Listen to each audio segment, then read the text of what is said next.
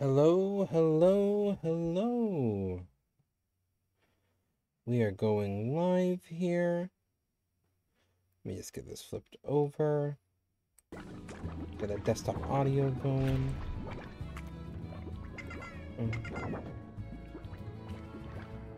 Boop. There I am. There that is. Let's get stream avatars going here. We'll try it out with this game, see if it plays nice, and if not, make adjustments. Okay. Getting the last few things set up. Okay. It has been a while, so I'm a little worried that with last week's shenanigans, we're going to have created some issues, but we'll find that out. We'll find it out. Just saying. Yep. Title looks right. Should be good. A little bit of a delayed start, but we did start within about the time that I was hoping to. It's not too bad. Not too bad. Yep. Okay. Game avatar's firing up yet? Oh, it's loading. That's where we are. And you are not capturing the game yet. Let's see if that doesn't. Oh, kinda.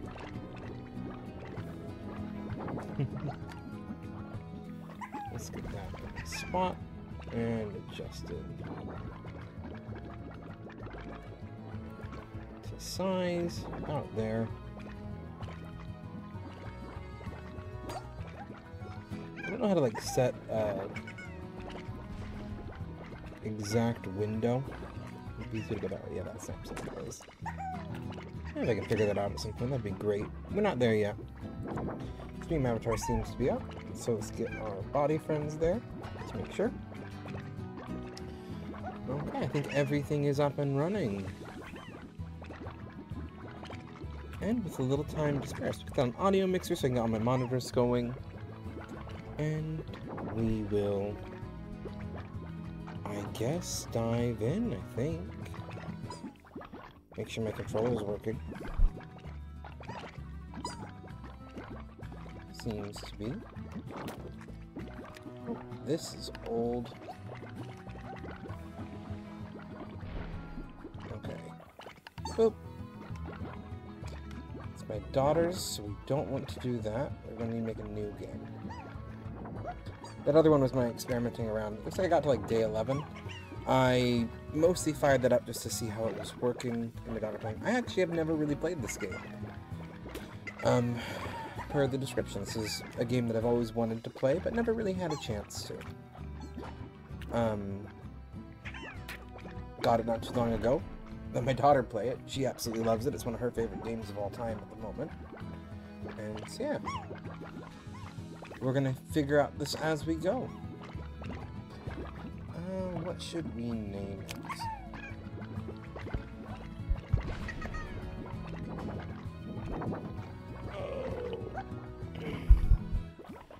Game name? Let's name it something simple. That way I don't get it mixed up with anything else.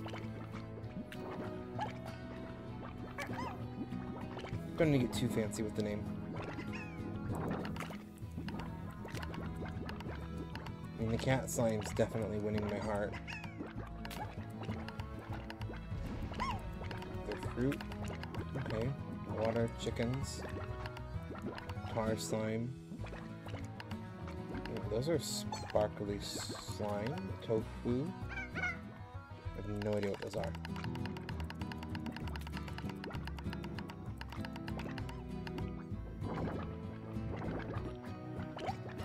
Let's go with the cat slime. If you like cats, cats are good. Cat is not joining me yet, but probably will at some point in the stream.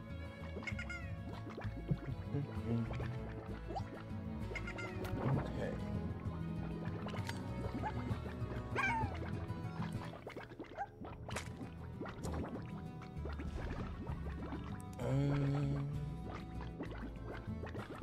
Definitely adventure mode.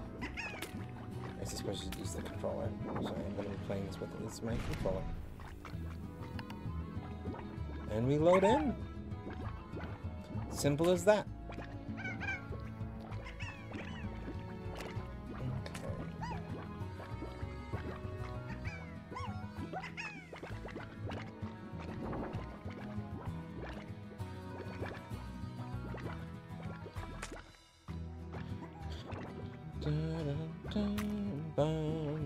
I'm gonna make a Discord notification that I am live, just so everyone knows. I have a little bit of issues when I was going live initially.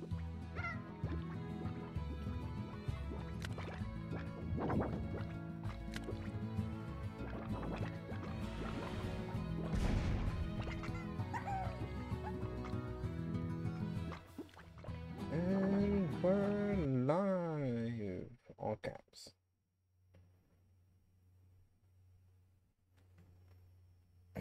Later than I was hoping for, but that's fine. You win some, you lose some. 1,000 light years away from Earth, on a planet known as the Far, Far Range, Beatrix LeBeau begins her first day as a slime rancher. Okay, we're gonna use the controller, so move joystick. Okay. Jump. Sprint. Ooh, you can really sprint.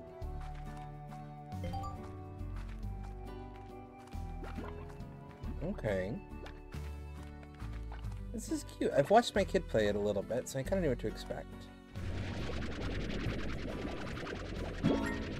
Okay, got one slime. Does it want me to vacuum multiple things? Should I get some carrots? I mean, these are, I feel like these are fairly intuitive controls. Wants me to do that, probably.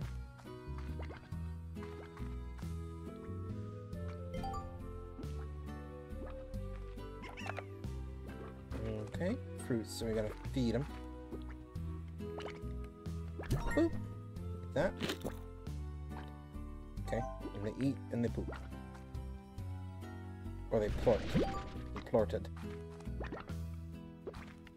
Can they eat more than once? If we shoot carrots, does he eat more than once? No. So they have some kind... I'm gonna do some sorting. Some kind of timer on them.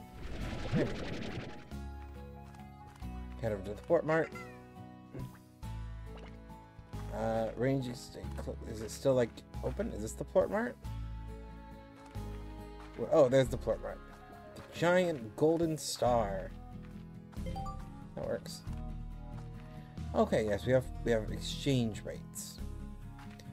So glowy one has gone down to 19, Geo Rock spiky one down to 17, stripy one down to 21, and 10 for the pink ones. No change.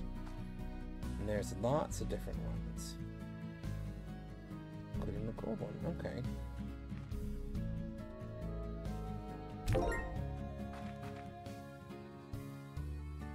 And that gave me 10 money. Which is in the bottom right there next to my food now. Okay. Yay! So I have a letter. I do not know how to check my mail. Okay, is this just tutorial? It's the Slimepedia. Got it. Oh, there's map. Okay. Okay, sizable little map to explore. Oh! And there's more. Is there even more, or is that just it?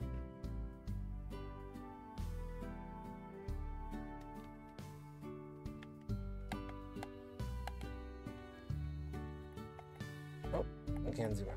Okay, how do I get... Okay. That's map, that's journal. None of these have been... menu. My kid has played a lot of this.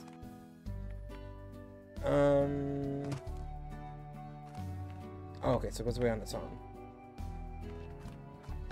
Interesting.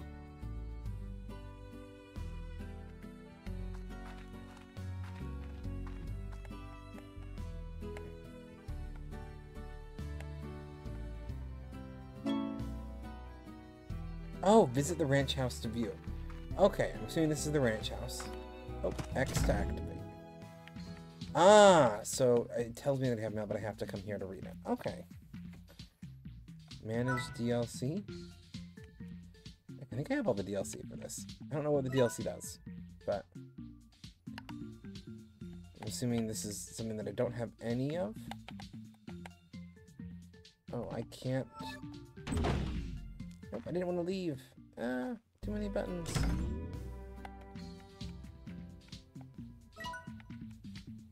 It's not letting me move anywhere, so maybe I need more to move through there. Star mail. Okay. Rise and shine. Casey. I'm assuming Casey. Hi, B. What's it like to sleep for the whole year? Oh. Did you dream? I can't imagine what that's like. 7Z puts you in a pod and then lights out for that all that time? Wow. What's the far, far range like? Have you started exploring? Is the air as clear as they say? I bet it's really beautiful. I'm probably asking too many questions. I bet you have a lot of work to do now that on that ranch. I still can't believe it's yours now. I guess I better leave you to it. Just keep it short. Good. I want to scroll. Is there no way to... Okay, that is scrolling. What buttons are those supposed to be? Those are my extra buttons. I have no idea what those are supposed to be, but they work to scroll. That works for us. I guess I better leave it to you, just to keep... good luck, Bay. If you need anything out there, if anyone can make it out there, it's you, Casey. Okay, thank you, Casey. Secret Styles missing. The 7C Corporation. Miss LeBeau. What if we told you the 7C Corporation has developed technology called Secret Styles that allows slimes to express themselves and show off their inner beauty as they saw it? If you answered that question, please know that we cannot hear you as you are reading Star Mail on visual display. However, we will proceed as if you are excited. We're so happy you are excited. Unfortunately, the cargo ship containing these Secret Styles exploded for completely unknown reasons and left them all over the far, far range. Please stay excited. The 7Z Corporation is proud to announce that Secret Style Slimes are now available in unknown whereabouts throughout the far, far range. Please find them and test them out. The 7Z Corporation, turning decisions to store boom plorts next to fire plorts and the cargo holds into glorious treasure hunts for ranchers, one cover up at a time. 7Z Corporation. Okay, I enjoy the humor. Welcome to the far, far range, the 7C Corporation. Miss LeBeau. The 7C Corporation would like to welcome you to the far, far range. Welcome. And to extend our support in a bold adventure as Slime Rancher. Support extended. We'd also like to request that you exercise caution in your first few days on the ranch. To get more familiar with the surroundings, travel at night is not advisable. Lastly, should you require any additional tools for your backpack or items to make your slime ranching experience easier, the 7C Corporation would be pleased to provide them to you from the shop located just outside your ranch house. The 7Z Corporation, providing the tools you need to get the job done. For us, for a small fee. The 7Z Corporation. Well, there you go.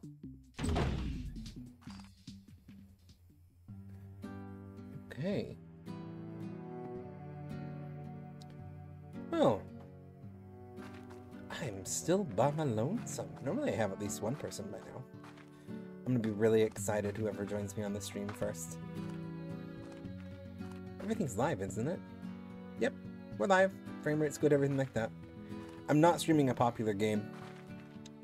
And we had a lot of issues, so I am not surprised that I don't have anyone here yet. But whoever joins me first, I'll be happy to have him. Okay, can I feed this guy another carrot yet? Yep.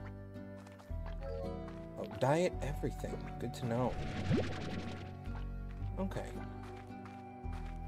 I'm gonna snag this guy over here too. That way my slime has a friend.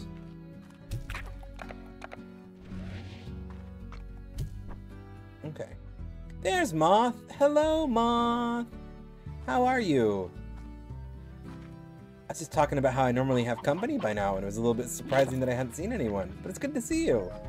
That is not saying that you're late or anything. That is me being like, oh, it's a little bit of a slow stream. It's okay. I expected it to be a slow stream. This is a very old game. On what, a Monday?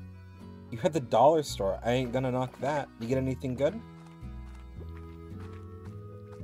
And was it like a dollar store, or was it like one of them, like, now it's like $1.25 stores? I don't know if they really have dollar stores anymore.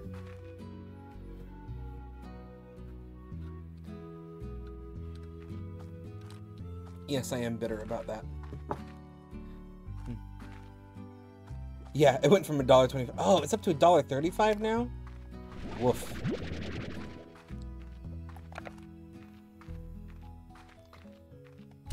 And they say the economy's fine. Unemployment's at an all-time low. Everyone's working 3 jobs and still can't afford to live anywhere. Yay! Why'd I just shoot at you? Just got 1 Dorito soda, because I only had enough cash for that. Oh, unfortunately, I'm sorry that you only could get 1, but at least I mean, Dorito soda is a good thing. I cannot say those names. But I do enjoy them. They have I think a mango flavor that I've always really liked. I think it's Doritos that has the mango. I'm a big fan of the fruity soda. I like fruity sodas and I like Diet Coke. And like some herbal sodas. Like a good birch beer. Not necessarily an herbal soda, but that's one of the ones like Polar's birch beer. One of my favorite drinks. Because they have it in diet. Their diet ginger ale is also phenomenal. Which I don't have at the moment.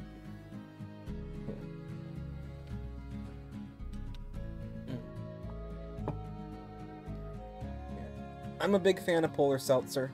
They're local. I love supporting me and more local business. They're definitely big nowadays, like both Polar and Cape Cod, but they're both Massachusetts local businesses, so I like to support them when I can. Absolutely not a local business, but it is the same reason I like to support Tillamook as well. They still kind of have that local, smaller business vibe that isn't entirely ruined yet, to my knowledge. So, High Walls, Music Box, AirNet, Solar Shield, Plort Collector. I'm going to go out on a limb here and say Plort Collector and Auto Feeder are going to be my top priority.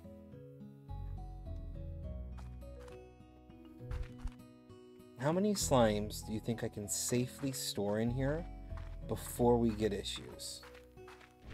So, chicken. Okay, so there's a barrier here.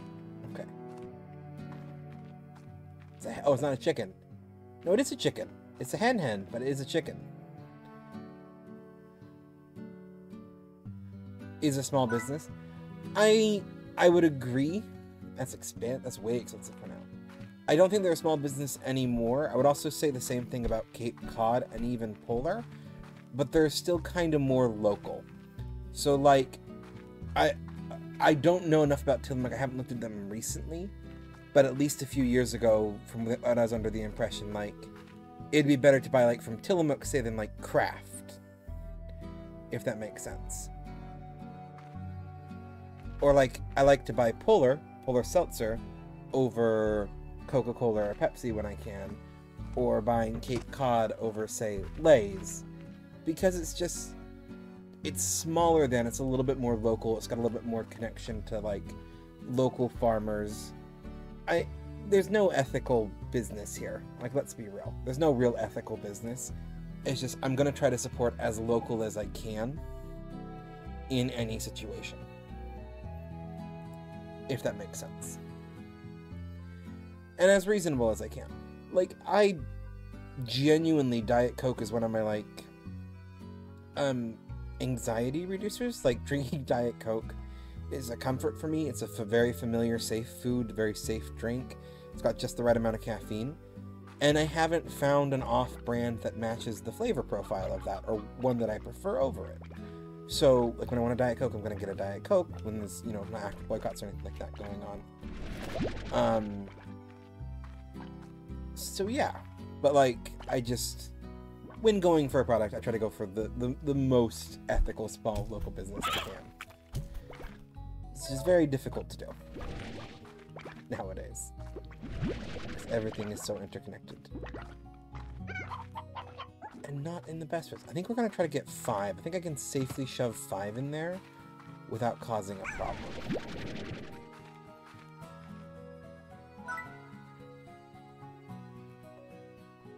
It's just it's the other place. The Babinka is so good. It looked good. The picture that you sent me looked really good. But,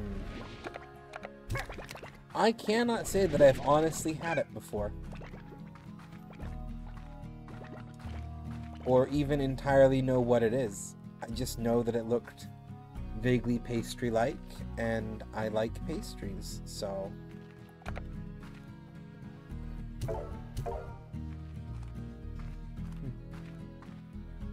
Okay. Do I want us not just run off the edge? We don't need to start a Slime Rancher death counter.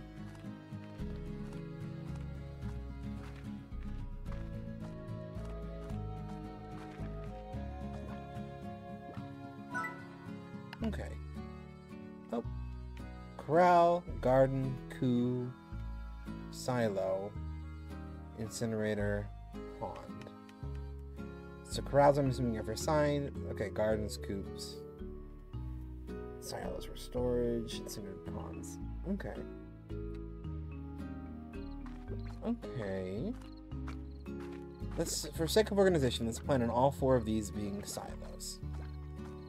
Maybe put like a garden or a chicken coop up here. What else do I got? Maybe like a pond and an incinerator over here. I feel like I don't have a lot of space. I definitely think next goal... The recipe I use is from your brother's boyfriend's mom. All that is in it is a stick of butter, 4 eggs, 1.5 cup brown sugar, 2 cans of coconut milk, and a 16 ounce of mochiko sweet rice flour. Okay, so it's like an eggy sweetened rice cake. Is this like a Filipino dish? I'm seeing coconut milk, mochiko, yeah. I had a feeling looking at the ingredients. Okay, is it very dense? Is it eggy? I'm suddenly intrigued. I love eggy pastries. Yorkshire puddings are one of my favorite things of all time. If you're not familiar with Yorkshire puddings, imagine like a savory Dutch puff or German pancake, or sometimes they're called like a popover. Dense and chewy, and that is why I love me an eggy pastry, like an egg-rich pastry, because it's got that I don't know how to explain it other than it's like my favorite mouthfeel. Like, it almost feels like you could bounce it, but not rubbery. I don't know how to explain it. It's stupid. We are going to buy another corral. It's corral, not coral, I'm assuming. I've never actually looked at how you spell the word corral. It told me not to go out at night, and to that I say, screw you. I won't do what you told me. Okay. A coral-crested ocean floor that now basks under a golden sun. Well, hello, dry reef. Oh, hello, lurk. Thank you for the lurk, Heavy. Always appreciated. As Nightbot said. Okay, what's this do? Hello, Beatrix. My name's Hobson Twilligers. Do I want to give this guy a voice? Do I feel like doing voices today?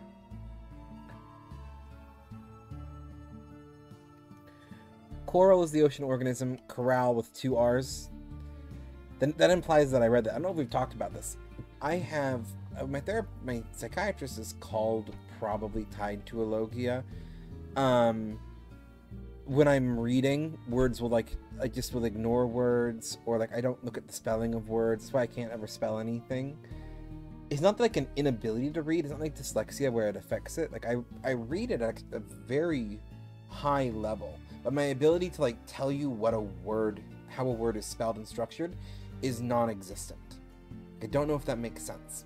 Like, I can look at a word, and within context, I know what that word is. I have a decent vocabulary. But if you ask me how to spell anything, nuh-uh. It doesn't exist. Like, my brain just, like, it looks at the word as a whole, and not as individual letters. And, like, sometimes it has a hard time speaking, too. It's weird. Me and language don't get along great. Which is odd, because I love it. Like, etymology is one of my favorite things, but I'm just not great with it. Because my brain isn't quite wired. My brain isn't quite wired right. And that's fine. The name's Hobson Twigglers, rancher, explorer, and the former owner of this here ranch you now call your own. Pleased to make your acquaintance. I was a rancher for more years than I can remember, and felt there was one last adventure left in me, so I've set off to find just that. But before I go, I'm taking one last tour around here, this here land I love. So keep your peepers peeled for notes like these if you want to hear what the old coot has to say every now and again.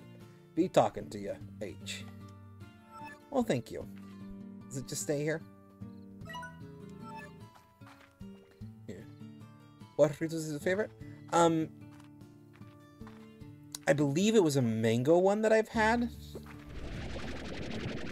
But I might be confusing it with their pineapple. Those are very different flavors. They aren't, I don't drink a lot of full sugar sodas and drinks. I'm not like anti-sugar. I'm pre-diabetic. I don't know if I've talked about this. And what will do me in is if I eat a lot of candy, or in particular like full sugar soda drinks, they really do me in. So I have Doritos once in a blue moon. I think it was like a mango, or it might have been a pineapple. It's my favorite. It was very sweet, tart. It was kind of orangey. I know they have an agave one that I also liked. And it was not just their standard orange, because I actually don't quite care for their standard orange. Okay, so you guys like fruit. You also have wings. This did not work.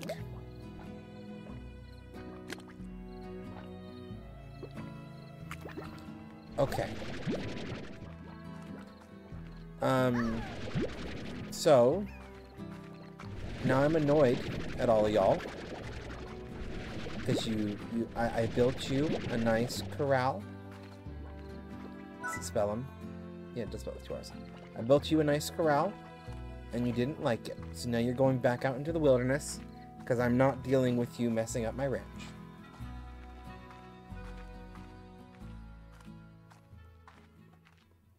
Goodbye. Okay. So we need to find a slime that isn't going to mess with my ranch. Maybe because we could feed these guys a little bit. Oh. What are you doing? Why do I hear boop, boop, boop, booping? And there's a pink slime. I need a slime that isn't going... Oh, it's been popping into the ground. Isn't going to cause me a bunch of problems.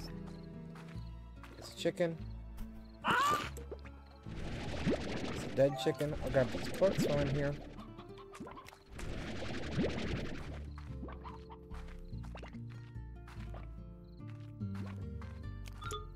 Which one's your favorite? Moth, if you don't mind me asking. I don't know if I've sent you down like a rabbit hole of looking for what Doritos is Tada talking about. Okay. Oh, you don't look like you would be able to jump over a wall, so you get to come with me.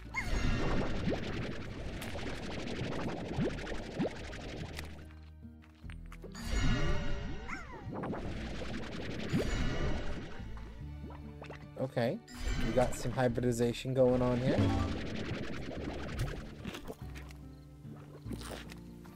And I have a feeling things are going to turn really bad here. Because while I don't know much about this game... Oop, I gotta sneeze. I do know that there are tar slimes. And tar slimes are not bad. Are not good. Tangerine and pineapple ones. Which are both great. Yeah, I believe the one that I'm thinking about that I liked might be the pineapple one on hindsight. Whoa. Oh, it's just water. Oh, yep. Tar slimes.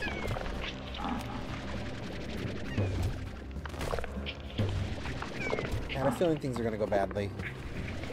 Too many slimes in one place.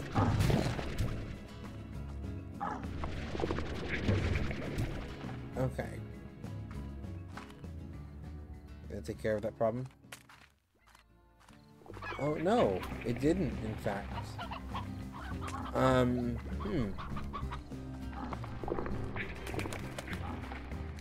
I have my 5 rock slimes. Oh, there is a mango one. Okay.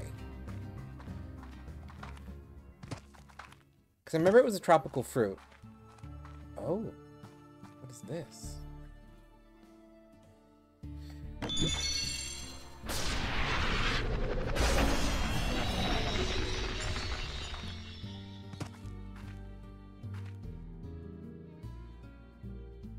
Bam. Heavy metal slime. Okay. Oh, I bet their cola would be pretty good. Watermelon's also... Watermelon can be a bit hit or miss for me, but I could imagine their watermelon could be pretty good. Okay. So do I just, like, pretend that I didn't see anything here? And just write this area off for, like, the rest of time?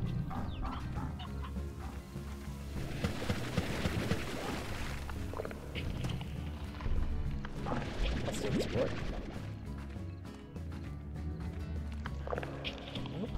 My neighbor be smoking the pot again. I don't know if I can say that on stream.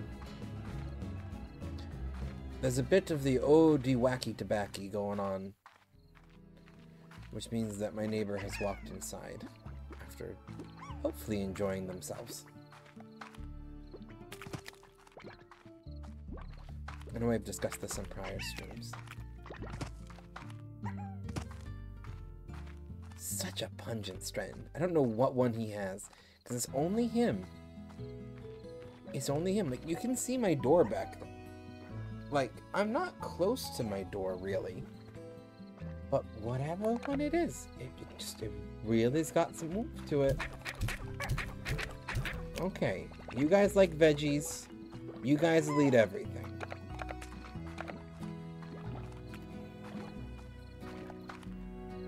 There is, let me make a garden, 250 for a garden. There is a flavor, if we're talking obscure soda flavors, that I really like. Because I'm a bit of a minor connoisseur when it comes to trying all sorts of different flavors. So then the Japanese melon flavor is a musk melon, which is related to cantaloupe, but I don't know if it's the exact flavor of cantaloupe. That is interesting. Because I have a hard time with cantaloupe. You want to know too? I will ask him if we ever have a moment. It's like such an odd question. Like, I really don't want to say something to the guy. I don't want him to feel bad. He's such a nice guy. He's such a nice guy. Like, it's like that's why it's like I really don't want to be like, hey, just so you know, every time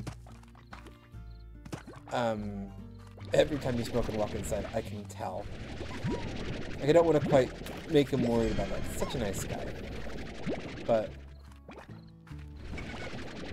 we'll grab some phosphor cans here. But maybe I'll ask.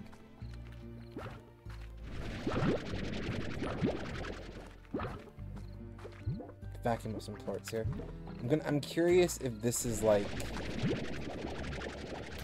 negated Plort-Mageddon, as it were, that we had going Plort-Mageddon. Tarmageddon is what I was trying to say. I got a lot of stuff going over here too.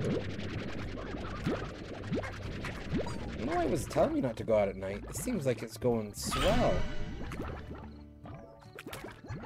At least I'm assuming until one of these cats eats a phosphor slime. And it's all game over. But that's a problem for another day.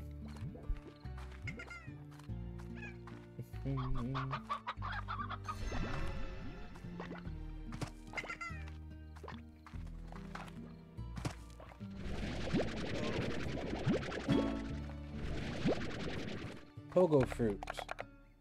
I didn't mean to pick this up, but here, you can have it. Or I'll just launch it well away. Oh, one of them's going for it. That's fine. I mostly just wanted to be able to get a garden so I can grow carrots for my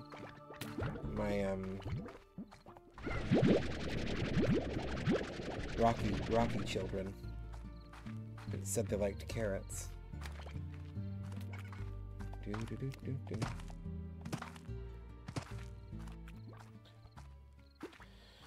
Okay.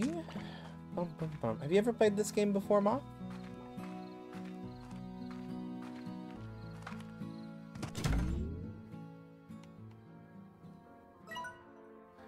Reading an article that says that there are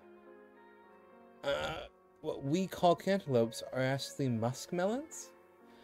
Oh. We're gonna go with the heavy metal because it's fancy. Yeah, I haven't really played this game either. My daughter's played a lot of it, but I haven't really played it myself. Okay, y'all are kind of aggressive over there.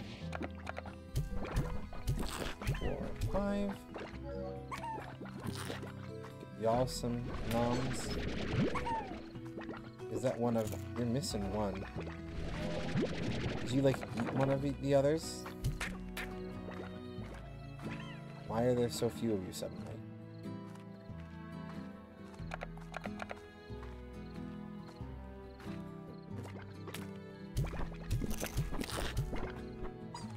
And it also says that muskmelons stop ripening after being picked, and honeydew will continue to ripen. Interesting. Not sure I entirely buy it. Don't you messing with my vibes. Anyway. I mean, it sounds like... I'm not saying it's incorrect. I'm just, oh, what's the word for it?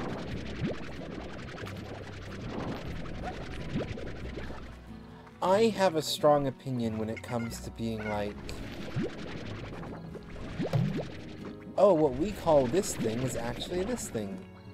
Because, like, colloquial terms exist.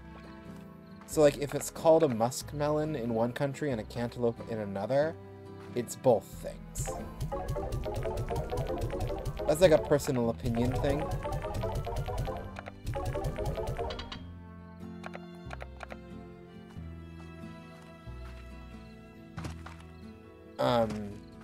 But I guess I have strong opinions about.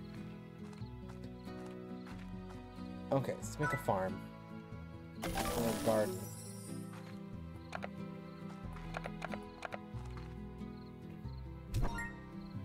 So now it grows carrots. Oh, that's easy.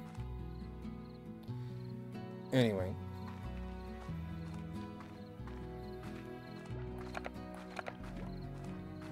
Like, there are situations where, and to clarify, there are definitely situations where, like, I would say we are misnaming something.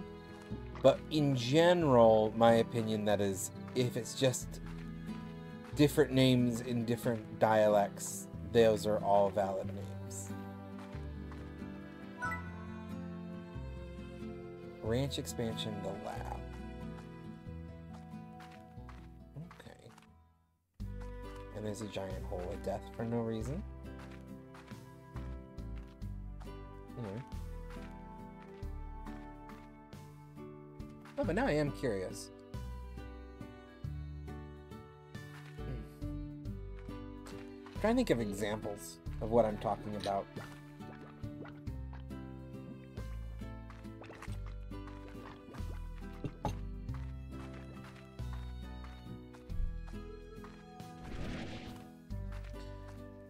Okay. It's daytime enough now that all of the night slimes are disappearing.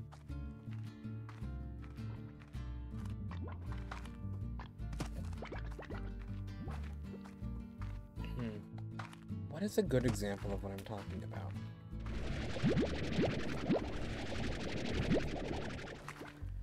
I guess a good example of, in one way, is like the fruit pineapples. We call them pineapples. And a lot of other countries will call them some variation of, like, ananas. It is both things, because that is just its name in different languages. I will say, if we are going to decide upon this is what this thing should be called, we should defer to the indigenous population name for it from where it is from. That's my hot take. But when it's like cheese, casa, queso, those are all the same thing. The Japanese muskmelon that I want to try is a Cucumis mello, which has green flesh, while the North American muskmelon is C. mellovaria rectalculus, which has orange flesh. Okay. That is interesting.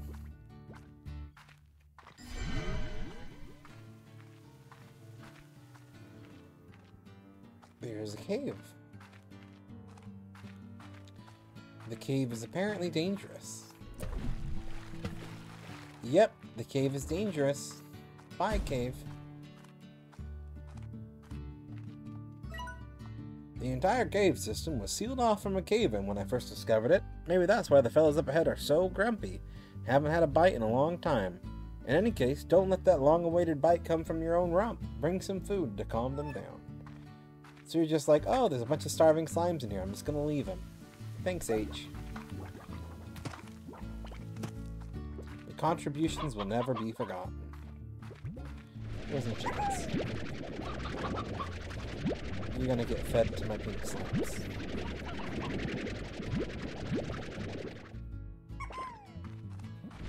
Oh, the $1.35 store bought like a childhood memory? What childhood memory? Now I'm curious.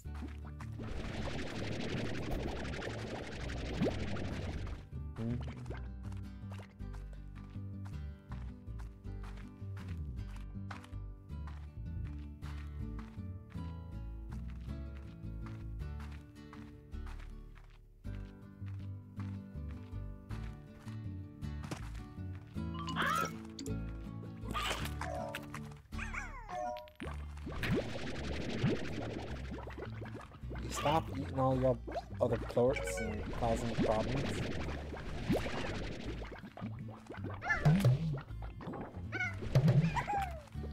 They had really thin sandwich bread, which my mom used to make us as kids, and they were awful. Oh no, not the bad sandwiches. Just like the sandwich bread itself was awful,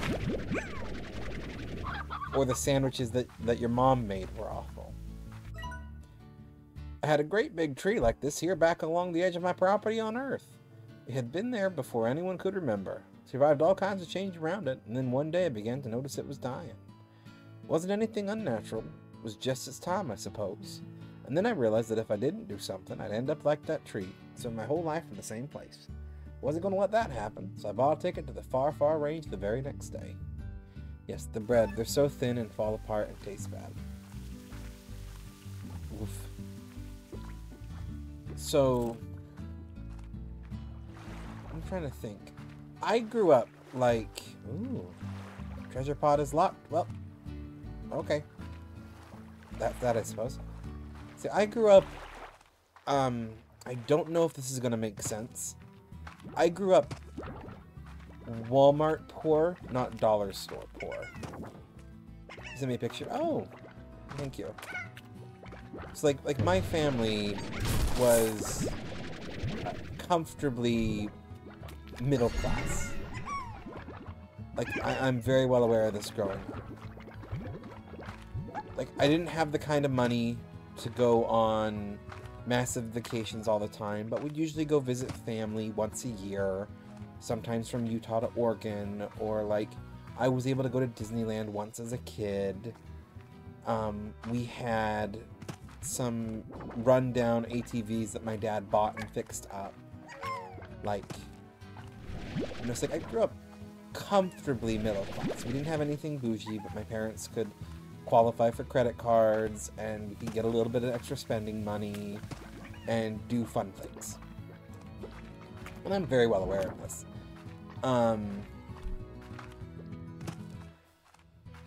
But what was I gonna say? But yeah, because like I grew up with like was it Sara Lee? It was always like Sara Lee bread. and then it was like honey whole wheat or white bread, depending on how much. It was usually almost always whole wheat, but I hate bread with seeds in it, so it would be a very smooth one. Nowadays, though, where I am a little bit much more, I would definitely say dollar store poor, we survive off of Market Basket's giant white bread, because it's 2 loaves for $3, and they're big loaves. They're like that, rather than like normal loaf, they're like this. And you get 2 of them for $3, so it's about like $1 a normal sized loaf. It's like a loaf and a half for $1.50 basically. And yep, that it used to be whatever peanut butter wick covered, but now it's just gonna be probably whatever peanut butter is the most affordable. Jelly, slap that on there. If I can get it, some salami. Not brand name, just whatever cheap stuff the deli has. I do a lot of eggs and bread, like egg in a basket or French toast. Because while eggs have definitely gone up in price, they're still relatively what we can afford. Some eggs.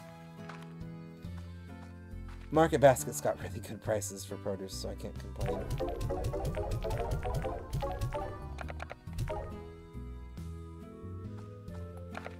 Okay.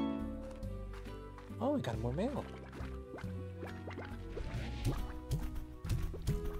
I'm gonna take a look at the bread, though. Oh. I have like 15 notifications.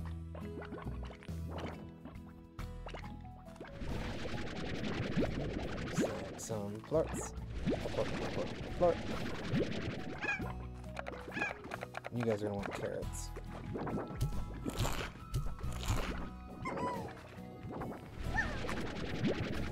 You little shoot, we're gonna get back in there. And eat your carrot. Okay. Oh!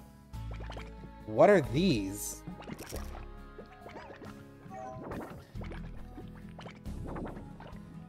Those...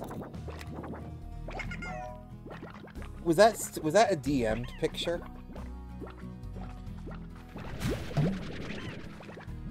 An abomination, yeah. If you little... You just... Okay, 1 second. You 3 get chickens. I gotta go grab your...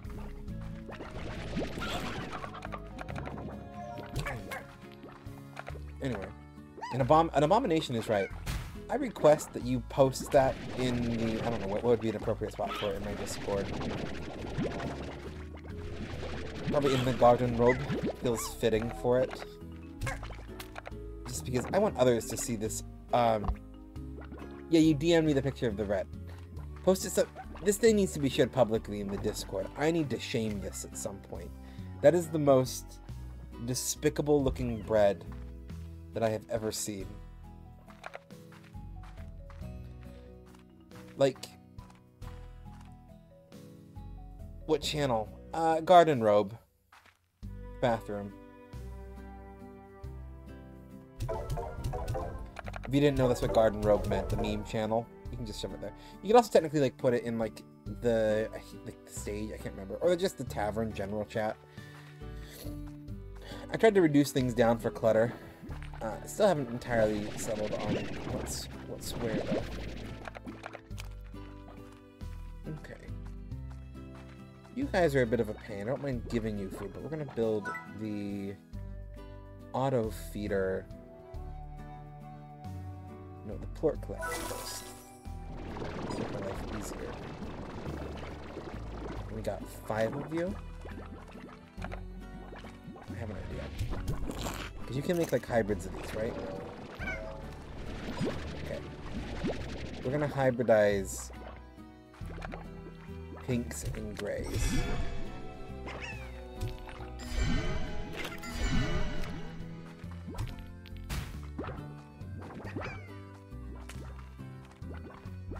This might have been a mistake. This was definitely a mistake.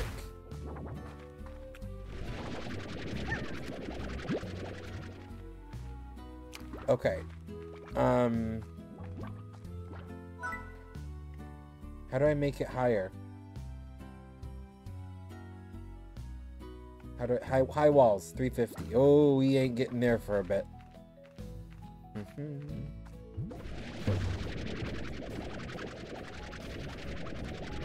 Okay.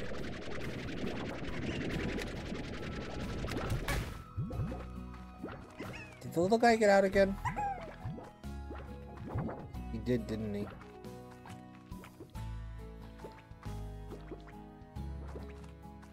Oh no, I'm holding him. He's getting held prisoner.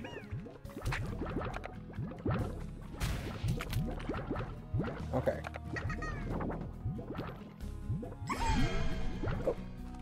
Oh. Yeeted. Rock slime in the sky. Like, they almost look like they'd be a seed cake, but not in a good way.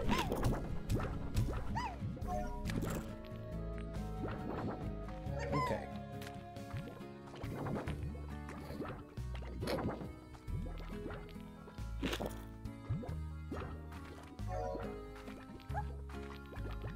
Okay. So I feel like 5 is pushing it. I feel like it works. It'd be better if they don't all just sit in the one corner. Let's feed y'all. You got some carrots too. Did these carrots grow yet? They have. How many carrots do I get?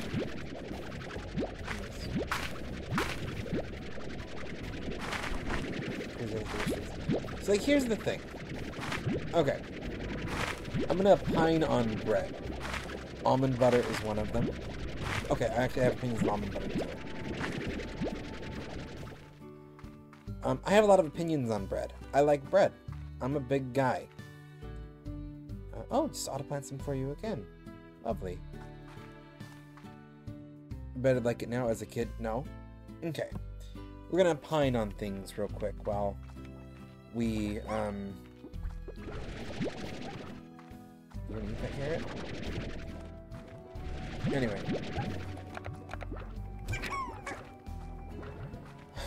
Okay. So here comes my opining on things. Bread is not really going to be healthy. There are healthier versions of bread. Like, I'm not going to sit here and pretend that, like, sugared up white bread is the best thing for you. But bread is not going to inherently be the healthiest thing. It's carbs. Carbs are an important part of a diet. They shouldn't be fully excluded, but they are ultimately carbs. That is poop. It's plort.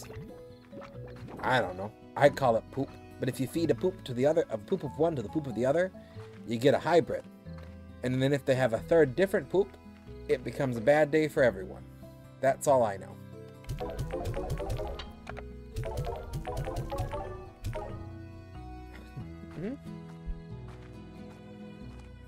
Right now I'm trying to get, I think it was 350 for higher walls. Let's feed y'all some more carrots. Anyway, no, but bread is never going to intrinsically be healthy. It's a filler carb. It is what Europeans, like bread exists everywhere in the world, but like from a European Western civilization standpoint, it is the staple food that we use to make sure that we had enough nutrients in a day. It wasn't meant to be healthy. It's like literally like, and then beer was liquid bread. I got a letter. I should go read that letter. I'll go read that letter real quick.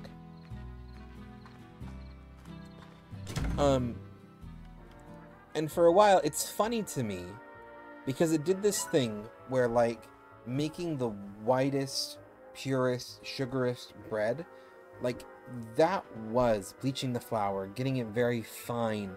That was the epitome of wealth until that process became so standardized and cheap that it then became more expensive to have a less refined whole grain bread. And then suddenly that became the expensive one, when that less refined whole grain used to be the cheaper bread. Like the really refined white bread was the expensive, and then now it's flipped to where, like, if you're living on a budget, cheap white bread, like off-brand is this even bread, or what adulterants have been added to it? Who knows? They kind of flipped. And it just always, like, slightly amuses me. And, like, ultimately for me with bread, if you're going to be eating bread, just, like, be aware of the fact that you're eating bread. Like, you can make a choice to eat a healthier bread. But, like, just because something's whole wheat doesn't mean it's healthier. And just because it's white doesn't mean it's less healthy. It depends on what sugar has been added and all of these other factors. Like, just there. Like, grains should be, theoretically, we're talking like healthy diet balance is a relatively small portion of your diet. You're not gonna, like, save everything. Oh, we have an ad break going on. Did you get ads, Moth? You shouldn't have gotten ads, but I'm just checking. Yeah. Our bread is cake. Okay, I know how to chime in on this.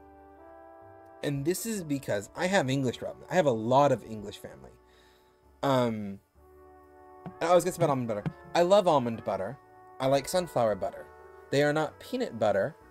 I also don't necessarily think, depending on how they're made, they're intrinsically healthier than peanut butter, because you can get really healthy peanut butter. Off the shelf, it's probably got a lot of sugar. It's probably not going to be healthy, but there are healthy peanut butters.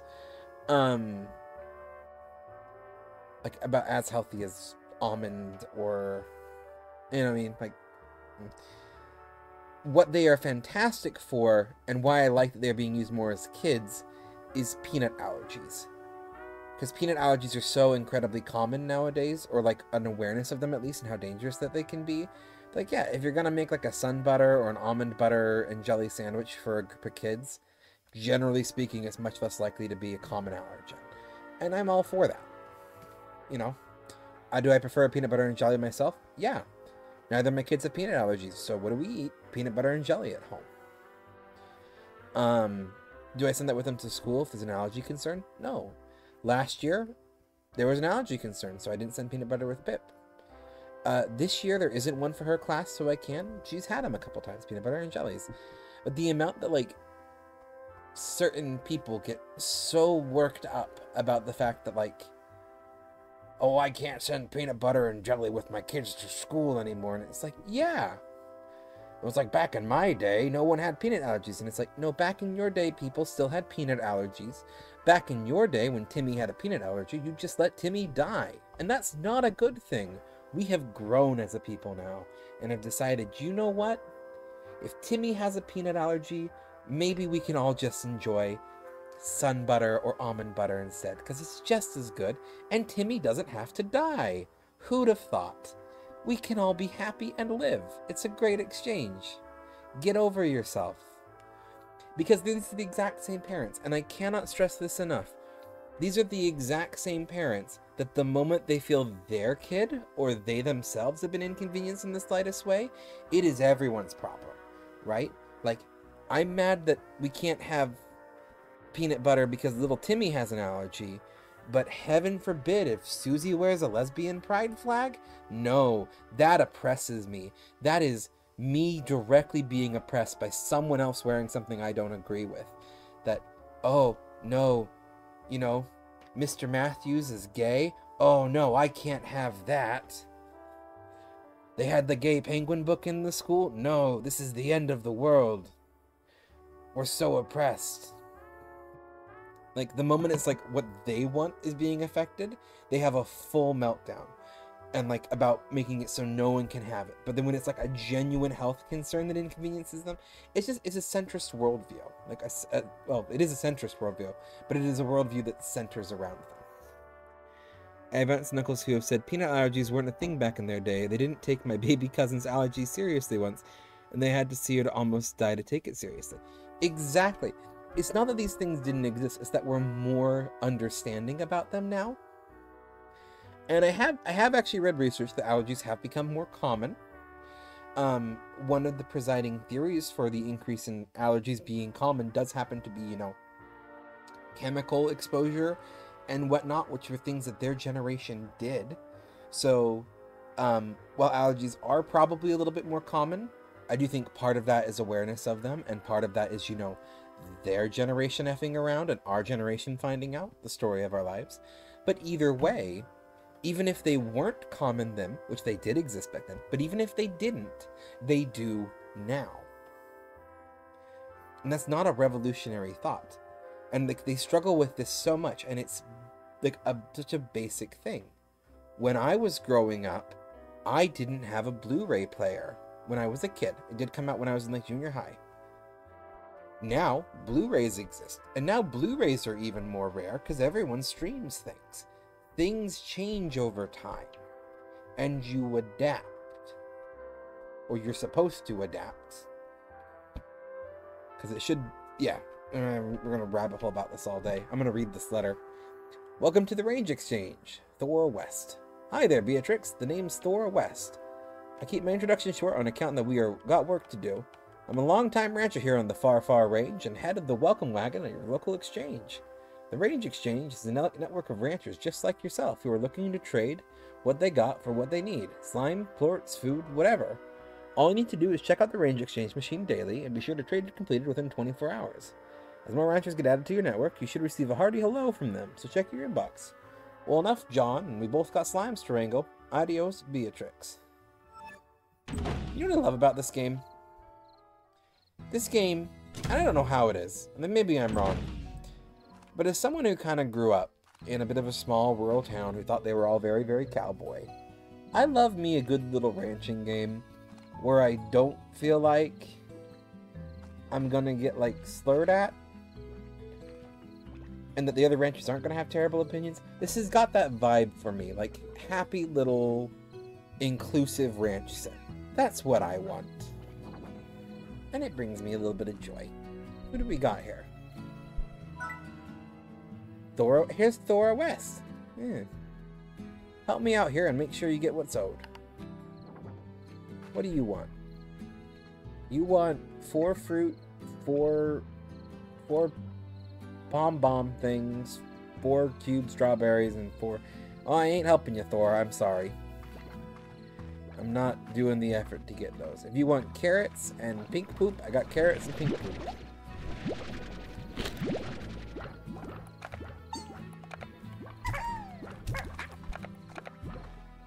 Okay, y'all.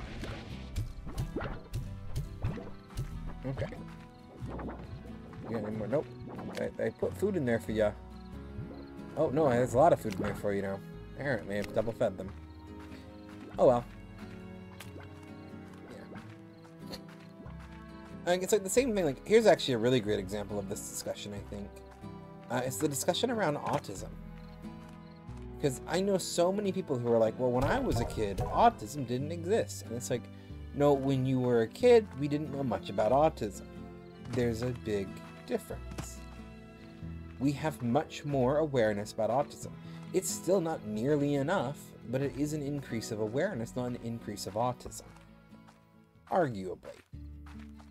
I'm sure if you looked into semantics, maybe there's an increase here or statistical variation there. I'm sure you could find research that would say that.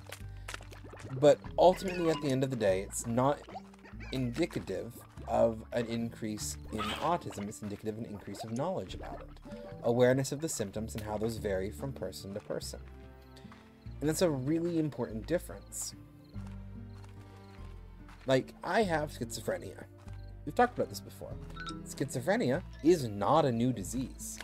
But in Victorian times and older times, it was kind of often viewed as, like, a disease of the poet. It was a romantic disease. Oh, I have schizophrenia, so I'm going to sit dramatically in a corner and write poetry about ravens and be out there and a little bit odd and obsessed with death. And yeah, to an extent, that could be someone. Or, like, they're just a little odd. Or if they had more, I want to say severe symptoms. I don't know if there's a better term for it. I really need to, like, dust up on language that is used to discuss this kind of things. If those symptoms were more along the lines of inability to function, issues with society, and not just, like, melancholy and everything, they were, you didn't talk about them. They were possessed by the devil. You locked them away. And that is kind of how this thing was treated. Like, it was either, like, on the low end of the spectrum, it was just, there's more tires, I'm not going to go up there. Like this, oh, they're a little bit odd, and whimsical and staring off into the distance. Like Nikola Tesla had schizophrenia. Man was genuinely crazy, but it worked for him in a scientific capacity. The man invented so many things. He also married his pigeon. Like, yeah, that, it's a thing, and like, it's not that that's, how do I explain this? I was going somewhere for this. The wheels have spun so much that I'm now just in a mud hole.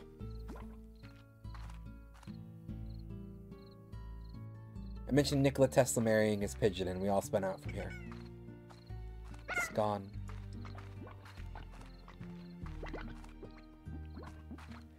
It's no more or less common than it ever was. We're just more aware of it now. Because, like, we've had... Traditionally, we've been terribly unaware of these things. Like... Not... Like, slightly heavy topic here. We had people... You guys keep sneaking in here. I don't like you in here.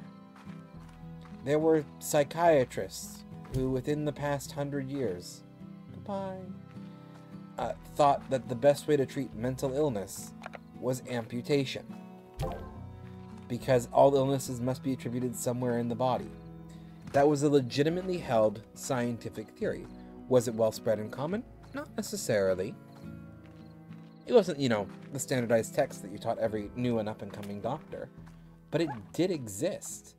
And that is abominable. That's terrifying. We know better now.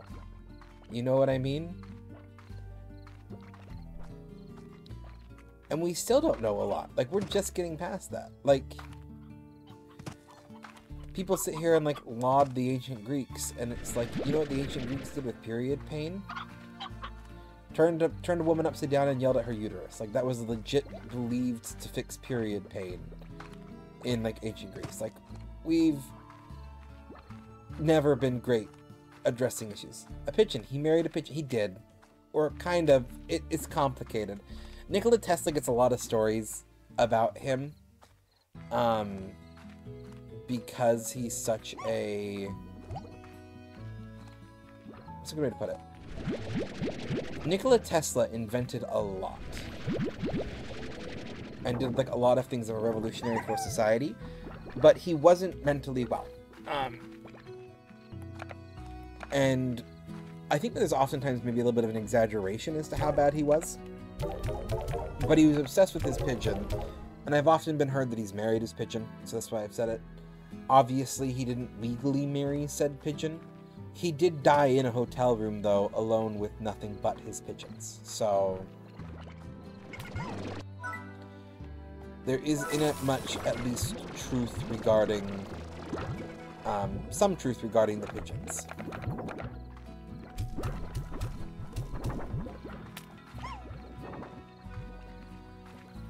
What a nice way to go. Yeah! I would say so.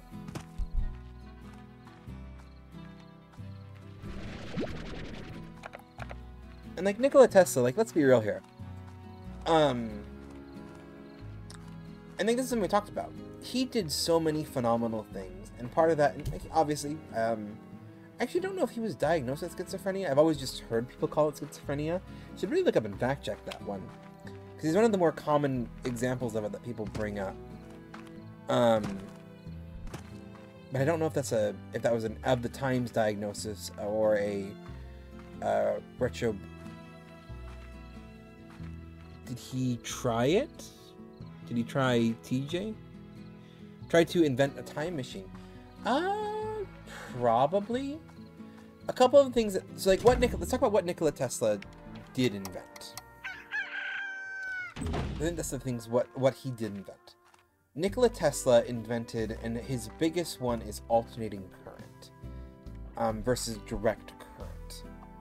And I'm not an electrician or electrical engineer. I'm not someone who's very well versed in this offhand. It's been a while since I've studied it. But long story short, Thomas Edison invented direct current, Nikola Tesla invented alternating current. It started what was called the current wars between the two. Nikola Tesla's alternating current is much more stable. It is less, I'm going to use the phrase volatile. but does have some limitations as opposed to direct current. And it led to this entire war between the two, between Thomas Edison, who was the Elon Musk derogatory of his time, and Nikola Tesla, who was the crazy mad scientist of his time. And needless to say, what kind of ended up is nowadays direct current is what we kind of use for, like, giant power pants sending electricity along wires, and alternating current is going to be everything that you find in your house. That's the best way I can explain it. It's very much a brief summation because I'm not well versed on this. It's very interesting to read. This is not anything that I've read recently. My Nikola Tesla obsession was back in high school. But his biggest contribution is alternating current, which was super, super cool. And Edison constantly tried to devalue him in this. One of the most prominent ways you hear about this is, like, Edison, who I don't like Edison. I'm not necessarily inherently pro-Tesla. Tesla gets all the credit Edison stole from him, because Edison stole from a lot of people, so just saying he stole from Tesla, I think, oversimplifies it. Edison was just kind of a dirtbag. I think one of the prime examples of why he's a dirtbag, whenever someone's like, well, I get why you don't like him, but was he really a dirtbag? To prove that alternating current was bad, he went on a spree electrocuting people to death. Like prisoners, like electric chairs. Like, he made an entire campaign doing this, where he would try to electrocute people to death in an electric chair via alternating current to prove how dangerous it was. Ironically, it is the safer of the two.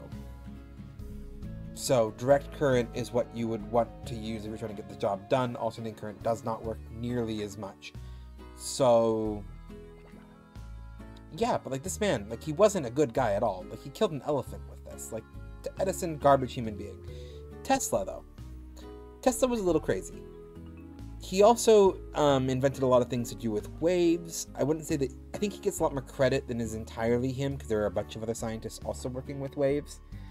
But in theory, he kind of, to my understanding, is one of the originators behind the idea that, like, wireless chargers work nowadays, like wireless phone chargers. Theoretically, there's a big conspiracy that he invented a tower that would allow basically wireless electricity over a set fixed range. I don't know the legitimacy of this. I do know that people have a lot of opinions on him inventing this and electric companies or the government shutting him down because it would have provided free electricity that would have been hard to monitor. I'm 100% willing to buy this. If the science is there and we can tie it back to him, I 100% am willing to believe that electric companies and or the government at the time would have X'd and destroyed his research. That being said, the credibility to his research that I have seen when I was studying this back in the day was not very effective and stable,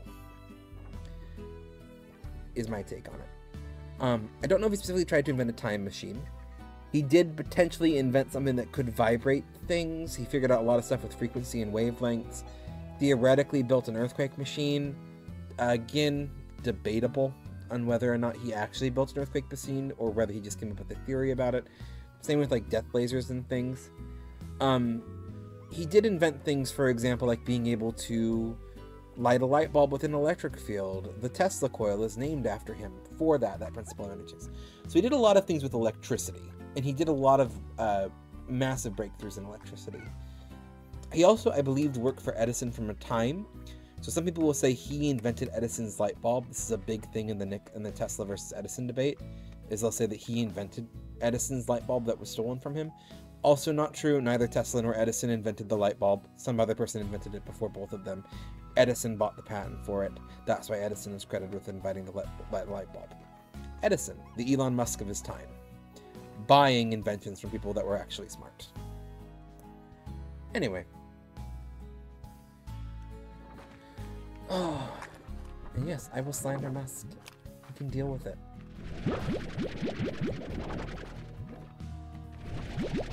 I get so annoyed when people, like, really defend Musk. It's like, Do you really think, for 2 seconds, that Elon Musk cares about you for how wealthy he is? Like, he ain't gonna notice you and be like, you know what? Ooh, prices have really gone down on those. I need to get some other ports going. Yeah, like he doesn't care about you. He never has, he never will. Not unless you can significantly increase his wealth in some way.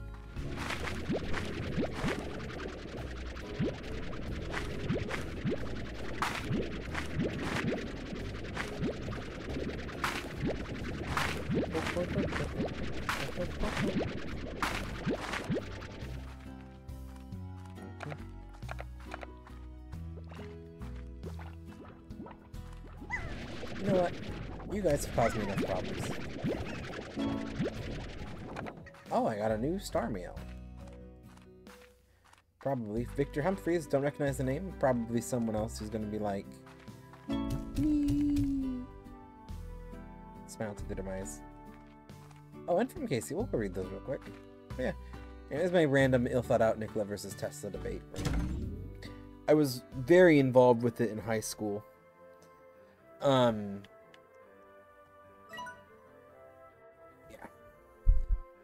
My pet cactus. Cassie, hey, I bought a cactus from you, sort of. When it came back home, it was one of the only things left in your shop. It was a lonely little guy, so I decided to adopt it. You know, I kill every plant I touch, but I promise you this one will last. I mean, if I can't keep a cactus alive, then clearly something is really wrong. When I look at you, I think you're out of the range, doing your thing. Hope you're okay. Cassie. Or maybe Casey. I think I've actually said Casey first, but then Cassie's what I've been saying. Casey was the name of my wife and mine's first pet. Well...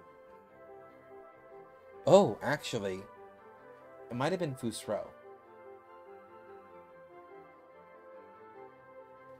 Our cat, my wife had a cat before we were married, named Casey. That like K and C, the letters. When we first got married. Lovely cat. Very, great cat. I miss him dearly. He probably got into antifreeze. Eventually is what did him in, unfortunately. Not to, like, sorry, that was, like, randomly deep and dramatic. First should have trigger warning that.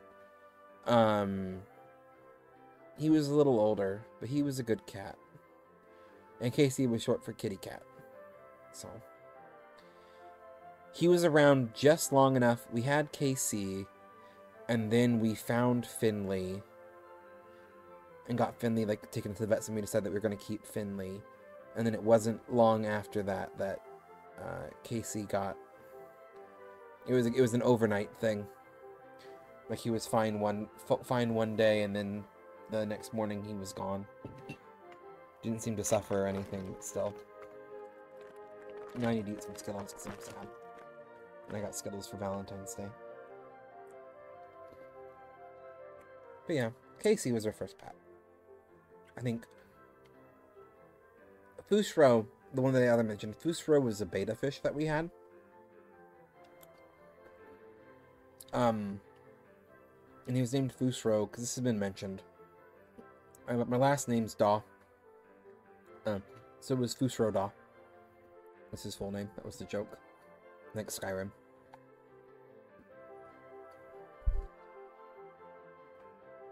Anyway.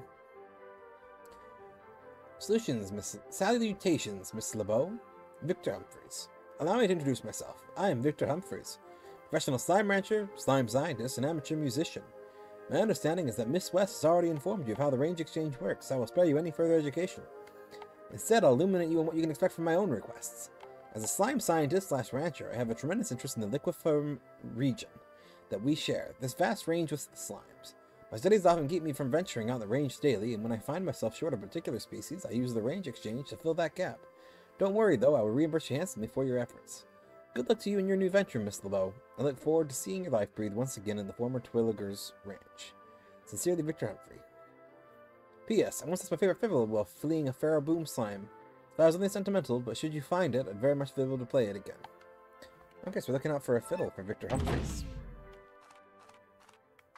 That was a tone shift there. I'm sorry about that. Just saw the name Casey and it sent me down memory lane. I'll set these over here because I'll eat too many of them.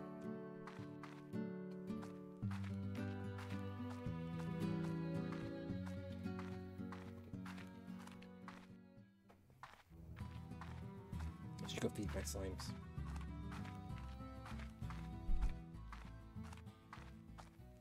There's a little... Excuse me. There's a little slime painted on the top of that house, and it brings me a lot of joy. Carrots for y'all. No, actually, I want to give them carrots. Here we go. So now I need to go collect plorts. I want to get 500. 500? Let me go double check.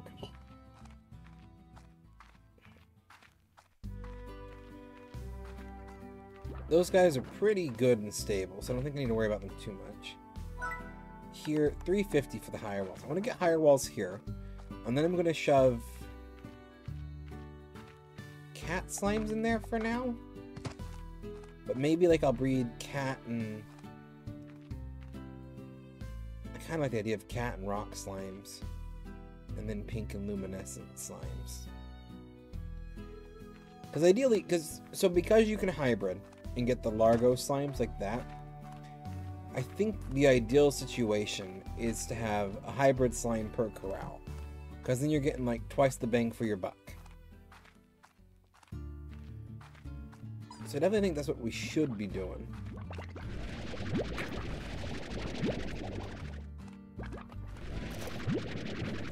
But I also can't really feed the cat slimes effectively without a chicken coop. Because they're meat eaters. It's one thing I know about them.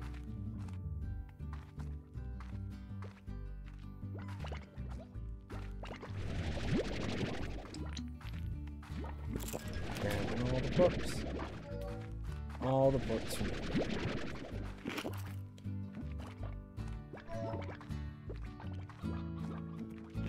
So we got the rock slime. I mean, the luminescent ones would be nice. Which is kind of what my thought is. Oh, actually, hang on. Rock luminescent. Okay. Now, I think we're getting somewhere. But I think I'd have to put a roof on it first and make it dark. I think I saw those upgrades there.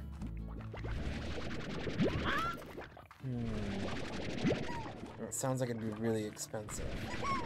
Right now, all I got is a bunch of pink plorts, and these don't really help me much.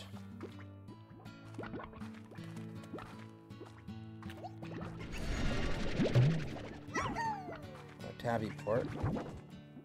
Yeah, tabbies eat diet meat.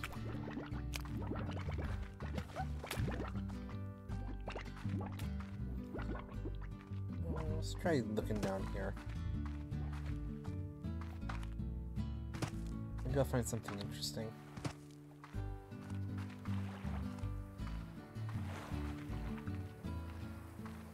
There's a big old chungus over here.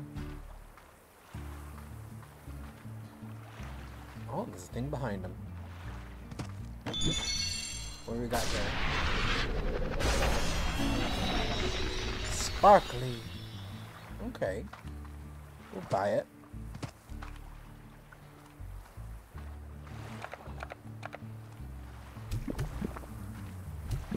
Let's feed this guy. He's still hungry. Eat pogo fruit. Apparently, you are very hungry. Okay. Let's go sell all of my plorts, grab a bunch of food, and try to stuff the big guy. That's what I'm thinking our best bet is. Oh my goodness, the sparkly has already taken effect. and I am here for it.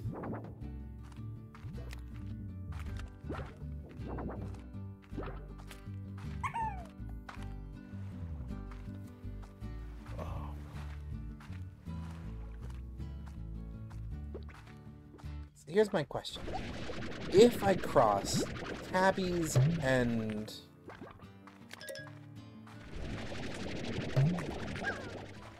doesn't let me get any more pink parts. It's weird that I can have two things. Their noises are so autism creature. I love their little noises, their little chirps, their little munches.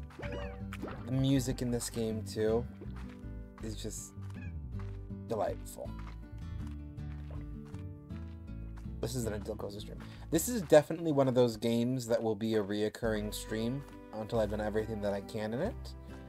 And then we'll get to enjoy Slime Rancher 2, which is in early access development, and I already have.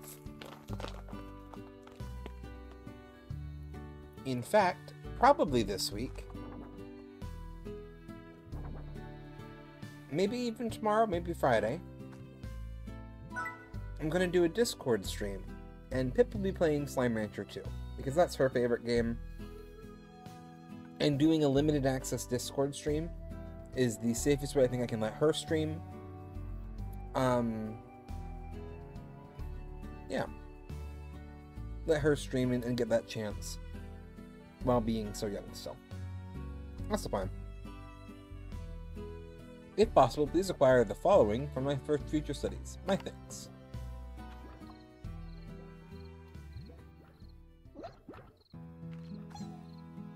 Hang on, how long do I have? This feels very doable. We're gonna try. We're gonna try this.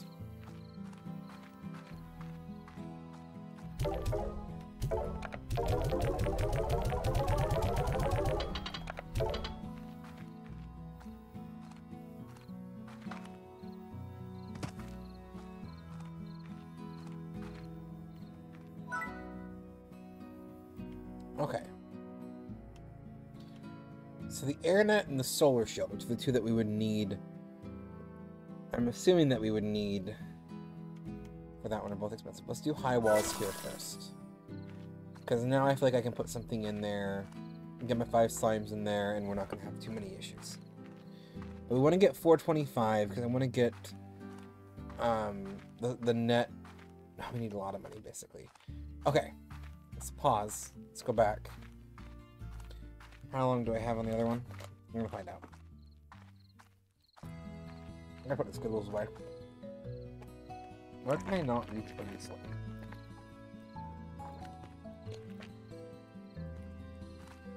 I have no self-control is the problem.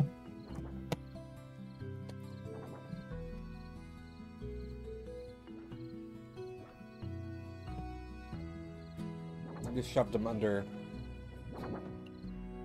something, so it'll be harder for me to get them. Okay.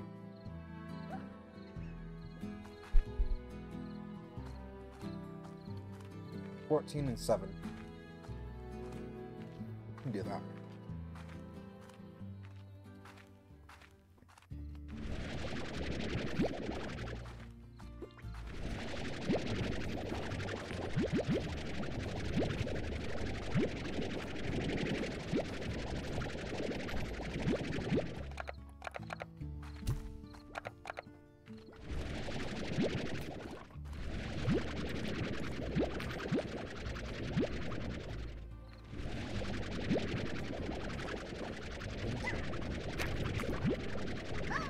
Almost getting there.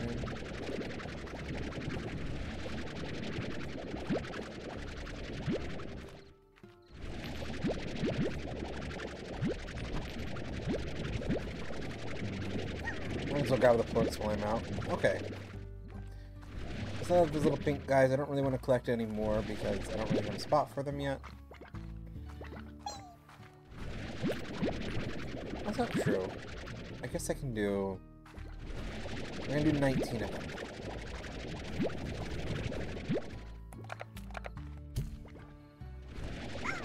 Chicken. And then I can put 5... Oh, wait. No, that doesn't work. Unless I want to... Okay, whatever. I need to figure out my slime hybridization. Do I want to do pink sparkle cats and rock fairy? Oh, I do want to do pink sparkle cats and rock fairies. So that's the plan.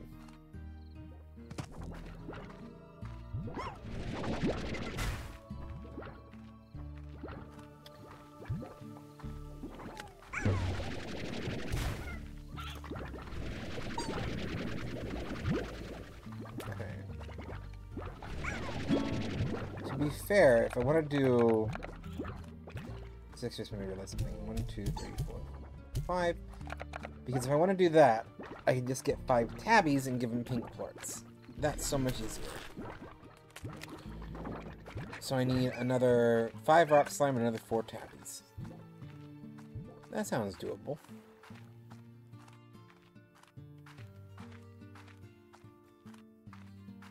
That thing I already grabbed.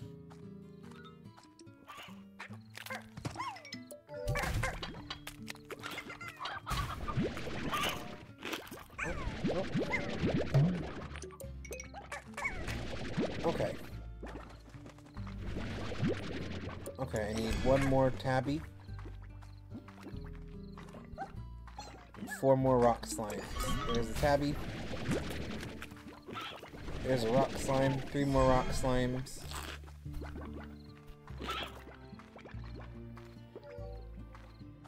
Rock slimes this way. Oh no, but there's a tabby. And pod locked. If I been over this way? There's a danger sign. Within this whole area is about to become pretty dangerous, if I'm being honest.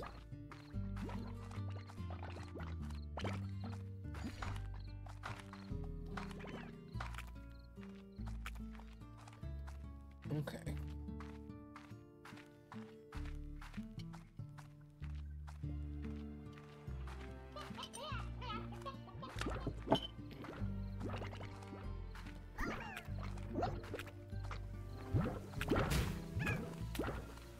Oh, is that that's an untainted rock? Grab him. Okay.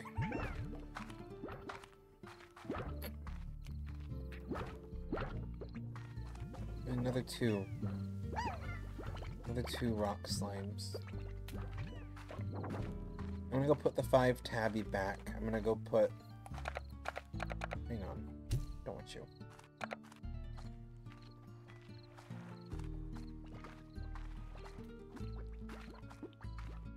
Oh, actually. Could there be rock slimes here? Oh, I'm pretty sure I just saw a rock slime. Seriously? You literally fell onto the one single thing I didn't want you to fall on. Me and that rock slime are not friends.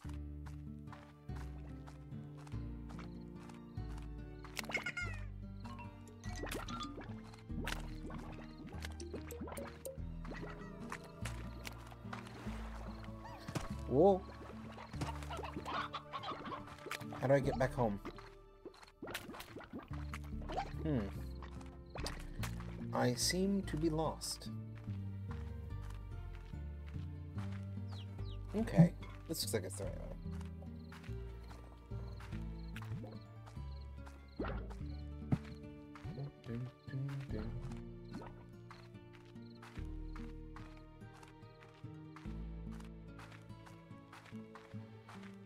I gotta find a way to disable notifications when I'm playing.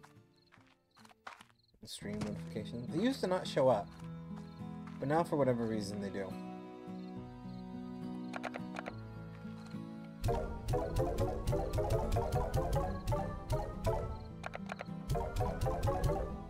I need 2 more rock slimes. I got 11 minutes to do it.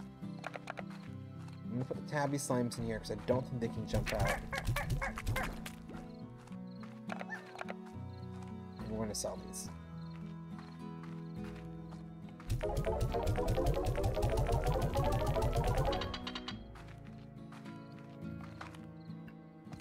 Okay. So, 2 rock slimes.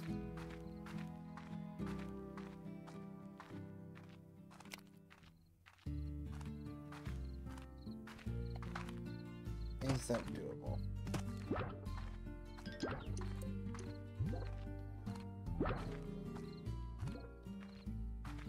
What we're gonna do pink plorts. I need 5 pink plorts as well.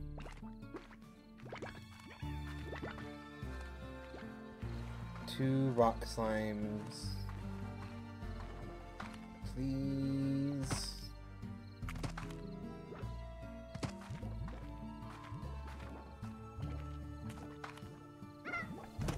I'm gonna run in here. I know it's dangerous. There's also no tars that have just formed. If I just run past them, maybe I can get to rock slimes. Nope. I get a slime key door. Great. Don't know what that is, but doesn't help me. I need 2 more. That's it. Ouch. Yeah.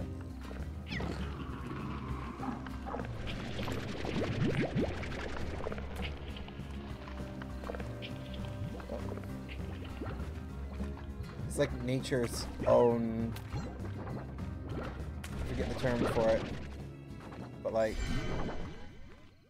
survival system.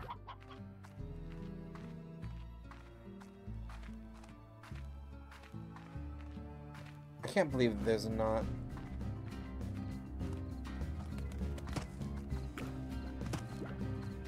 rock slimes here.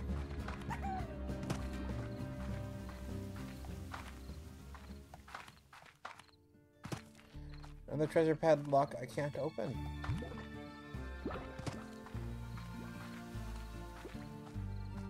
I'm so close.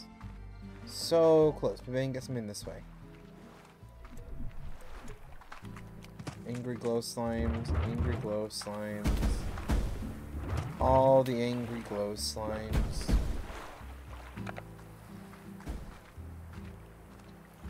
If this ends in like a key door, I'm gonna be so disappointed.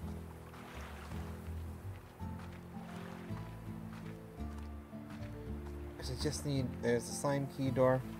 I just need like,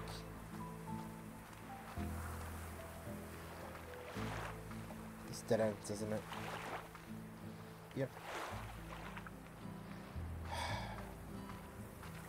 I just need like 2 more rock slimes for that quest. It didn't seem like that much of an ask, but maybe, alas, it was too much of an ask. You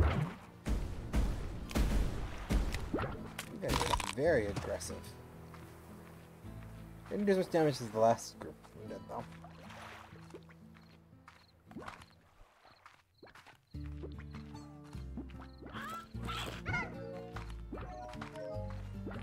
See if it's like still Slime-mageddon on the way home. It's not like starting to approach daylight.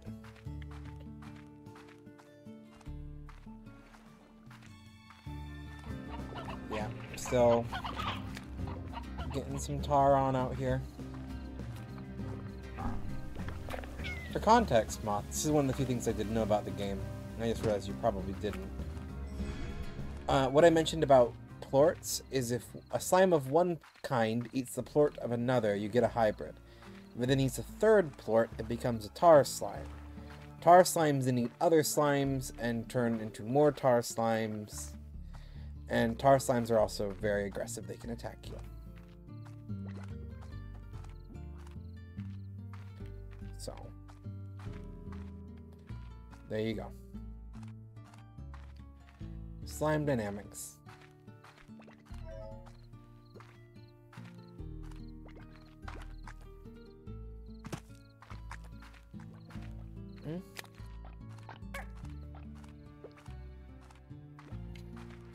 I might fail this little mission that I was trying to do, because that's the whole area of the map that I can explore right now that's unlocked to me. And there were no slimes. I got 6 minutes left. Maybe. I'm gonna make these guys some Pinkie Pies, as it were. Yep, that was the correct choice. Except now they might be able to escape. We will deal with that when it comes to it. Carrots have not grown up yet.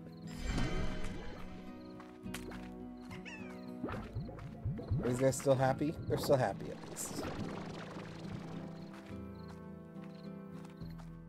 Okay. We're gonna wait till it says 6.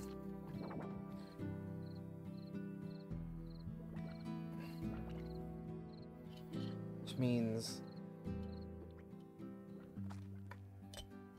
basically, so it takes over to a new day. Hopefully that resets spawns. I don't know if it does or not. But it also means that we have till noon. Which should be very doable to find 2 slimes by noon.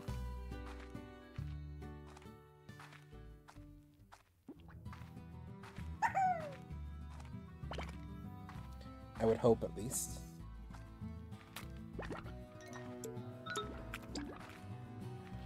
Ooh.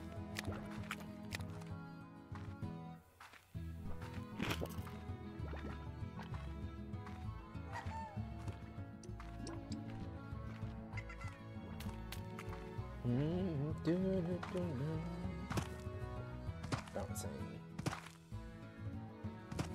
Because there's still tar stuff going on over there, but maybe...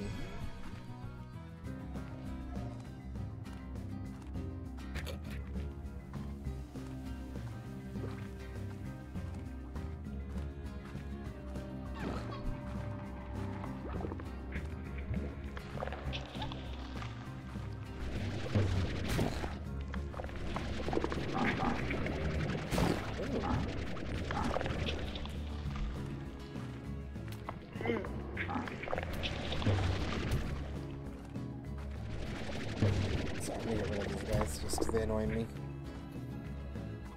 Okay. Oh, I did an internal sneeze. Sorry. So I'm still fighting a cold, y'all. If you didn't know, I got really sick last week. Which actually isn't why I didn't stream. I didn't stream because my stream key got broken for over a week, but...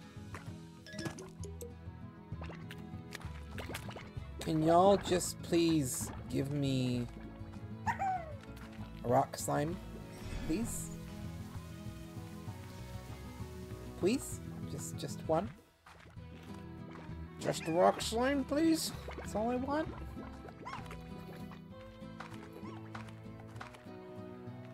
Is that too much to ask? This whole area of crystals, I think rock slimes would be here.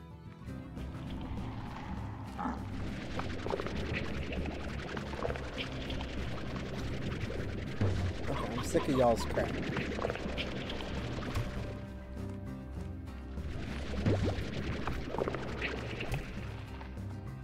Take your fruit with you.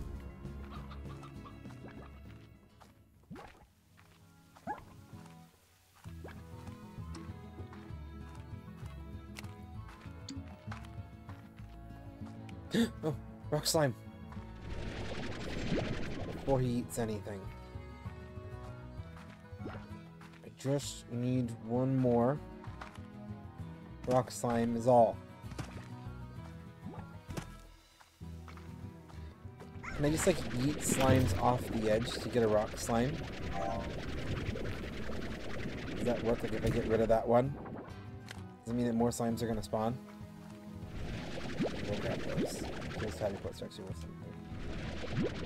Not immediately apparently, but it's worth a try. Okay.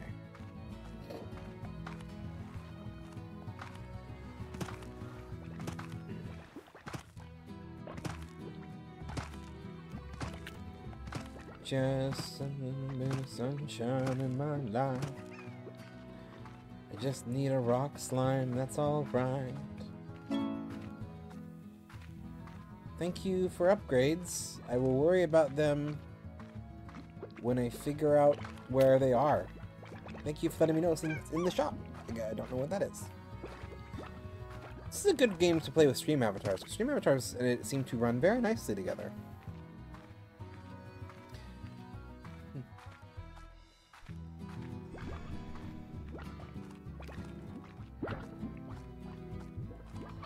chickens.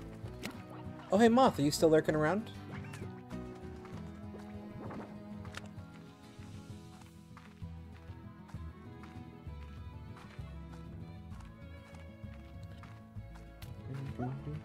Yes. Had a feeling you were. Would you mind testing out the bot fight help command? Seeing if it's working in stream for me? So exclamation mark help bot fight, or exclamation mark help BF, or exclamation mark HBF even should do it. I tried to click the most common variations I could think of for it.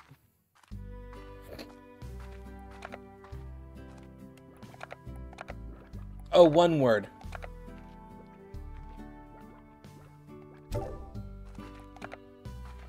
No spaces. Sorry, I should have specified. Okay, I've seen Nightbot posting something. Is it making sense?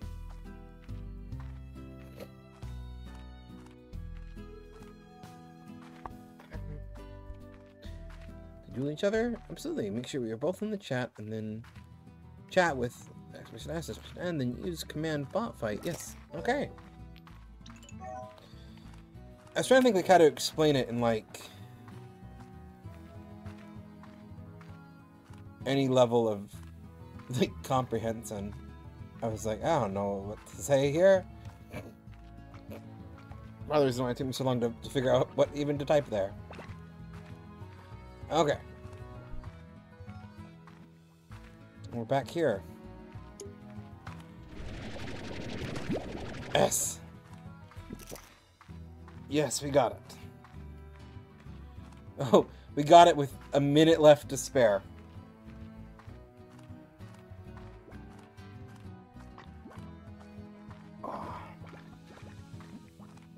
I've always found it interesting, like a lot of these games that they go for. I mean, it's so easy to do. They go like change the seconds to minutes scenario. So rather than a day lasting 12 hours, a day lasts like 12 minutes type deal. Or 24. But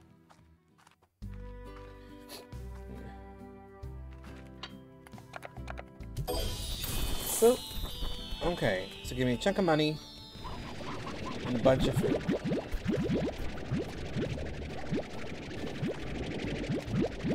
Food that can be fed to them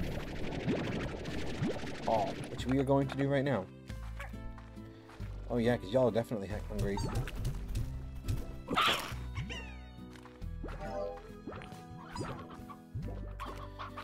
As much as I hate to do it, I think the plort is going to be the more important tool.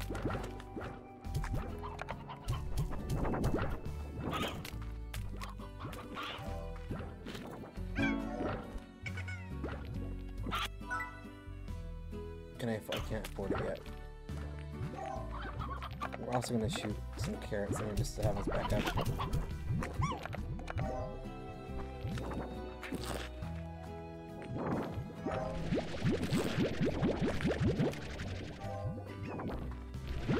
I'm going to go sell those.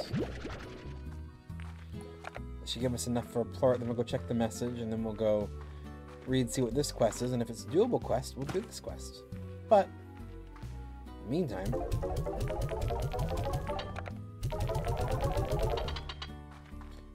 get those sold.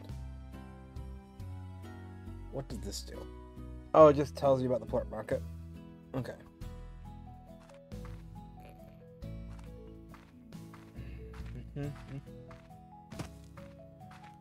Oh, my, we're having a bit of an eye-watering moment going on here.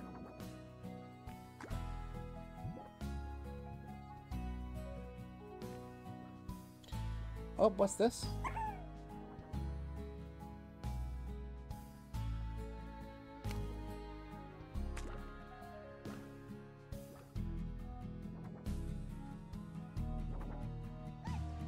What email is this? Oh, I'll check that later. Seems important. I'm actually going to take a quick pause here, actually, because I'm having a bit of a nose issue. And a bit of an eye issue. I'm gonna go take care of him real quick. Just a very quick little break. I'll be back in about 5 minutes tops. Just been finding a cold. I'm about time to take some more cold medicine. I can feel it kind of clogging up. So I'm going to go do that real quick. I'll be right back. Oh.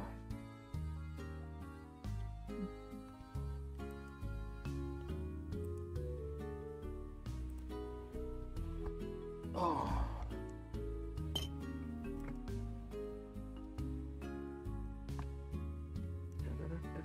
Gotta mute my mic. Gotta mute the mic. Boop.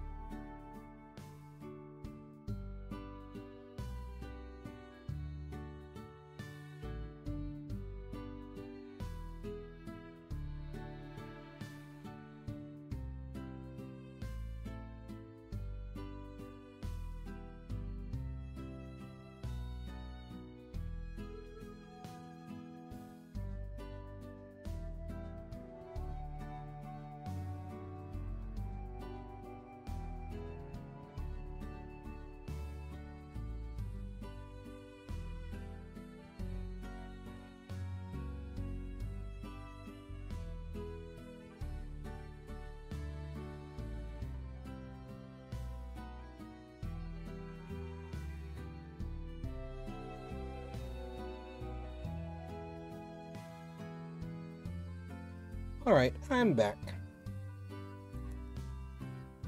Oh, let's put this back over. There we go. Oh. Wrong tab. 1 second. Okay. There we go. Whew. Still a little bit fighting with the nose, but we'll see how it goes. Oh, and now it runs an ad break right when I sit back. Talking about timing.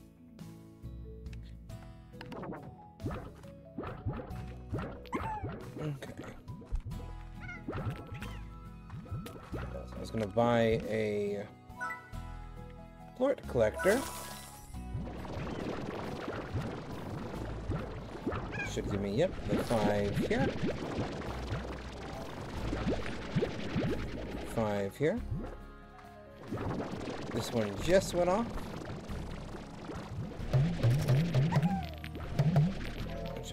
Well, now that I have that, we'll go give these guys 5 fruit. I can grab these little crystals.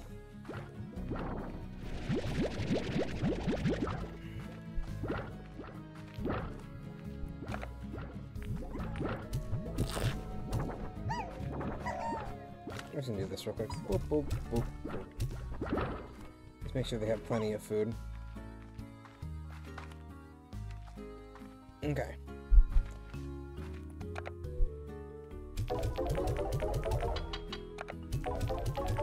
Tabby plorts are definitely valuable. So we're definitely gonna keep those in mind. What we're gonna want to do is eventually swap. We're gonna try to get a solar light and a screen, and then we're gonna try to swap rock pink with rock firefly, or phosphorus, whatever it's called. Anyway. Hiya, Beatrix. The name's Ogden Ortiz. I'm a slime rancher, much like yourself, but I mostly fancy myself a farmer. I came to the far, far range to grow fruits and veggies, the way we used to back on Earth, by getting down in the soil and getting your hands dirty. Did you know that carrots improve your night vision? Yeah, seriously, they do.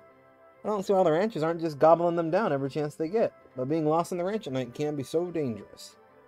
Well, don't mind me rambling on ya. We'll be in touch via the range exchange. I tend to only raise slimes that eat fruits and veggies, so expect those kinds of requests from me. Looking forward to do business with you. Oh, whoa. Whoa. P.S. Ever heard of a gilded ginger? It's a mythical veggie that is said to be the favorite food of the equally mythical gold slime, but some say neither of them actually exist. Oh, well, we'll see about that. We're going to go on our quest for the golden ginger. Anyway. Oh, I love him. Oh, he's a friend. He is friend-shaped. Oh, I'm working on a new recipe. Help me out. Let's smile. A little mustache. Oh, I love him. Okay. And you're offering a chunk of change. You still lurking around there, Muff? 6 heart radishes. I don't know where to get heart radishes.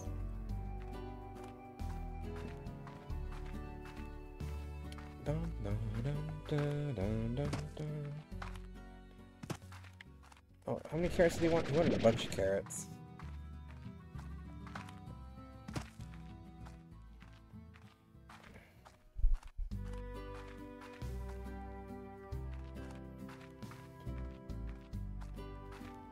One second.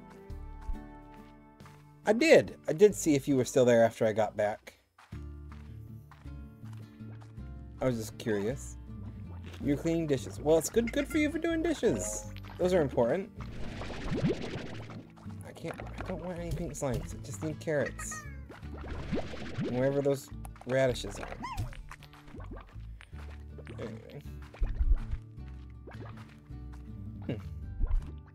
No, I was actually mostly asking because I was curious what your thoughts were if you saw Mr. Ogden Ortiz.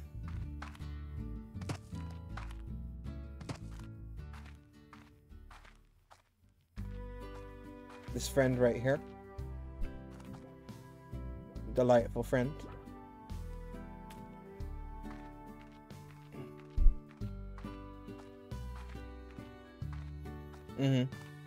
I imagine him one of two ways.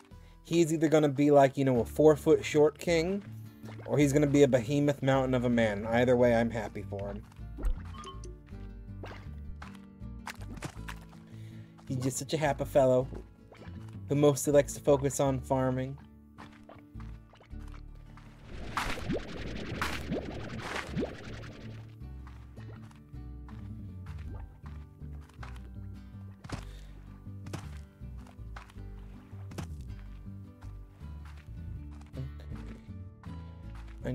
I think there was some kind of radish.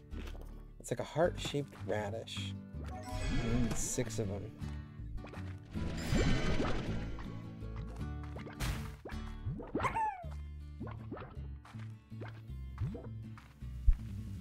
Carrots aren't a problem.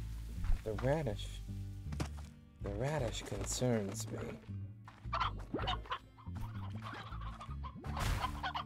He's offering like 750 coins though. That's just like, I gotta try to look for him. I can't just not for that price tag.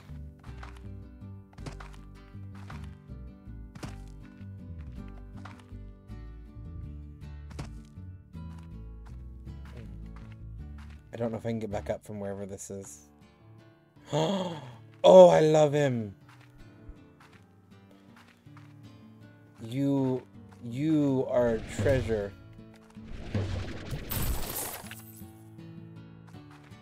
I got you a friend. You can stay here with your friend. Okay. This ridge is dangerous, but I don't really have anywhere else to go.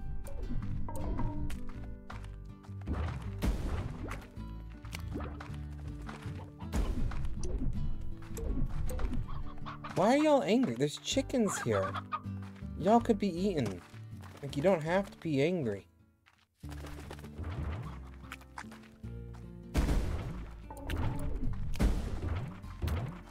Silly slimes. Like, I get if they were rock slimes, but they're not rock slimes. They're pink rock slimes.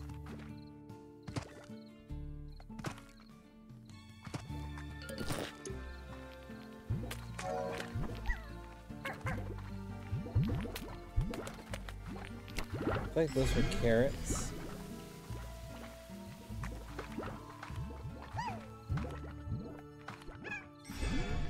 I feel like there's gotta be heart radishes somewhere. And I'm just not seeing them. Chicken nest, square fruit.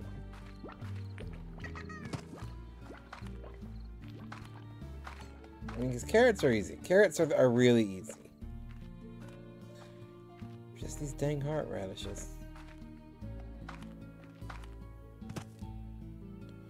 I'm seeing an opportunity for parkour.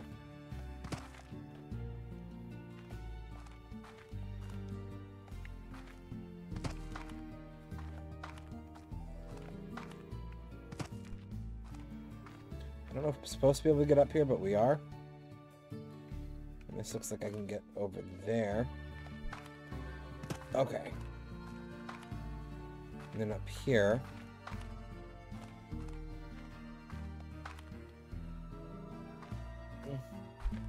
I hope this game rewards exploring. I don't end up trapped somewhere I can never get back home.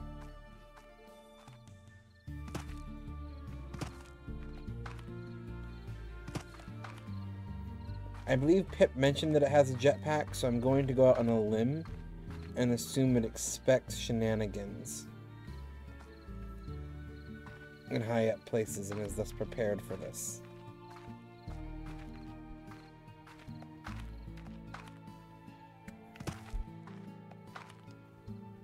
Oh, there's a plort all the way up here.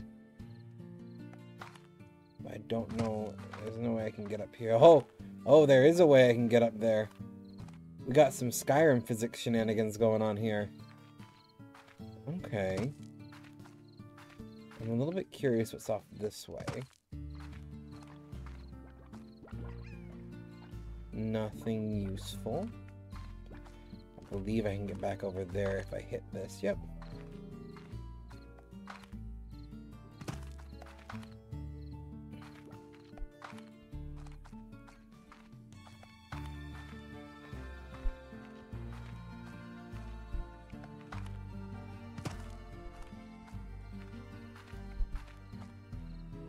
I don't know what the radishes would look like growing is the other problem.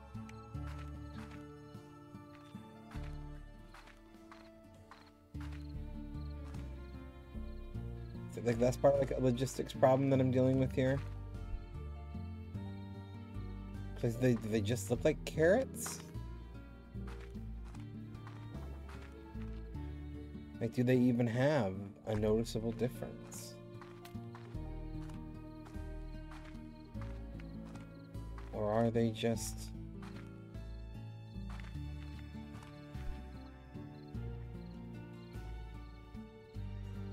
There's a crate down there that I can, in fact, get. With a cuberry, which I don't want, a hen, and a pogo fruit.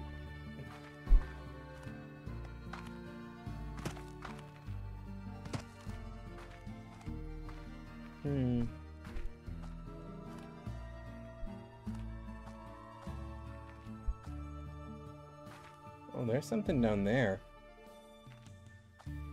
Hang on.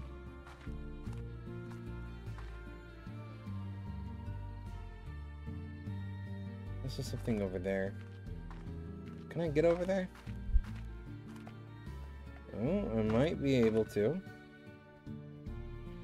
This is getting to risky territories.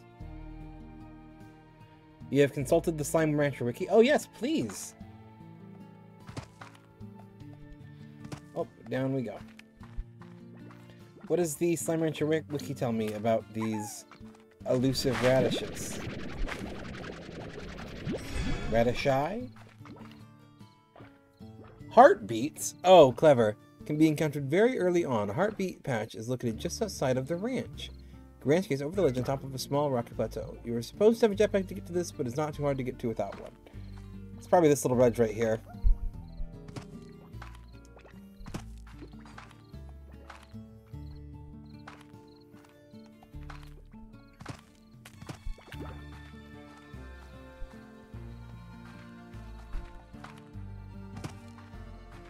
Because that feels like a jump I'm not supposed to be able to make.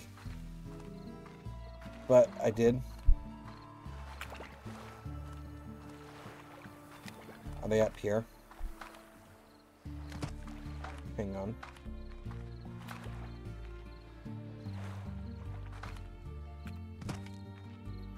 Oh.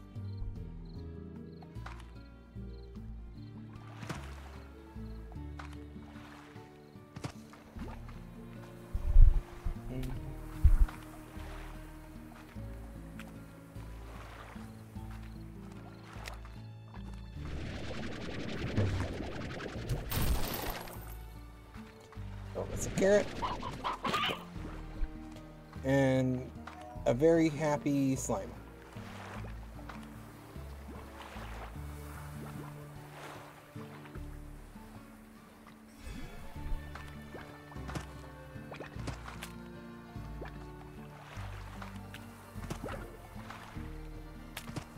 I don't know if this is the one it was talking about, because I can't quite see up there. Let me try to get up here.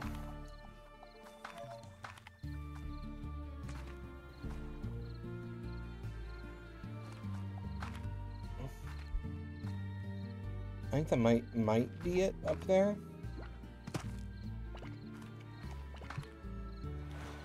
The heartbeat is a veggie that can be found in certain areas of the dry woods, more commonly in the indigo quarry.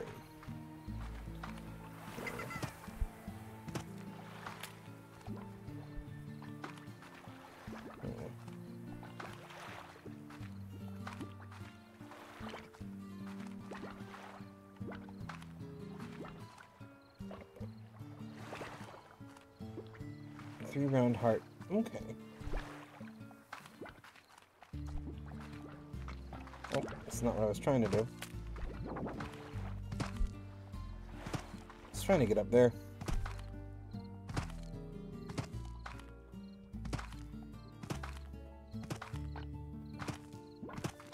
I think they caught on here.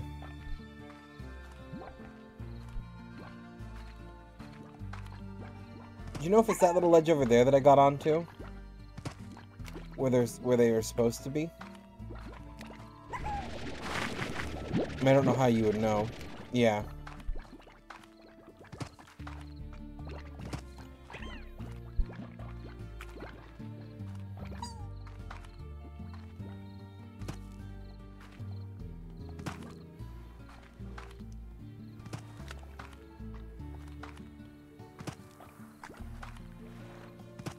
Oh, yep. There's 3 of them.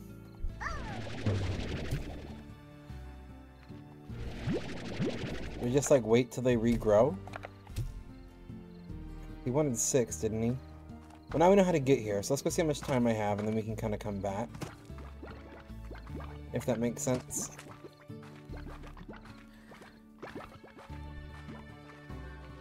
The whole place is just giving me, you're supposed to have a jetpack to get here, but...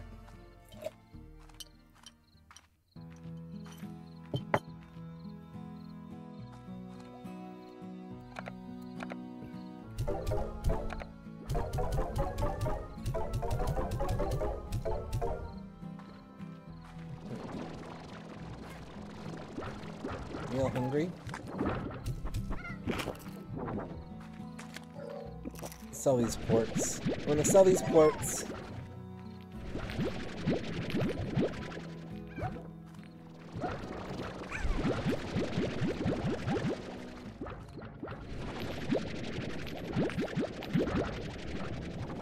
Okay.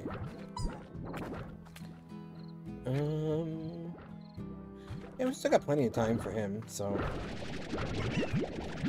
let's just grab these 2. Sell these plorts. Maybe snap down a couple upgrades, because we should be able to afford them. Especially with this many cavi plorts. Yeah, we're getting some. The money in here really does kind of snowball early on. I'm noticing.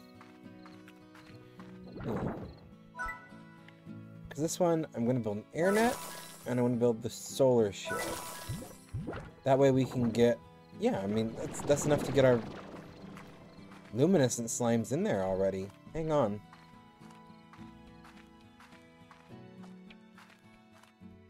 Can I snag some of those? Is it too late to snag some of those? I only need 5, and I can get 5 rock luminescent slimes.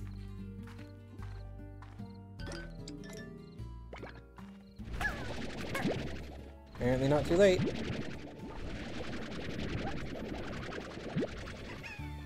Phosphor slimes. I do actually appreciate the name Phosphor Slime.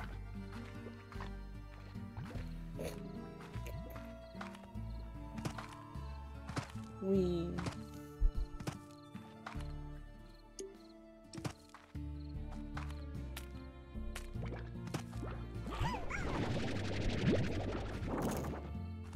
Okay, 1 more Phosphor Slime. Okay. Ouch. Didn't appreciate that.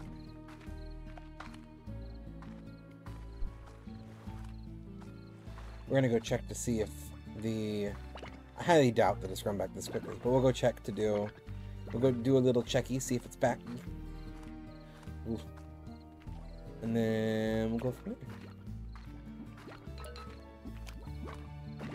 Let's see, was it just a run here? Yep.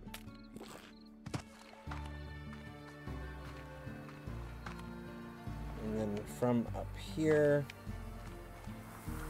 Let's just do a jump here. Not back yet.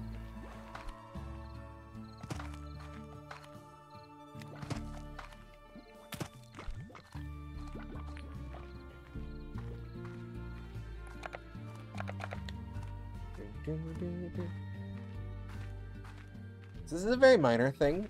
I think almost every song in here I've heard is composed in 3. And just, I love it so much.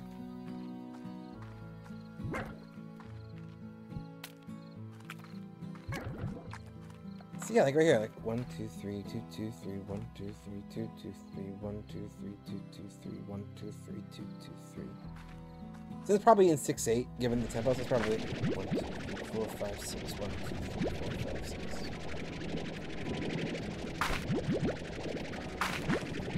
Just gonna love it.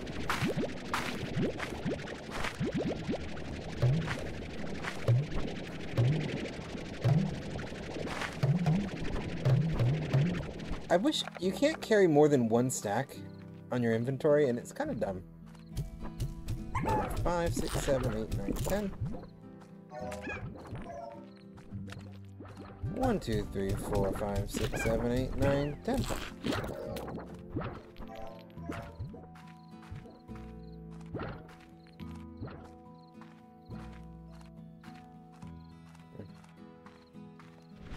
I like so many carrots.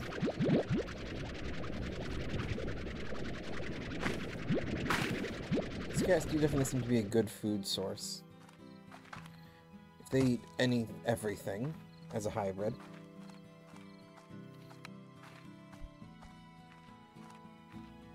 The pecans will eat everything. So I'm assuming these guys hybridized with those guys will still eat carrots. It is admittedly a bit of an assumption, but I don't think it's a far-fetched one.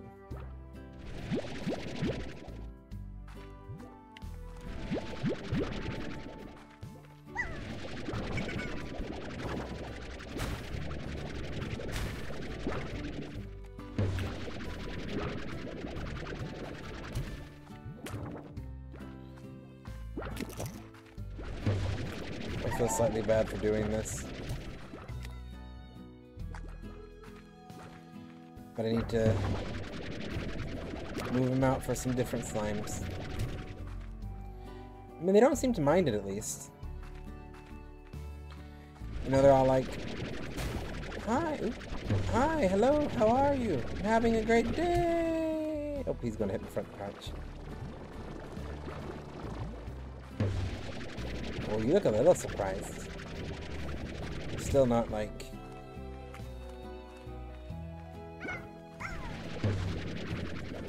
Don't know what to expect surprised.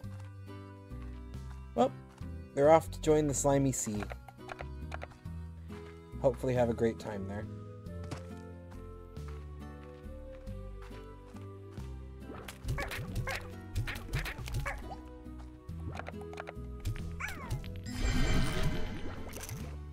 Oh, I love them.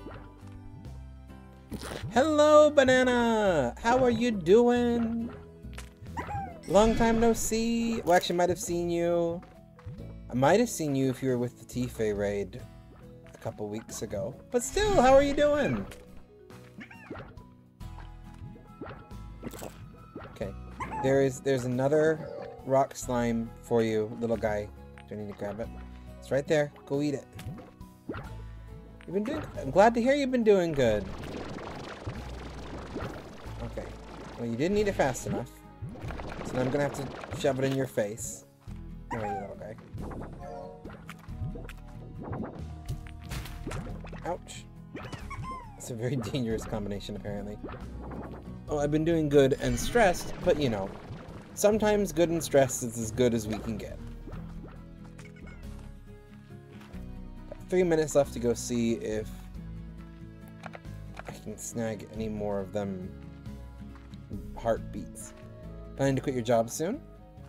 In a good way, I hope? I mean, I'm gonna be honest, I've seldom heard someone say I'm planning to quit my job and it be in a bad way. Usually it's that you're done and you're ready to move on, or that you have a backup plan. You gotta write up for your plan? No, I'd be out of there. 100% justified.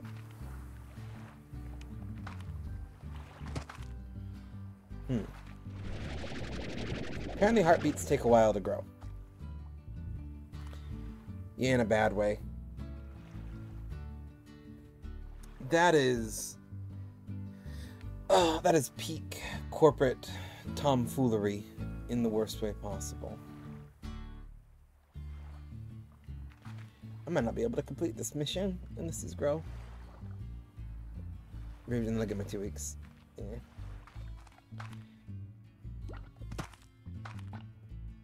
I'm happy for you, or sorry that that happened. Yeah, whichever one of those is more applicable, I do feel that. They claim Super Bowl is a holiday, I call BS. I would 100% say that's not a holiday. Okay, that is so...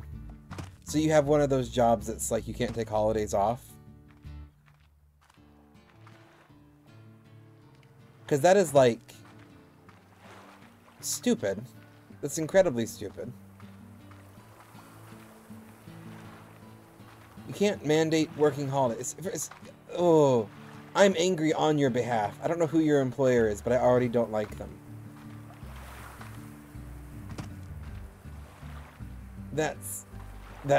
I'm angry. I'm enraged. America indeed. Your only holiday off is Thanksgiving? Can I ask at least what field? If you don't want to share where, but like what field this is? Oh, it's Domino's Pizza. It's Domino's Pizza? Oh, that tracks.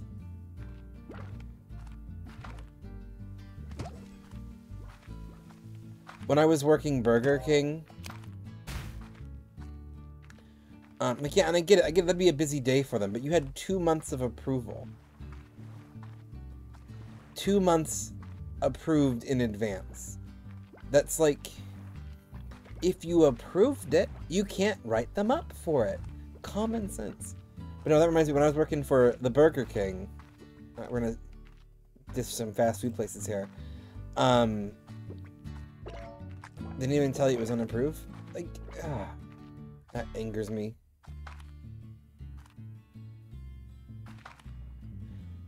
Yeah, like, if you ask for a day off...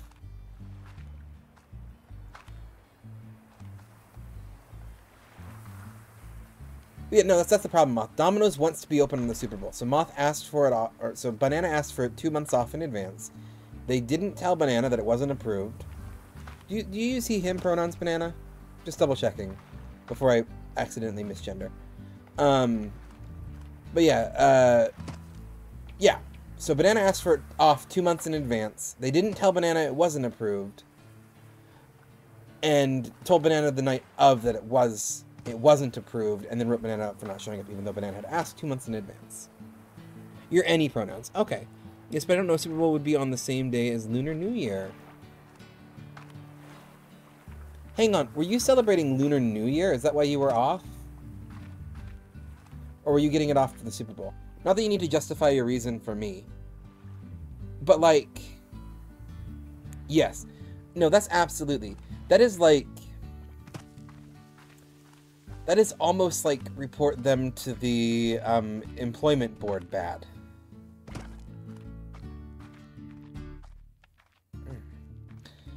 They got mad at you for taking Lunar. That is a significant cultural holiday. That is like significant cultural holiday. That is like Labor Relations Board bad. Oh, they are lucky you are not as bad. You are not as vindictive as I am. I would absolutely be going to the labor board about that.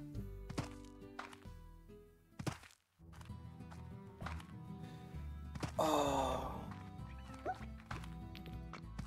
That's... I'm even more angry. I hate fast food. When I was working fast food, I don't even think this is really comparable, because like Lunar New Year is a significant holiday. But when I was working fast food, I was hired on, and I was supposed to be a shift lead. So, you know, not like store manager or anything, but shift lead for where I was there, helping out and everything like that. And when they hired me on, oh, no, rants are welcome here. This is a ranting channel, and I didn't get that mission done. I didn't get enough heartbeats. But yeah, this is a ranting channel, rant away. And I always appreciate a banana talk. But, you know, when I was working at Burger King, I had a beard. Mind you, my beard right now is much more no political rants. I mean, I do get slightly political sometimes, though, but I have opinions on what is and isn't political, and that's... I try not to, because I try to keep it lighthearted.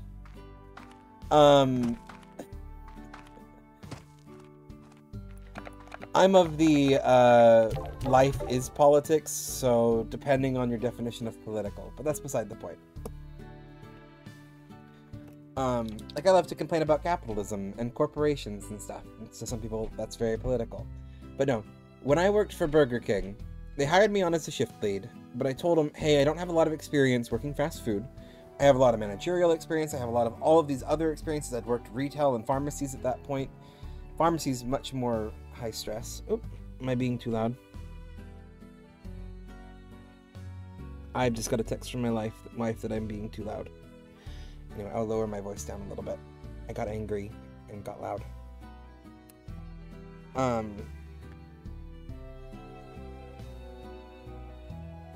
I'm gonna go close the door real quick. I'll be right back.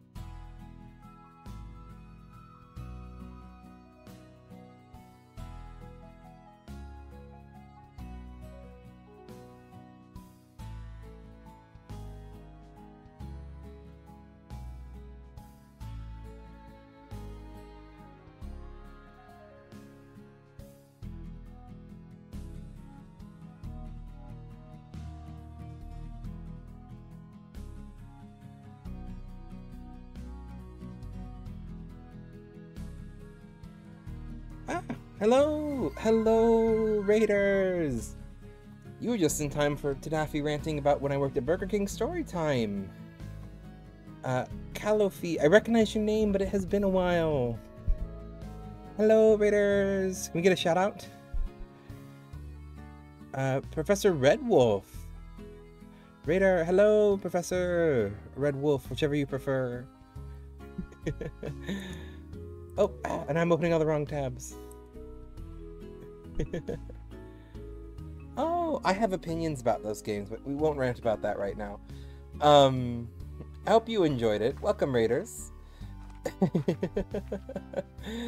Anyway, but I hope you enjoyed it. I hope you had a fun time. No, I was just saying, so when I worked at Burger King, I had a much shorter beard than I do now. It was very, well trimmed, well groomed and everything, but they hired me as a shift lead, and it kind of worked out where I was like, I'm gonna do a little bit of line cook first and I'll take more shift lead responsibilities. Ended up getting like sidelined for years, as they do, and then out of the blue, because our store performed abysmally, we were like in a weird rural back road that no one really crossed. It was a Burger King, like not the most popular restaurant, never did great numbers. And so eventually corporate, franchise as it was, franchise corporate decided to come in and try to fix everything as they do. And basically we lost like half the employees, and we'd finally managed to get like someone like to be a porter is what it was called, to do like that kind of stuff. And it was like finally figuring things out. I was doing most of the role of a shift lead, but they had never actually promoted me or anything like that. And then they told me, oh, if you want to be here, you're gonna have to shave your beard. So I quit. And to this day, there are people there that know me as the person who quit because I wouldn't shave my beard. And it was just such like a weird thing. Like they were citing like 10, 20-year-old employee guides as to why I couldn't have a beard, noting that I had a very well-groomed beard and had had it for the past year at that point.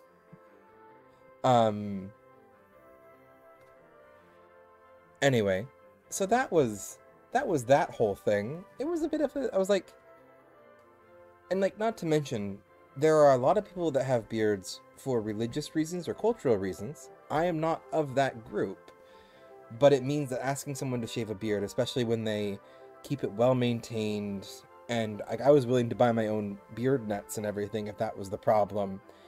It was just so weird. Anyway, we got a letter from Mochi Miles here. with no subject. Mochi Miles sounds like someone that would give me anxiety. Anyway, well, it seems like another wannabe rancher has signed up for a lonely existence on a faraway space rock. Congrats, Beatrix. Yep, you're someone who gives me anxiety. I'm Mochi Miles. This Miles is in Tetsuya Miles, the billionaire. I'm here to do... Oh. Blah, blah, blah. Backwater types. Blah, blah, blah. Conquer the port market. Blah, blah, blah, blah, blah. Yeah, later, dude. I don't care about reading his letters. We don't like Mochi. Oh, hi. It's Shikiri. Yeah, boo. We hate Mochi Miles. Yeah, no. Your dad's a billionaire and you're out here doing these things. I immediately don't have interest in you. What does he want? Oh, she? Mochi's might be she. This is why I like when games give me pronouns. Oh yeah, and you can change it. Also, yeah, hello Raiders. Welcome to the channel. My name is... I should have started with this before I got sidetracked about ranting about working at Burger King. We were just talking about jobs and fast food work sucks. Anyway, that's beside the point. I don't work at a Burger King anymore. Technically, this is what I do full-time at the moment. Not that it does much for me, but this is what we do at the moment. Listen, be a parent. But anyway, my name is Daffyd, or Tada, or Daffy, or Bruce, depending on where you're from. I'm a variety streamer who streams currently Monday, and then Wednesday, Thursday, Friday.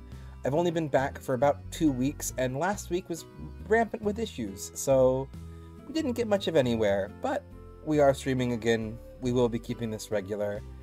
And yeah, or Spruce Tree. Yeah. It's actually Spruce Tree in T-Face chat. Your points shakes fist at Mochi. I'll tell y'all where you can find your points shake fist at Mochi. Yeah, Spruce Tree with a B. It was one of my clever puns. And you're the first person to direct it, so I appreciate it. Hey Gray, how are you doing? We got a Gray popping in. Everyone's popping in. Yeah. Anyway, yes, that's who I am. Just thank you, autocorrect L. Oh, I'm apparently still really loud. Okay, I gotta drop my voice down for a little bit. Just so I'm not waking my wife. It sounds like we do have a lot of people. In case anyone here is not already, I'm gonna do a little quick. I'm too excited. I'm too angry about Mochi. It's got my pure rage activated. Did I do that right? Yeah. A lot of these kind, wonderful folk we have in chat right now are from Luna. So just in case any of y'all aren't, I just did type the Luna command there. That's a link to the Luna Discord ran by T-Fay. He's a wonderful chap. I do believe Professor Red Wolfden, I think you have your own spot there. I could be wrong. But yeah, T-Fay, Noctis, Calliope, Nanners, yeah, all y'all, wonderful people. So yeah, if you aren't part of that community already, I do highly recommend going and checking out that Discord. I'm known to be a chronic lurker there. Oh no. T-Fay's Discord parasite named Red Wolf. Okay. Well, I'm gonna be trying to talk a little bit less and a little bit more quiet until my wife can fall back asleep. Just because I'm being very loud. But he's taking up the retirement section along with Noctis. Oh. No, I didn't stream for like a whole year. Anyway. So we don't like mild mochis. I guess girl boss feminism. Oh, but I can actually get all those. And for... Oh! The radishes! No, the freaking radishes. Anyway. Yeah, let's feed these guys. What do you want? You want some carrots? Boop. Oh, actually I gotta select the carrots. Boop, boop, boop, boop, boop, boop, boop. It's half my carrots. I mean, I'm playing Slime Rancher today, if you hadn't figured that out. By watching in the stream title and everything. You know, this is my first time ever playing it. I do know a little bit about it, because this is in fact my daughter's favorite game. But yeah. Here we are, just enjoying it. Nice little vibes game.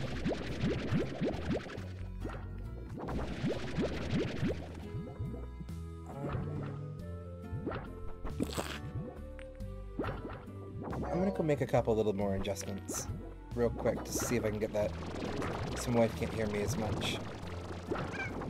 I'll be right back. I'm gonna go see if I can close the door all the way.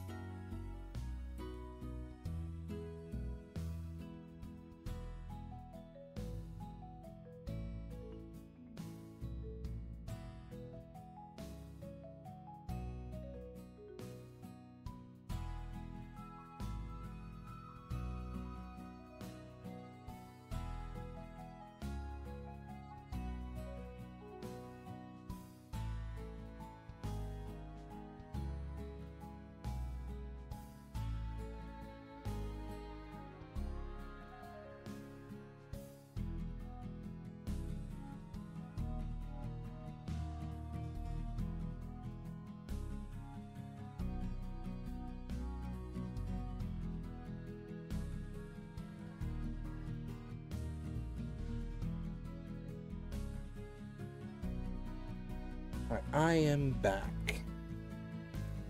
Let's get this adjusted back.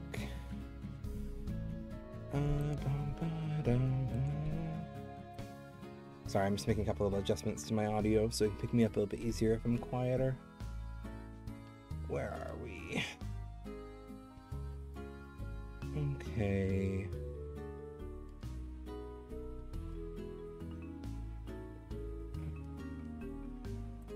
Hopefully that works. Patented room of quietness. That works. Oh, anyway. I was able to get the bedroom door. We just got our cat a new running water dish. You know, like one of the ones that constantly, like, fountain the water. So because of it, there's a cord going into our bedroom, and I couldn't quite get the door closed at first, but we've finagled around it now. So hopefully that keeps me from being too loud. But I can readjust my things as needed. Anyway. Joys of small apartments.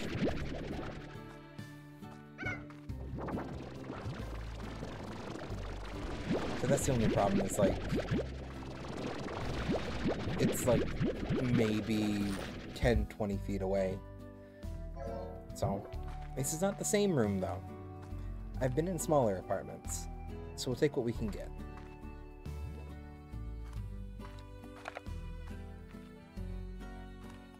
Okay, so we want 3 tabby ports.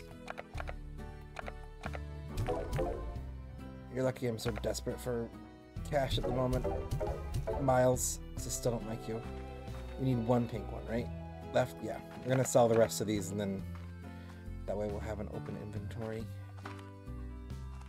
Anyway. Boop, boop, boop, boop. Anyway, are all of you familiar with Slime Rancher? I know it's a bit of an old game. I'm just a little bit curious. Backseating and stuff is very well welcome in this stream. Generally speaking, I don't mind backseating, because I'll be honest, I'll just ignore it if I don't like it. Never played it. Oh, it gave me a lot of heartbeats. And I really wish I had a silo. I enjoyed it. I'm waiting for Slime Rancher 2 to not be 30 bucks. I admittedly already have Slime Rancher 2. This is my daughter's favorite game.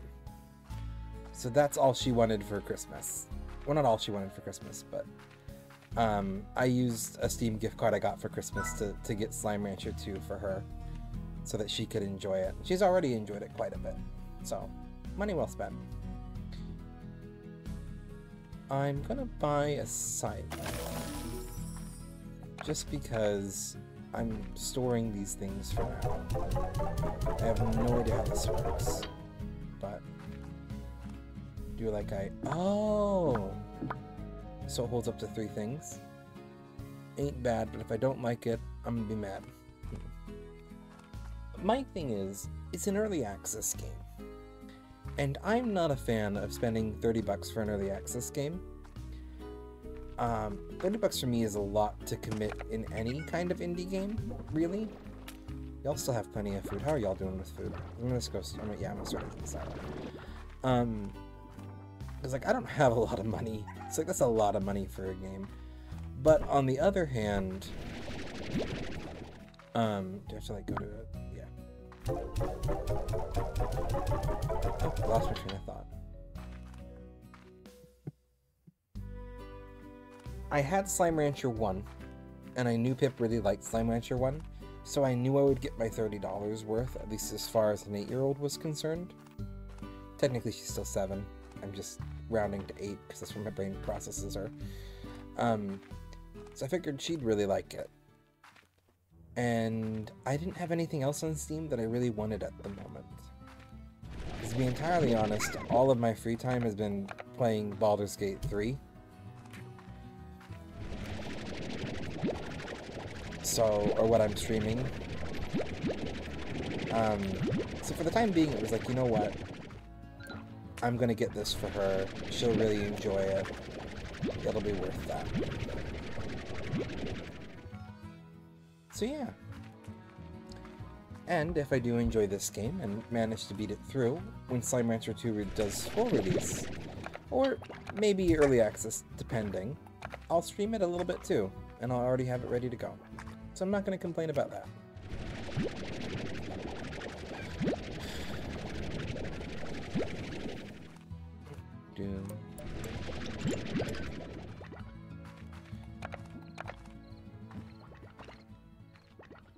I wish there was a way to, like, that's my one complaint about Slime Rancher, is you can only carry one stack of something. Like, I have all these slots. Like, if I wanted to fill them all up with pink plorts, let me fill them all up with pink plorts. Stop me. I know what I'm doing.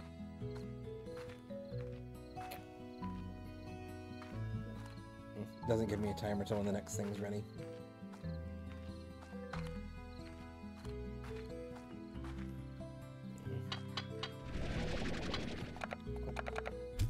Still getting used to, like, controls.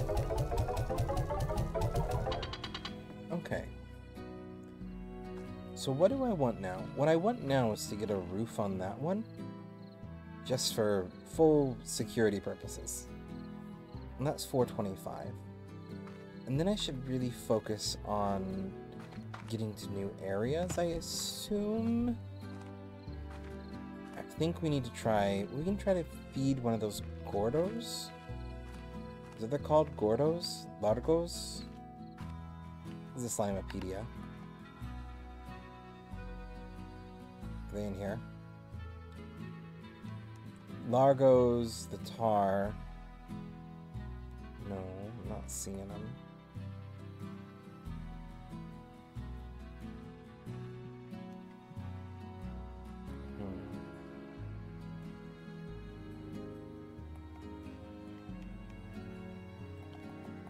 Okay.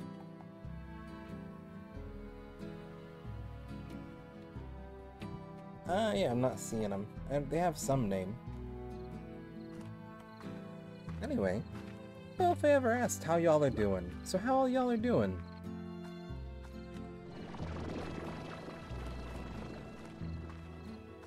We're gonna get a bunch of food and shove it in big old Pinky's face. That's what we're gonna do.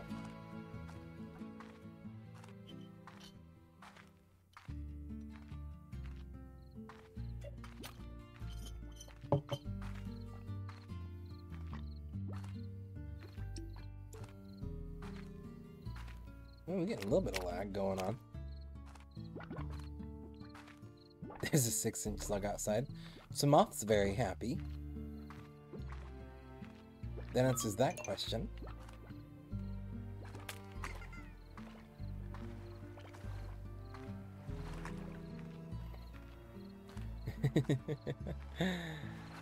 What kind of slug is it?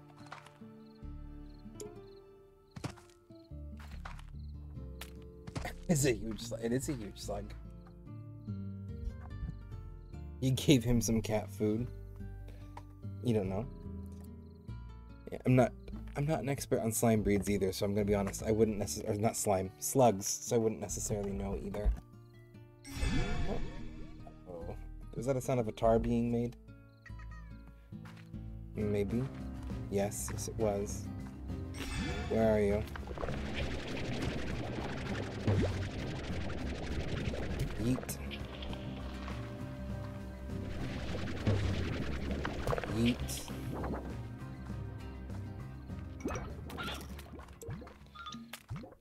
I just need a bunch of food. The big olds. Oh, I didn't know I had you in there. Sorry.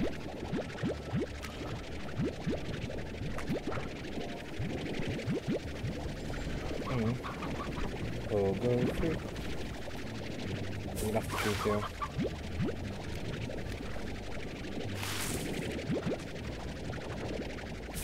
Does anyone here know how much food the big guy takes?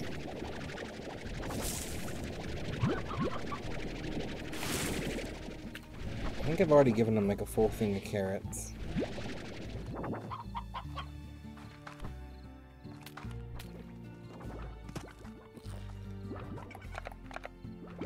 Let's go shove these in his face. See if this does it. No, asshole. I'm asking the clouds. It's the general conscience.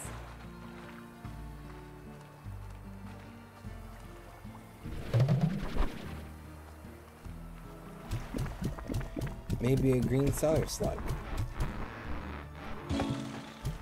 Oh, yay! We committed. Oh, it's a Gordo. It is a Gordo slime.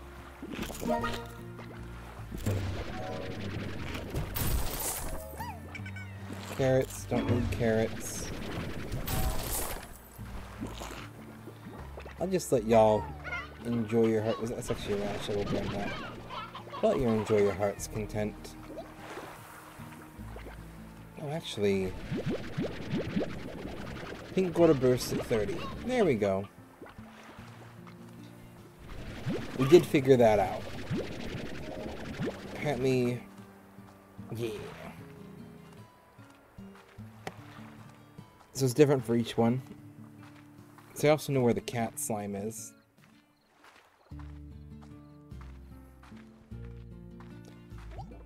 Is there a particular area you would recommend unlocking next, Wolf?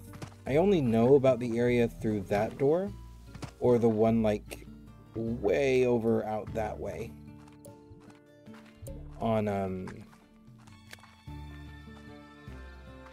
like all the rickety wood bridge things.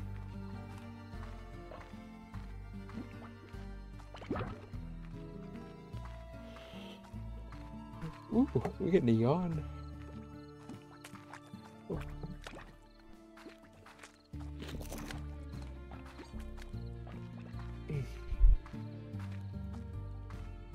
Good question. I'm gonna take that as a good question, but you don't inherently know. I slowly poked along in places where they wouldn't murder you. That's fair. If I just shoot it here, no, so I have to, you have to sort it first. And then you can insert it. Okay. The edge of the ocean, which sucks to cross on those bridges. Thank you. I tried to cover it up so it wouldn't be too loud with the mic. Okay. No new question. I think I'm gonna go... I do have some more parts to sell. Wouldn't be enough to get another little corral built.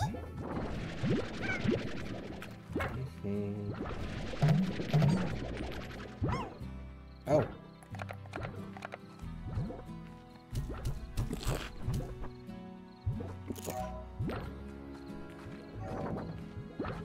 I'm gonna give them 5 and I'll give these guys 5. So they'll eat anything.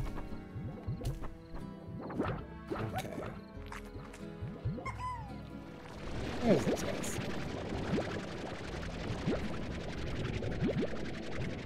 Did I grab that one? I'm never sure if I grabbed the one. I'd make a chicken farm before getting the cats if you don't have cats yet. Pink cats.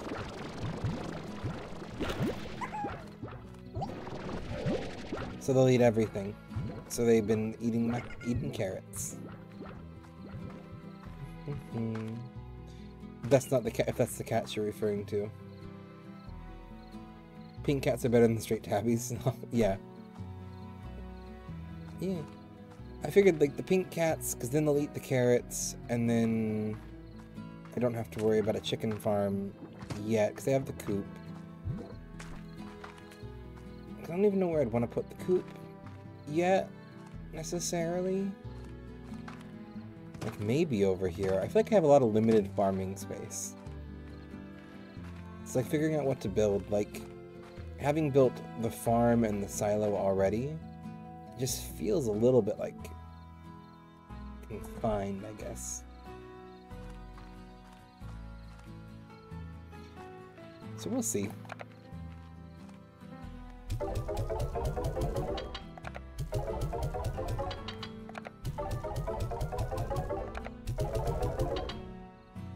$7.35. That's enough to grab me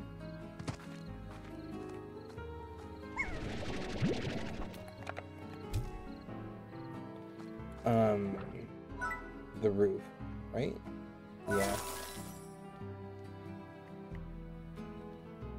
Oh, do I want the auto feeder? I kind of really wanted the auto feeders too.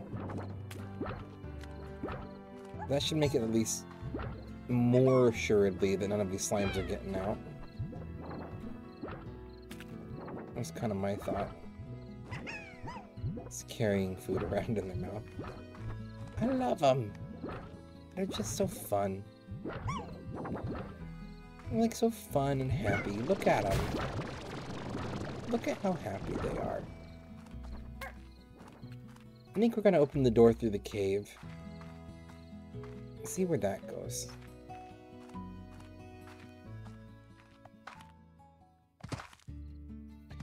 Whee. Whoop.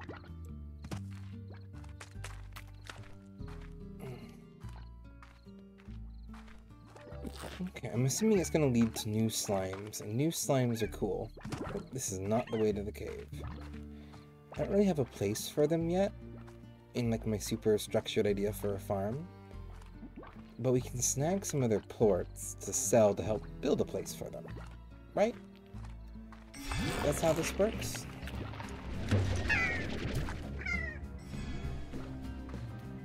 Get rid of that guy. Oh, for a second I thought I just about sent him to a little paradise over there with all the pink slimes and no one to stop him. But it didn't. Okay. Whew. It's a yawn. What time is it? It is about 12:58. We're only going to be streaming for about another hour. Depending. Just a quick little FYI for everyone. But thank you for the raid so much, by the way, and all of you raiders. It's good to see you. I really appreciate it. Makes me feel welcome after last week's kartoffel for Luferdorfs with my stream key and everything. Okay, the Indo. Oh! This is where, according to Moth's Googling, we can find more heart radishes. It's interesting. I do love me good crystals, like these like basalt-esque crystal structures. Beets, yeah, heart beets. I don't know why I keep calling them radishes. I was always happiest when I was by my lonesome. Places like this old quarry really suited me. Nice and quiet and mostly empty. So I figured that life on the far, far range would suit me just as well. And well, wouldn't you know it? I come all this way and the first person I see? Well, she's changed how I saw things, I guess. Quiet wasn't good anymore. I liked her laugh. H. I want to get like a little love story going on for H here. As long as it's not Miles Mochi. Or Mochi Miles. Whatever it is.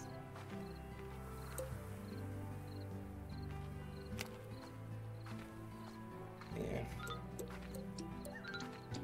Okay. So we got big ol' angry looking slimes.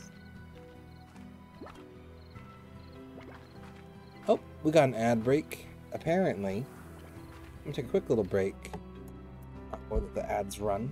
I'm gonna make sure that I haven't gotten any other texts from my wife that I'm being too loud. It looks like we're good.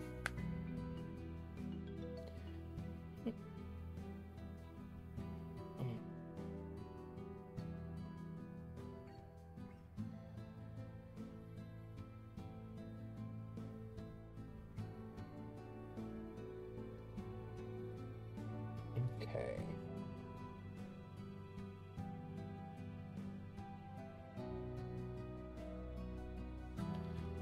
I think everything is good. About 2 minutes of ads.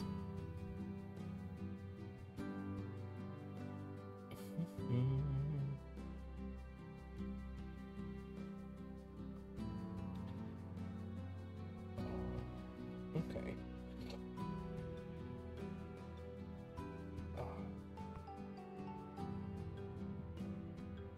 Letting the ads finish out. For those of you who didn't know, I have recently switched it to where the ads play every hour. I get 3 minutes of ads, just so that we don't have pre-roll ads to deal with. And the other ad shenanigans, so that's what we're going with.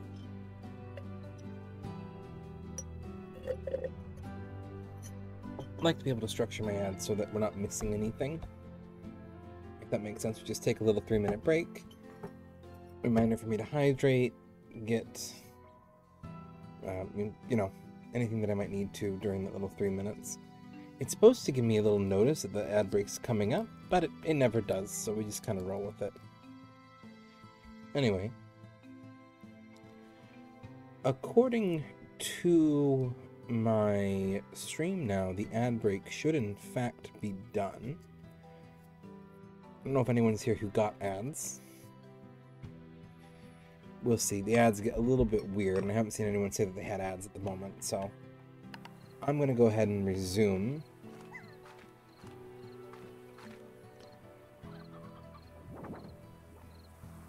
Oh, did you just get an ad, Wolf? I paid to win through the ads. Thanks, Gray. You just got an ad? I didn't know that was an upcoming... Oh, did you just finish watching the ad? Or they are done now? Okay. Godzilla vs. King Kong. Okay. I was trying to figure out, because it just told me that the ad break ended. Oh, is it 15 seconds left? Mine says... does not tell me that at the moment. It stopped telling me that. That's odd. To be fair, though, it's also given ads to my subscribers at some point, which it really shouldn't do. So... I don't know what it's doing. Oh, that's interesting. A tubular mix of colorful spuds. Tubular. Tubular is an interesting choice of words. Is that an explosion up there? Okay. So there's explodey boys and tars. Yeah, this looks safe. I'm sure there's no danger there at all, whatsoever. What else do we got coming through here outside of Aka Aka or Oka Oka? Oh, we got this friend. Hi, Rock Gordo. You look happy to be here. I'm happy that you're happy to be here. This place seems very, very... soothing. This game is 10% and 100% adorable. 10% slime and 197% adorable. Absolutely. Absolutely adorable. And we unlocked a little bit of the map.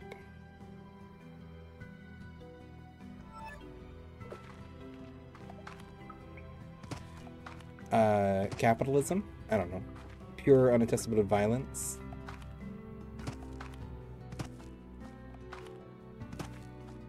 I don't know why I'm feeling dramatic. No. Okay. You murdered... Oh, we murdered Gray. That's what the no was for.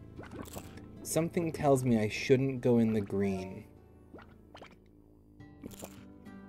But I want to go in the green. Hello, friend. Yeah. Green's radioactive.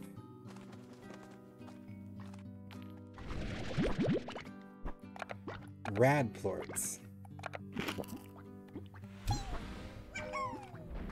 Okay, now here's the real question. What do you want? Boom slime eats meat.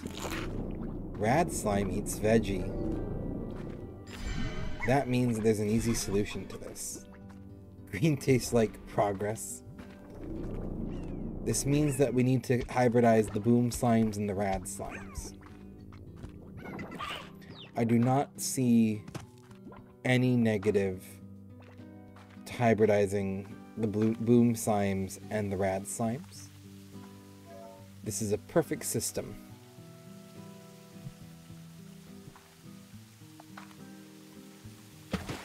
Yay!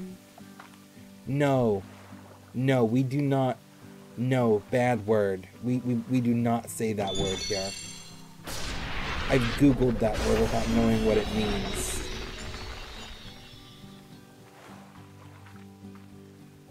Aww, the water slimes. Yeah.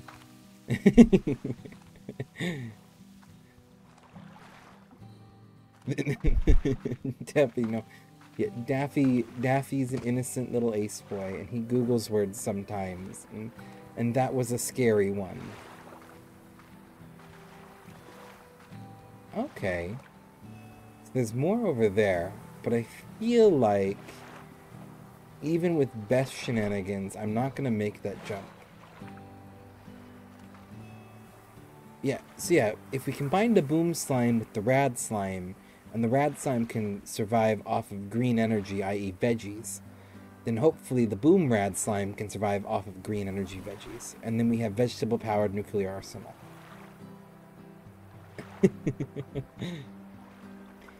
I'm an innocent little ace boy who has Google, and an innate ability to not Google things. If I see something I don't understand, I'm like, oh, that's an interesting word. I've never seen that before. What does this word? And then we Google. Yeah, rads like veggies. Oka Oka is veggies.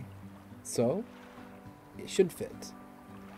Oh, I went to junior high with you. You're not that innocent. No, that's fair. I was a band kid. But there's a difference between being innocent and learning quickly and being innocent. My controller's beeping at me. Don't you die on me. Hold on. It's still holding on. There's a difference between being innocent, like, oh yeah, I absolutely was a band kid. I absolutely learned many things. But learned versus, I guess we all learn. Anyway. Quickly forget your past. But like, let's be real here. You also make the assumption that I knew what I was talking about. Oh, there's a message thing I didn't read. Like, it doesn't take...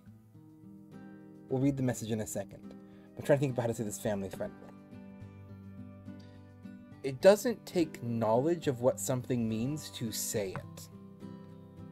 And Band Kid Daffy is now explained. Because you have very, like, Benny Hill, Austin Powers, English humor style family. And me, who doesn't know what any of it means or really understands it, but know that it's funny, stuck in the band class with a bunch of other people. Sometimes more. Well, yeah, I feel like we need to take a step back here. Because I'm not trying to defend my innocence. What I'm trying to say is there's a difference between what junior high band kid Daffy knew and Raccoon Vor. And textbook-wise, absolutely. Because I'm also neurodivergent, and my parents weren't the kind of parents who, like...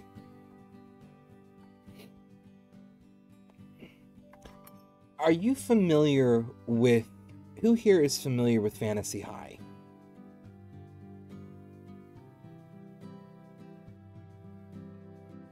Dimension 20 Fantasy High.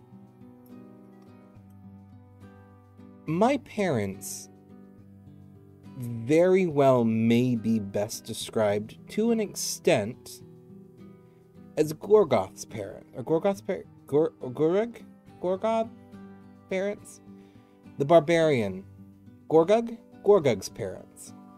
My dad's definitely a little bit more conservative and a little bit less accepting. They weren't as broad of terms things. Thank you for the hydrate. But my parents were very much the parents where, like, if I came home and I'm like, Mom, Dad, I heard this word. What does this word mean? They'd be like, oh, this is what this word means. This is factual scientific stuff. So we're going to share it with you because you should know what the factual scientific stuff is. So yeah, I just learned those things. Like Gorgug parents at Thistle Springs, that was my parents in a lot of ways, especially my mom. Wee Faye and Gray may be able to attest to that if they're familiar with Dimension 20, that my mom was very much like the Thistle Spring parents. She is the reason that a significant number of kids in my relatively sheltered school saw their first rated R movie. Because she was like, this rated R movie isn't that bad. It's rated R because of X, Y, and Z. And we talked to her about that, and that was fine, because she would watch it, so we could all watch it. Mama Da, she was a legend. We all love her. Rest in peace.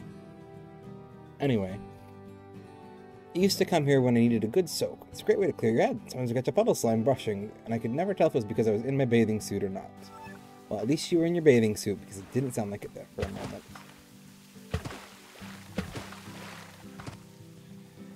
Okay. Hello, chicken. I kind of feel like I want to grow aka-akas instead of carrots. Because aka-aka is fun to say. Ouch. But I also specifically came here to get plorts. And then have not really grabbed any plorts that were useful. I mean, I suppose I'll make my way back home. Man. Yeah, she was very maternal. F around and find out, but in a safe way. Yeah. My mom was harm reductionist 101 when it came to things. Like, there was no, yeah. We should all aspire to be more like Mama Da. She was great. Yeah. Yep. My mom did buy Gray a sword at Comic-Con. Now, I think we need to specify, too.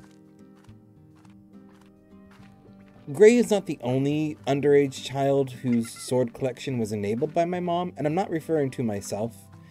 There were numerous times where I know someone who was like, I want to buy a sword, and I have the money to buy a sword, but I am not old enough to buy a sword, so my mom was like, yeah, I'll buy you the sword, just give me the money. And facilitated the sword trade. Anyway. Actually cool to totally see her being the, well, drink here, it's safer than you're trying.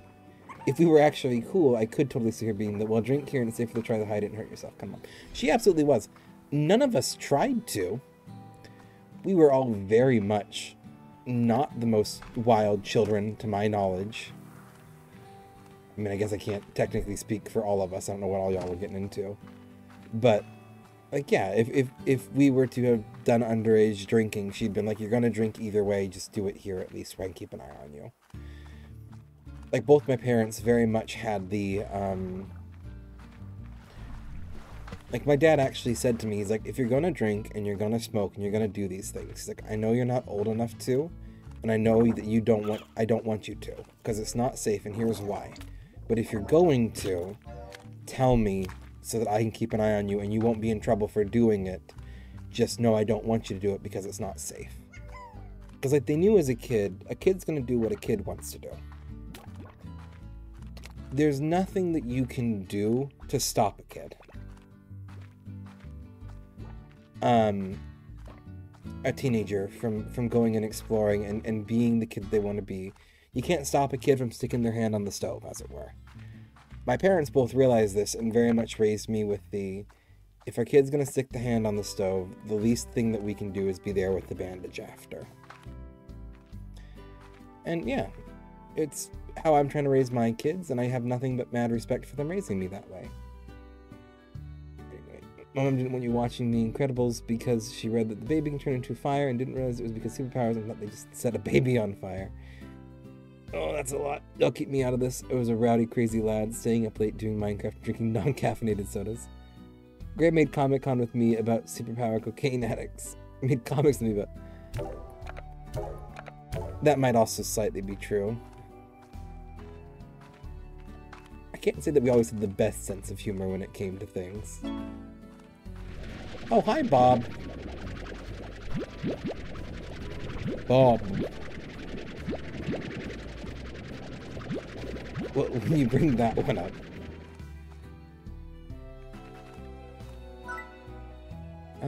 Oh, what does this do? Always yield maximum. You can't make it work twice as fast. Nice. We're gonna remove the crops though, because I want to plant Aka Aka here. Is it sustainable? I have no idea, but it is what I'm going to do. Y'all are still happy.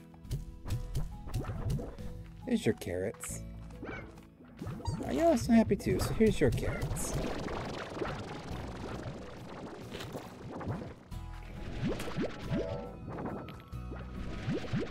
Whenever I don't know why, well I know why. Whenever Wen-Fri joins the chat, and Wen-Fri and Grain, we're reminiscing on all the days of old. I just remember the poor things that we put some of our teachers through. Like smuggling a half-rotten potato into our band teacher's office.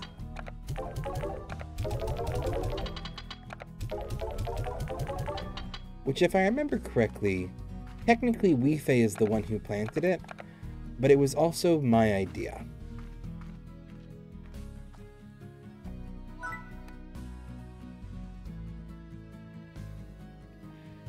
I'm going to buy better soil, just because I want to have better soil. I don't really need to keep stray slimes away. Always having maximum crops sounds like it's going to be efficient to have that one. Buy a corral. And then what do we need? We're going to need 425, 425. That's 850 total. Should probably go read this letter from Bob. See what Bob wants. So we're going to get those two. Yeah, it's not a bad turnout.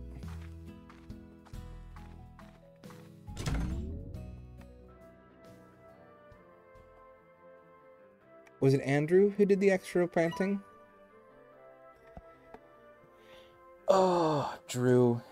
Drew is a legend. Bob, hello, hello, hello, chickens, hello, chickens, chicken, hello, Bob, chicken. I think Bob wants chicken. Forgot about Drew. Drew is also an icon. Who I wish I kept up with more. Chicken. Okay, Bob. Bob is definitely a normal person. There's absolutely nothing strange about Bob.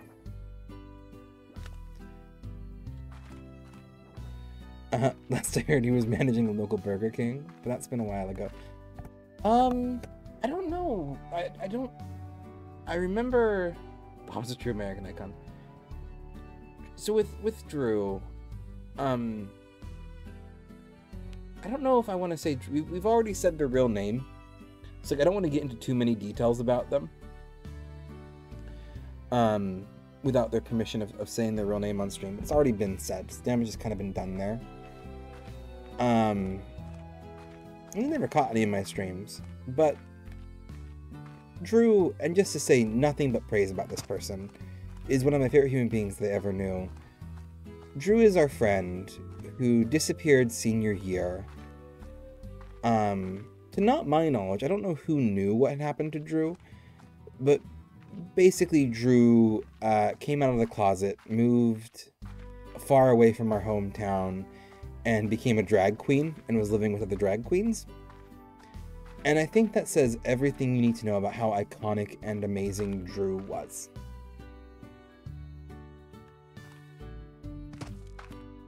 And their drag queen was always top, just 10 out of 10, one of my favorite drag queens that I've seen. And, oh, I don't know if it's about us. I'm really sorry if they don't, but they had a Melania Trump drag that was just too good. It was just too good. Oh. If there's anyone that I could get in contact with from my past that I would love to drag onto a stream, it's Drew. Just so good.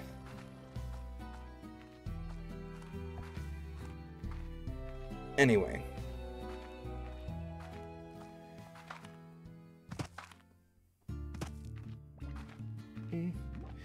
I know both me and Drew, though, did do times at Burger King's, though. Never the same Burger King, though, interestingly enough.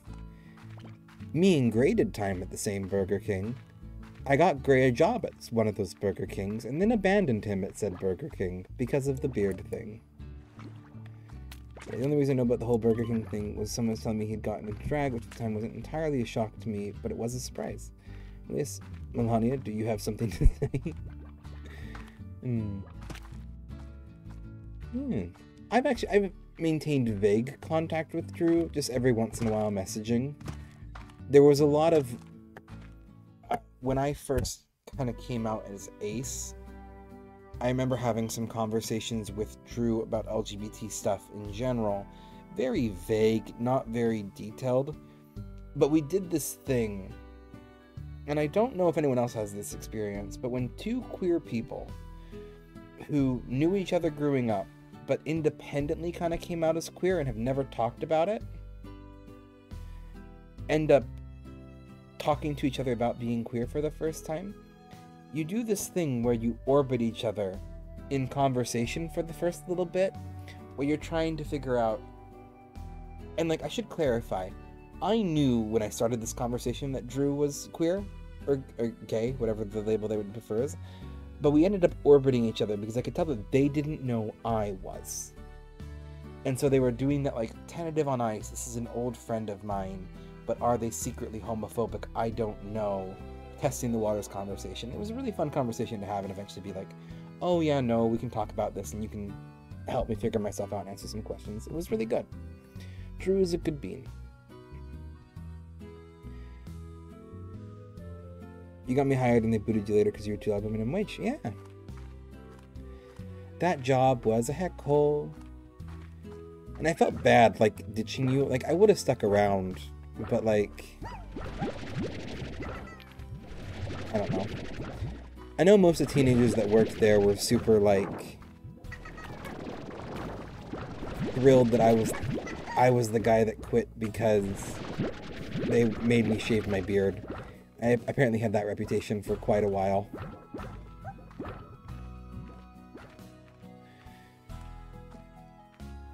I will never eat at that particular Burger King. That place was concerning.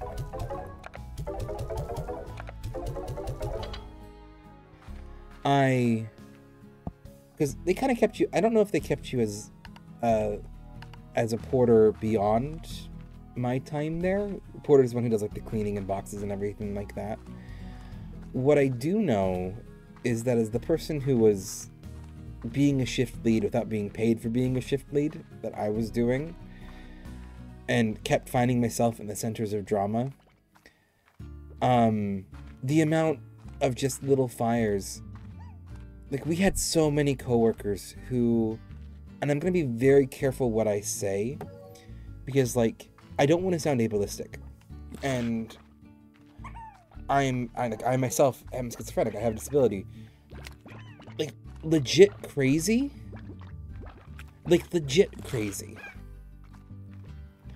we had a coworker who thought they were they thought they were Pink, the rock star Pink. And that the rock star Pink that we saw was actually a fraud that had impersonated them. Which Burger King are we talking about? Hey, right, we got the whole family back together. I'm not going to directly say the one that I worked at, though. I don't know why I wouldn't directly say it. Spanish Farc. I just realized there's no reason to say it. It's been years now. Hopefully they've gotten their act together. I still wouldn't eat there. But no, we had a coworker who legit thought that she was Pink and that Pink was a fraud that had replaced her. And thought that she was also the daughter of like the lead singer of Aerosmith, and that she was a U.S. Marshal, and that she owned the Burger King.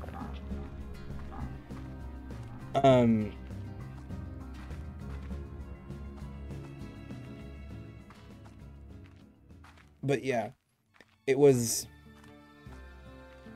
I really, really hope that she got the help that she needed.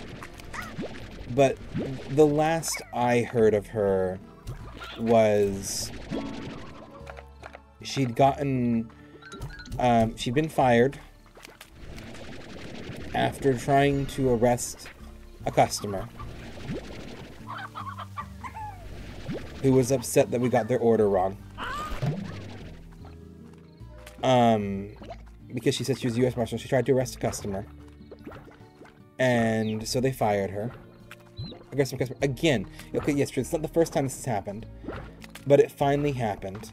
It happened a second time. Things really escalated. She was fired after that. She then proceeded to call the cops and tell the police department that we had locked her in the back room. And that all of us were holding her hostage and attempting to kill her in order to get like basically a state-sanctioned violence ploy against us. And then she called the owner and tried to fire the owner of the franchise, because it was a franchise. Tried to fire the owner of the franchise by saying that she owned Burger King, the corporation. And she really needed so much help, and I don't even think those resources really existed for her in Utah, let alone anywhere. But just, I hope she's got the help that she needed. She was in a rough place, to put it lightly.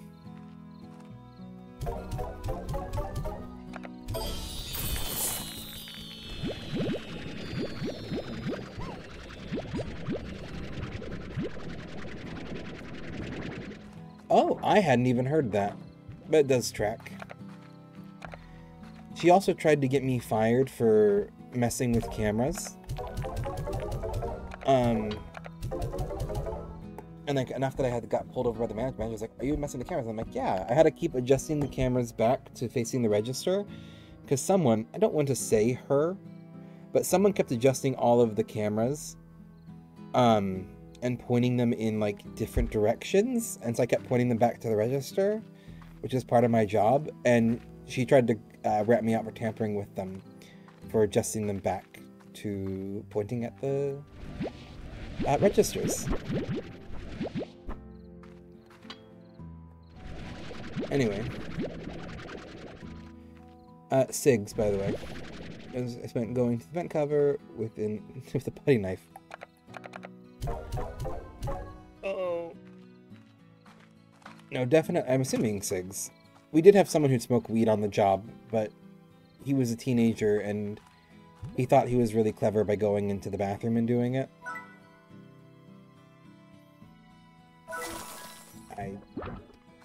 That does not work for future reference, in case you're wondering. I'm going to do slow release on this. I have some more coat. I do have a couple more coats I can sell. No. That was just a teenager being a teenager, though. That whole,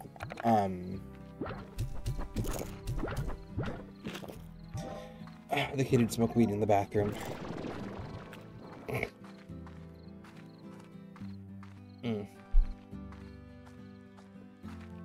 Oh yeah, absolutely.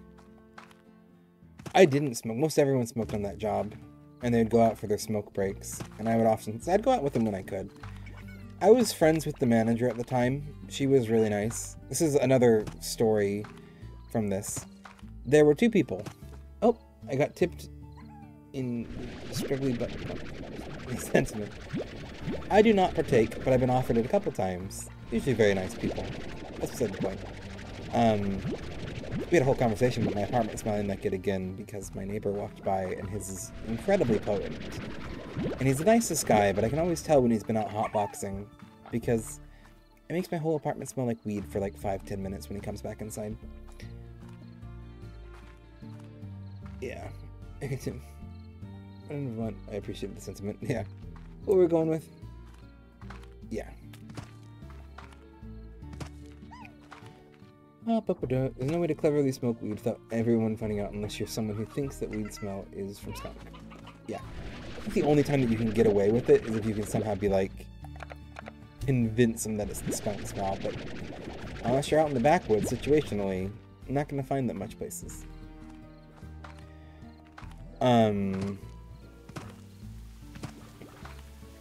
It took me the longest time to realize what weed smell was, because while I'd smelled it many times before, like I grew up fairly outdoorsy all the time with my family, like I just always assumed it was skunk. Like I didn't think, like my brain couldn't comprehend how people would smoke something that smelled that bad, so I just always thought it was skunk. And I assumed that weed smelled something like brownies because of everyone talking about it. Anyway. Must have hit a skunk. I have yet to find one that's high quality enough. I have had many people who've told me it's high quality enough it doesn't smell. You can still smell it. Especially if you're not someone who smokes it. It still has a smell. This is not me judging. Like, if you smoke pot, that's fine. You do you. I'm not judging that. I'm just saying it has a smell.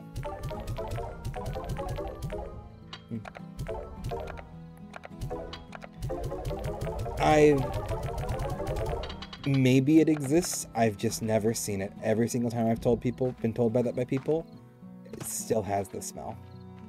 That's just my 2 cents, though. My family lives smokes weed fairly frequently and can from the smells distinct, but not always skunky. Yep.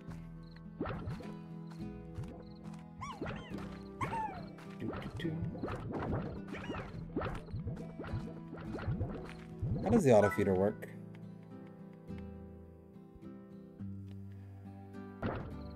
Oh, there's a learn more button. Okay. I'm seeing if I can figure out how...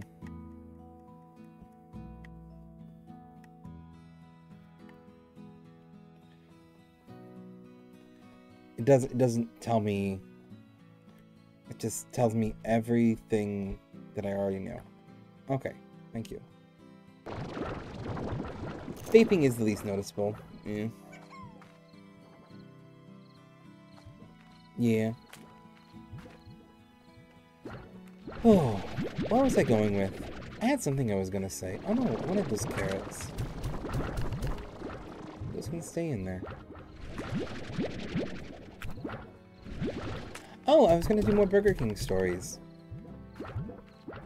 I don't remember if Gray ever heard this drama, but when I was working at Burger King, this is going to be one of the stories I was going to share. These are both very nice people, mind you, but I had 2 co-workers. The manager, I really liked the manager, very nice, we got along well. But we had the manager, and then we had one of the shift leads. Which kind of like separate to me, it was a whole situation where like this was definitely one of the shift leads that had, like I was supposed to be shift lead and didn't get it, but that's beside the point. It was a lovely person. And And there was her, and this is gonna be hot gossip here. So names are definitely staying out. We had two coworkers. One of them was an out and open lesbian. One of them was not. They were both lovely people. I knew both of them very well. They, unbeknownst to me, keeping me out of the picture, because I worked one-on-one with both of these people frequently. I was kind of the shift fill person, so it was not uncommon for it to be me, one of them, maybe another person on a shift. And unbeknownst to me, these two started an early stages of an affair together. Noting that not the lesbian, but the other one was married at the time. And they started an early stages affair. I do not know how far this affair went. I don't know if it was just... I know that it was at least emotional cheating, if you've ever heard that term before. I don't know if it went more than that. It was a thing. I kind of ended up about it. I gave my opinions to both of them on what I thought. It wasn't my business to really get involved beyond that. I wasn't about to try to rat these people out, rat her out to her spouse about this. It wasn't my business to. I told her that she should. I told her that she should be honest. I'm very anti-cheating. I think that if you are in a relationship that is safe, if it's a safe relationship, and you are going to cheat in said relationship, you should end the relationship. Because ending the relationship is going to hurt, but it's going to hurt much less than cheating in that relationship and being found out. And if you are going to go elsewhere in a relationship and that constitutes cheating, then that's just not going to be a healthy relationship and you really should move on. That's going to be the safest bet for everyone, most situations. It gets complicated in terms of like abuse, which we're not going to get into. Like if it's not safe for you to talk about that situation, that's a different story. But to my knowledge, this would have been a safe situation, so I kind of said, look, I'm not going to rat you out. It's not my business. I'm not going to be the random coworker who goes to your husband. Before this goes anywhere, you really should be open about this and figure this out. Moving past this, they've started their little, at least emotional affair, maybe more. And then, long behold, why? I do not know why and where this came from. Because if you know one thing about Daffy, I am ace. And I am monogamous. Very happy. I have nothing against polyamory. If polyamory is your thing, good. Good for you. Do it ethically, define the terms of your relationships, communicate well, can be a totally healthy relationship dynamic. You do you, boo. I ain't gonna judge. It's not for me. But I'm ace, I'm monogamous, I'm very happily married, you know, everything's going great. And then the lesbian, who I'm describing as this just because that's the easiest way that I can describe her, who I was friends with, and in fact gave rides to work with every single day,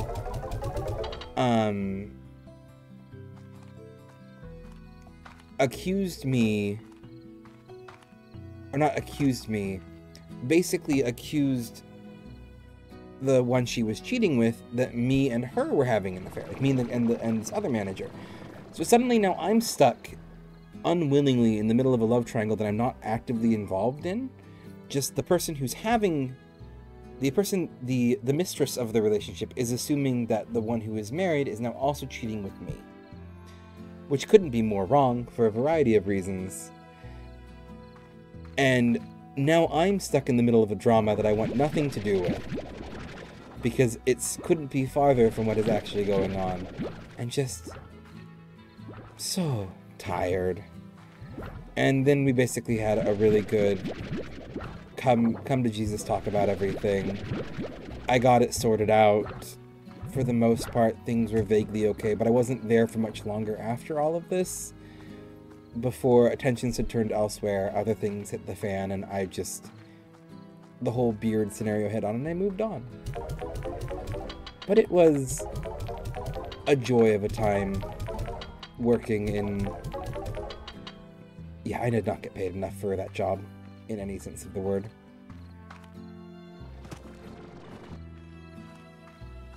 Fond memories.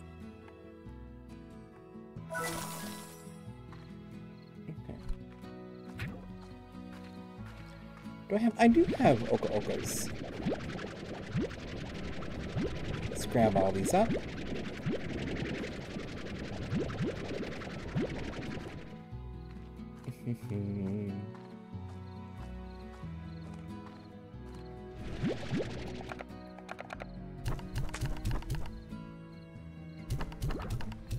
I'm gonna do that. We're gonna do full 10. We'll just shoot another 2 carrots in there just to be safe. And get behind being committed relationship, they at least have the spine to end it before doing something else. Betrayal ain't cool. Exactly, kind of my thought.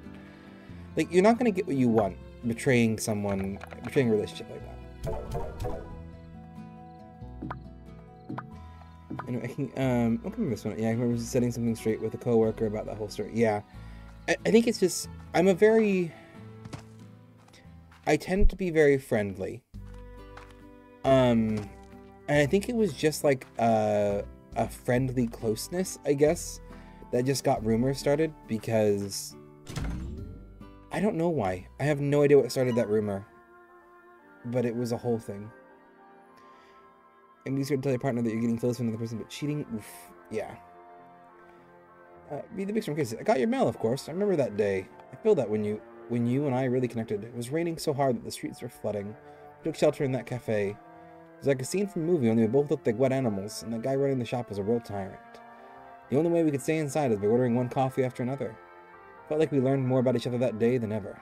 Maybe it was the coffee, because we were both talking really, really fast. Told you about my dreams, making music and all that. This is how I remember it.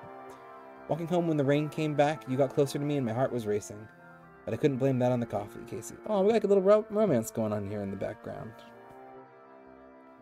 JK Hobby. No, it was just like, I don't know. Just like, it's so wild to be Ace. And like, I want to add something else too. Both of these lovely women of whom I was friends with were old enough to be my mother. I feel like I left that out, but it is an important detail. This was not like me and another young... I'm not even really a millennial. I'm like millennial Gen Z. Like, these were like old enough to be my mother. And I was just like, what? No. But yeah. It was a whole mess. And my other job was thankfully never nearly as dramatic as that. Had other issues, but never that dramatic. Midlife crisis, maybe. I get the feeling, and I shouldn't judge these people. The one was very much your proud butch lesbian. She taught me so much about lesbian culture and what all of the words mean. She called herself... I know for some people this can be a slur. I'm going to say it because this is how she self-identified. She called herself a dyke. Proudly. That was her thing. She was butch lesbian, macho as could be, but very proudly a lesbian. Super, just kind of fun person to be around. I genuinely like being around this person. And the other person was someone who was a little bit older. They'd been married for a long time. They'd had kids. I just need to put it lightly. There you go. I didn't know you. I don't know if I knew you were Demi. I didn't know you were A-spec with me. Aw. Anyway. I did not know that. You can share the Acepod because it's the same colors on the flag. Anyway. Anyway, but yeah, they were very, at the time, but I thought it was Ace for a bit. Yeah. Oh, and we support all of them, all the labels here. But yeah, that's cool. Anyway, what was I gonna say? I lost my train of thought. Let's stare at the ground for a little bit. Oh yeah, the other person, I don't want to say it was a midlife crisis. I don't want to assume. But it did have this air of... She wasn't happy in her marriage. Like, that much was clear, kind of openly said it as much. You kind of got that little feeling of been married for years, there wasn't much of a spark, they weren't actively doing anything for each other. And then, just, you know, young, loud, proud lesbian comes in and opens up a whole new world of possibilities that she hadn't considered. It kind of had that vibe to it. I don't know if that's the case, but, like, for the one, I feel like it was midlife crisis-y, potentially. For the other, I feel like it was genuine interest in a relationship. And I kind of feel like she was. I don't know the full details of it, but it felt like she was trying to do things the right way. And, you know, not make it cheating and all that. I don't know for certain. But,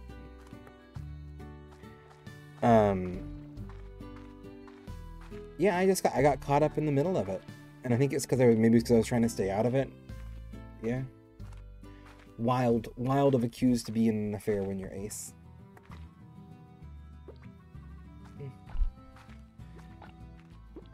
Anyway, I got caught up something like that with the last person I had a fling with. To my knowledge, divorced from her husband, albeit recently. Come to find only after we crossed a few lines together. They were only separated, not fully divorced. I did not much care for that. Yeah, that's the other thing too.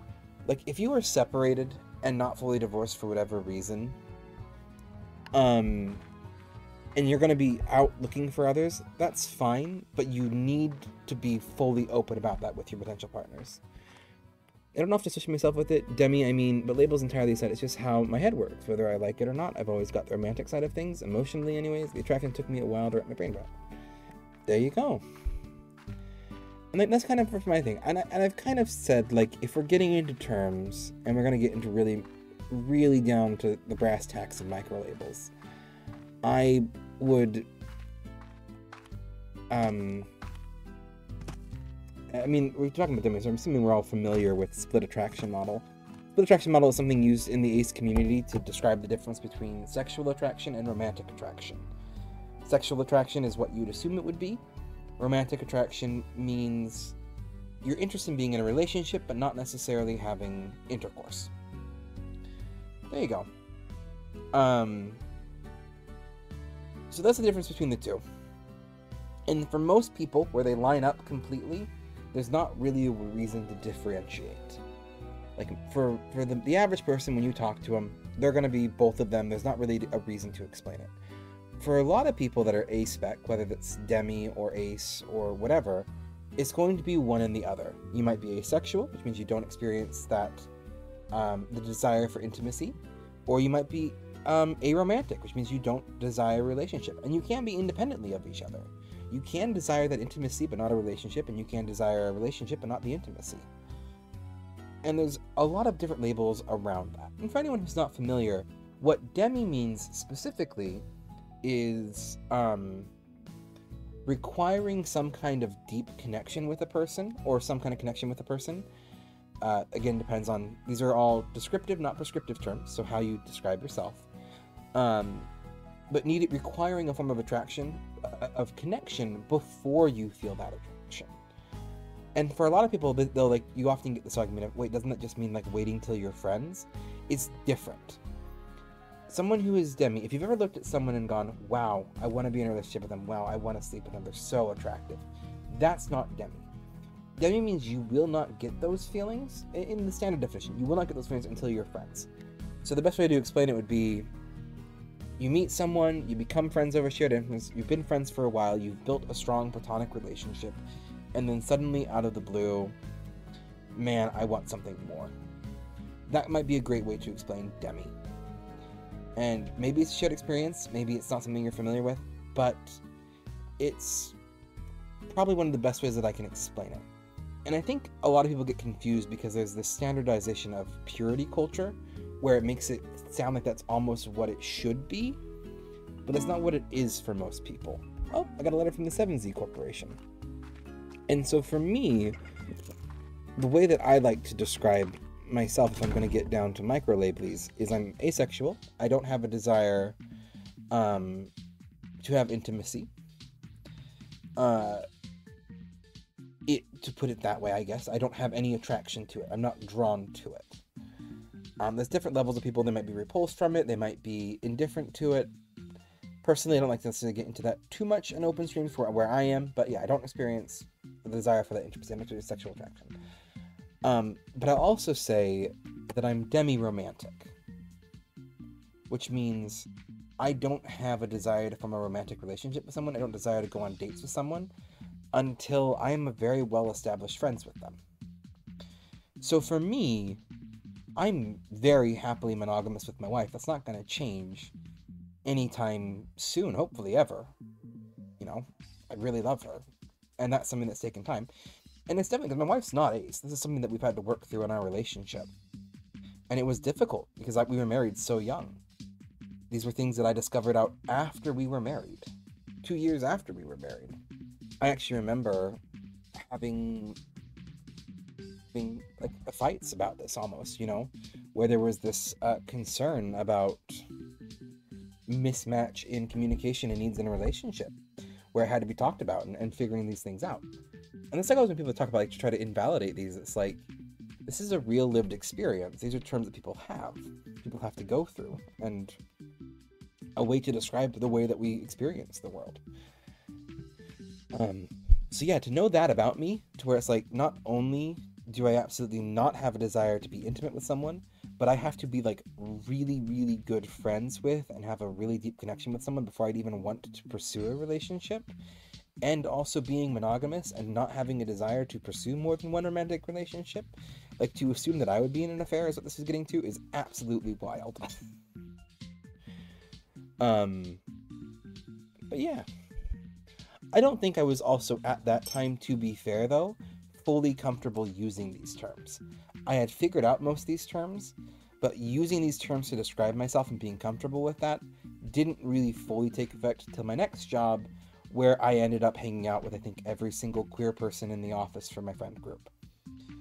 Because queers gather together. We stick us in a place and we all kind of bundle up and stick to each other and have conversations. Anyway. But yeah. We'll read this one. Miss LeBeau, the 7Z Corporation would like to extend a very special exclusive reward to you, an invitation to the very exclusive, exceptionally choiced, high sought-after 7Z Reward Club. The 7Z Resort Clubs allow you to earn extra premium ranks with an exclusive club for only a semi-ultra premium price. It's just that easy. Each rate brings you a new club title, along with unique rewards such as beautiful upgrades for your ranch, exclusive customization options, and more. We look forward to enrollment. How do I ever enroll? I don't know if I want to enroll. I don't really care to enroll. Anyway. But the coworker question that wasn't who you were, and that they shouldn't. I just told the they shouldn't share that kind of stuff unless they had some meaningful advice. I'm gonna back it up. Yeah. Oh, obviously we gotta go with Ogden. He's adorable. I'm gonna take a nap in the moss blanket, but those darn slime boots always wake me up. Ogden, we're friends. I just accidentally cranked my volume. Yeah. Oh, I might actually be able to oblige this one, Ogden. What do you want to give me for it, though? No, that's reasonable. Reasonable exchange. Do you have any carrots left?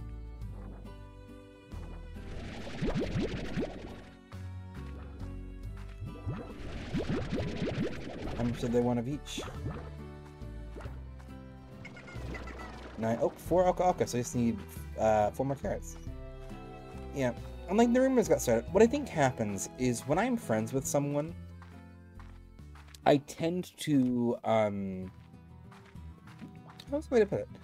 I don't mind being. It's usually men. I can be very flirty with men in public when they're a friend of mine. Like jokingly flirty, not seriously flirty. Just because I kind of have that sense of humor. Hi, Ram. No, yeah. Oh, I'm sorry, Ram. I'm not that into you. You never noticed, yeah. Especially with men, I can be flirty. And I think it's because... I've actually had this is a deep thought here. The reason why I can be jokingly flirty with men, and not as much women... you were hurt. It's okay, Ram. I still love you, platonically. Is... because there's not a societal expectation for more than that. It can just be fun. So what I think kind of led to the rumors is with the lesbian coworker, my friend, that applied after a bit, because I knew that there wasn't a societal expectation. I knew that they weren't interested in me, and that I wouldn't be misread. Because this is not the first time that I'd had coworkers or such decide they wanted to be in a relationship with me while I was married at a job. Which, like, I don't know how to explain this. I don't mean to be self-deprecating here. I am a not that tall, I'm like average height at best, maybe slightly below average height, chubby guy. Who's not, like, flirty or anything like that. But I have had, at 2 separate jobs, someone fall into a one-sided attracted relationship with me. Both times it was women. And I don't know, I've had someone tell me it's because I had gay vibes or like ace vibes that maybe made me feel safer to them. Like that I can be kind of slightly femme. That maybe made it like feel like a safe guy. Like, I can't explain it. I am not a physically attractive person. I don't think I'm terrible. But like, I am not Hollywood standards. So the fact that it's happened twice baffles me. Anyway. Yeah, it's fun to flirt when there's nothing like being here. I flirt with Wen-Fri all the time. Love you, babe. Wen-Fri is my sugar daddy. We all know this. Back before Netflix cracked down on sharing passwords, I was literally listed as sugar baby on their Netflix. I had fun with it because there's no risk or societal understanding. There's no one's gonna get hurt because we both know where we are. But I think things got kind of to that point where it was being like slightly jokingly flirty with this one coworker, and that's where the rumors started. That's what I'm trying to get at. Although not with the coworker that people thought I was having the affair with. It was with the other one. But I think that's kind of like led there to be an assumption that maybe there was something going on. I don't know. She also vented to me a lot. A lot of people vent to me in work situations. Maybe just, I think it's because I listen. But yeah. I do think that partially played a role into it. You guys will eat these, so you can have them. Cause like I'd be in their office and they'd be venting to me about everything, and I'd be like, "Oh, okay, sure, yeah, let me listen for a while." But,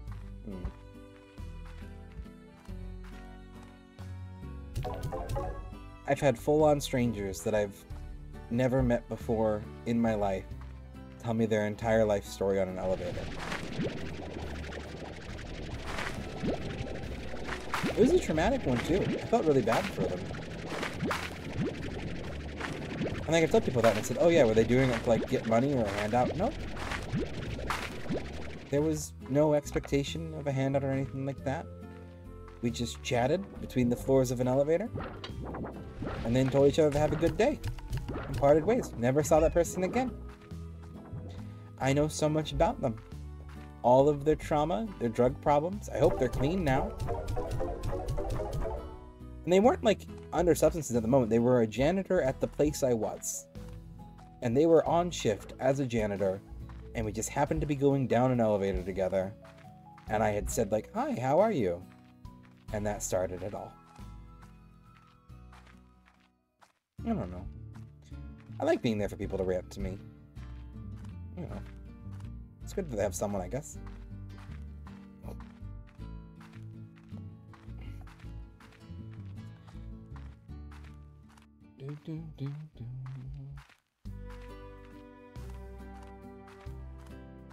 are y'all doing? You making a pyramid? Look at you guys making your pyramid. I'm so proud of you. Yeah. Yeah. How can you not smile when you see this face? Oh. Oh, you're hungry.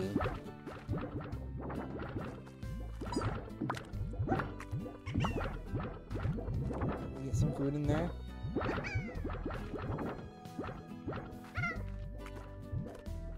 I'm gonna get him some food. We're gonna go manually feed those guys. There's a couple of them that are hungry. Why do we have another ad break? It feels a little soon. Is it already? Oh my goodness, it's already 2. My goodness. Okay.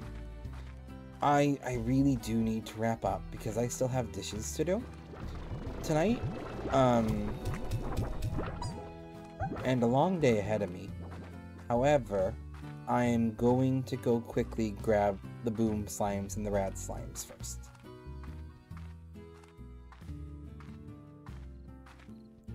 Because I want to. Oh, and hydrate. Thank you for that, Moth.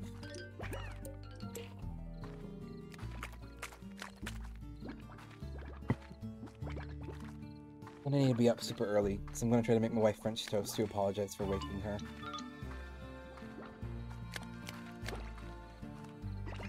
Not that that's expected. It just feels like something nice to do. Or like maybe egg in the basket at least, if she wants egg in the basket. We do have cake though. We did cake for Valentine's Day.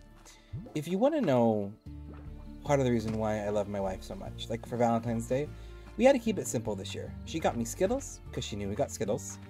She got me the entire collection of Discworld ebooks. Discworld books on, yeah, just no original Skittle flavor.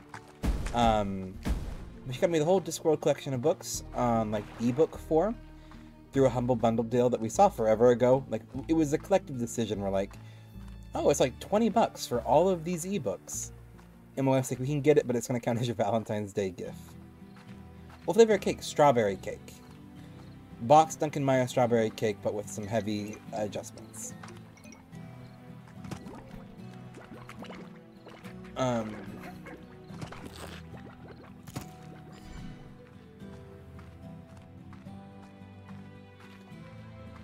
Yeah. I enjoy the little food.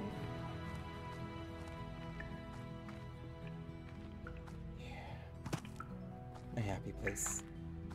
This cave is my happy place. Oh, look at that. Anyway, what else? She got me Skittles. She got me the audiobooks. She put a bag of tea, little rose tea, in my teacup ready for me this morning. And, oh, the shirt that I'm wearing. This lovely, like, peach shirt that I'm wearing, because she knew I wanted another light pink or peach shirt. But, like, also, she made a Barbie cake. And she made a Barbie cake specifically, mind you, Barbie cake with skirt, because, I wanted one, and I never had one. And that was part of the reason why. And just like,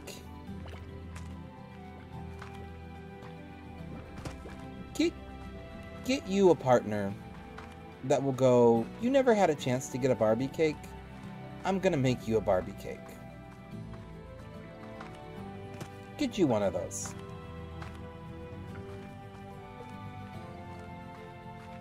So yeah, we had a Galentine's Day, as they like to call it, me and the girls. So.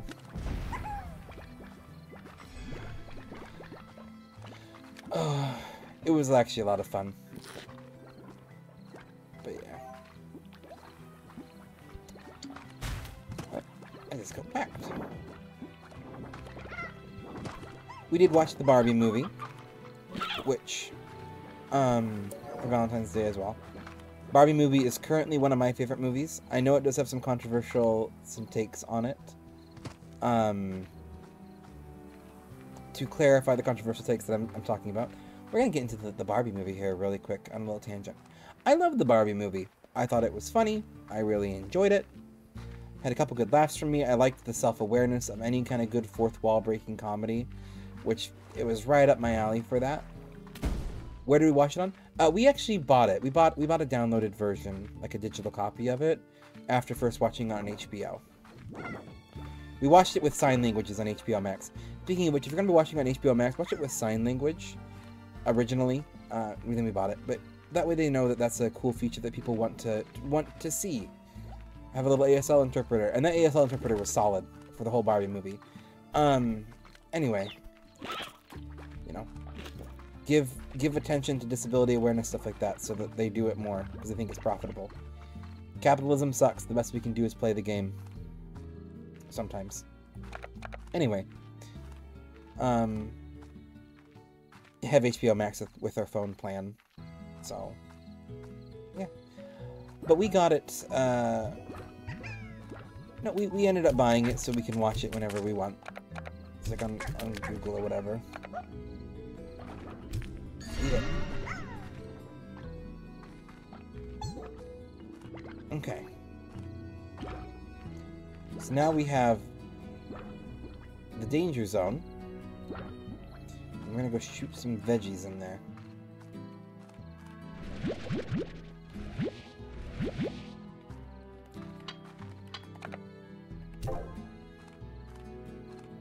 Five should do it. I hope this doesn't lead to tar slimes. I don't think it should, but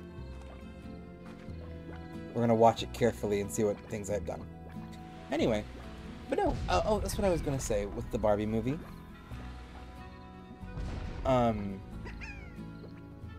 There is legitimate criticism of the Barbie movie to be given, being that it is very much white feminism.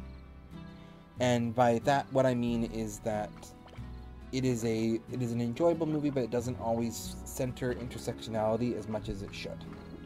Some of its intersectionality is a little bit tokenistic. Do I still love that movie? Dearly. I really enjoy it.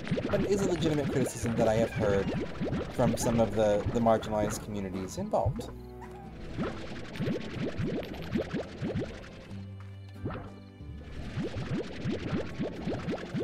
And what I mean by that is that it's...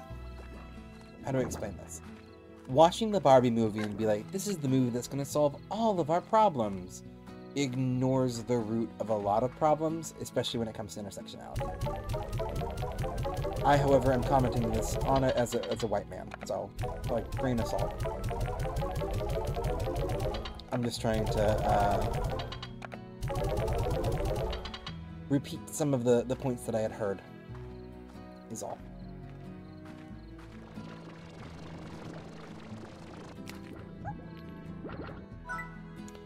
It's like Ryan Gosling as Ken. Ryan Gosling genuinely rocked the role as Ken. Come on. Did we all eat? We got all radioactive slimes in there? Okay, good. Now we can do pork cluster. Anyway. Also, yeah, the new Doctor is in it. Cutie Gotchwa? I always struggle with his first name. I believe it's Cutie Gotchwa. But he is phenomenal as the Doctor. I hadn't watched Doctor Who in years, and I saw it was coming to Disney Plus. I happen to have a year subscription to that. I'm like, I will give it do that. And just the first episode with him, he is such a refreshing Doctor. Such a refreshing Doctor. I have heard, like, I get why there might be some concerns about the return of... Not in a bad way. There's... what's the term for it? The showrunner. What's his face? There's definitely some signs that the showrunner is going to be using some of his, like, old tricks that aren't entirely the most, like, mystery boxy things. But just He came in and he was everything that I want from a doctor. Everything about that episode.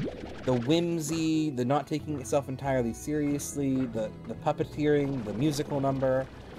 Like, for a Christmas special, it's exactly what I want from a Christmas special, and I'm really excited to see where it goes. I'm a little bit nervous that we're going to get this, like... Oh, how do I explain this? We're gonna pause here because I need to be wrapping this up, but I want to finish my thought here. So we're actually gonna save and quit. We're gonna be wrapping up here, but we're gonna talk about Doctor Who while I wrap up here. I liked the original. I have not seen the Valeyard Theory. Let's do this real quick. I liked the original Doctor Who. When I first watched Doctor Who, it wasn't classic Doctor Who. It was getting caught up into it after it had already become a thing. After Russell Davies, that one. After Russell Davies had relaunched it. I caught on with Christopher Eccleston. I really liked Christopher Eccleston. I really enjoyed him as Ninth Doctor. I really liked David Tennant as well, coming in as the next one. David Tennant was super solid. David Tennant's one of my favorite people of all time. Such a genuinely good human being. I actually like Christopher Eccleston. This does bring up something I want to talk about, though. Christopher Eccleston has some very valid, real criticisms of Russell T Davies as a showrunner, including things like not stopping dangerous situations with on set, not properly, like, we're not going to get into all the stuff with John Barrowman because he's very controversial, and I kind of sit on the fence when it comes to where I do think some of the things that John Barrowman has done did cross a line, but I do think they weren't necessarily done to cross the line, and there's a lot going on with John Barrowman that I don't want to unpack on this stream, and I feel like if you're going to get an opinion on him, you should look him up, read about it, and form your own opinions, because there's a lot going on there. And Christopher Eccleston and other staff had concerns that Russell T Davies could have stepped in before they had gone too far, and didn't, as well as the way some of the less important staff were treated. Very valid criticisms, and I get where Christopher Eccleston left and he's not going to go back, and I think that's worth mentioning. That being said, setting aside him running the show, his writing style I found very enjoyable. I really enjoyed the Russell T Davies. Yeah, Christopher Eccleston has every right to be as mad as he is. I really enjoyed his writing style, though. I liked the movie. I feel like he did lightheartedness well and whimsy, and he did some mystery well. He did tend to mystery box sometimes, which is the situation where, like, I felt sometimes he would write something not knowing the answer. Like, just stick this out here. Here's a mystery. Ooh, what's this gonna be? And because of that, they weren't always the most fulfilling payoffs, but maybe that's more of a personal opinion. That being said, I wasn't a fan of Moffat's writing style. Some of Moffat's stuff was good. I feel Moffat was very broody. And when we had the two of them together, some of their episodes, like the Moffat-written episodes that were under Davies as showrunner, are some of my favorite, because I like a darker tone.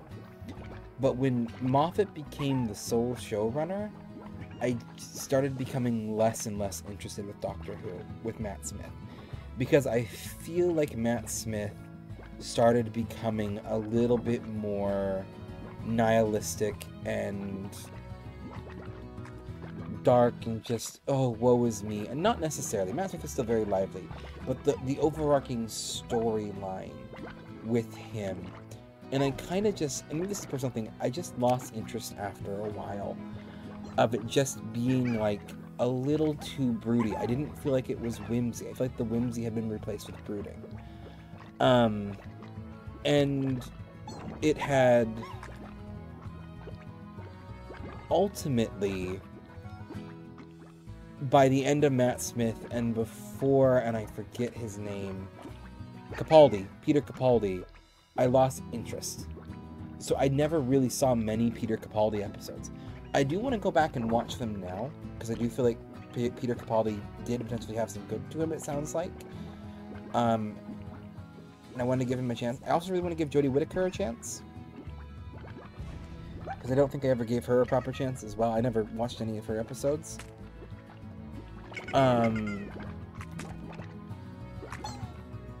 But I never watched anything with the third showrunner. I can't even remember his name. I never watched any of his stuff. I've heard a lot of reviews about it, both good and bad, that I'm not very interested in. That being said, it was good to take a step back to come in with Davies. He had the writing style that I really enjoyed. And I hope we see more of it, and I hope we get more of that whimsy. I loved his David Tennant specials. I thought the Toy Maker was really well handled.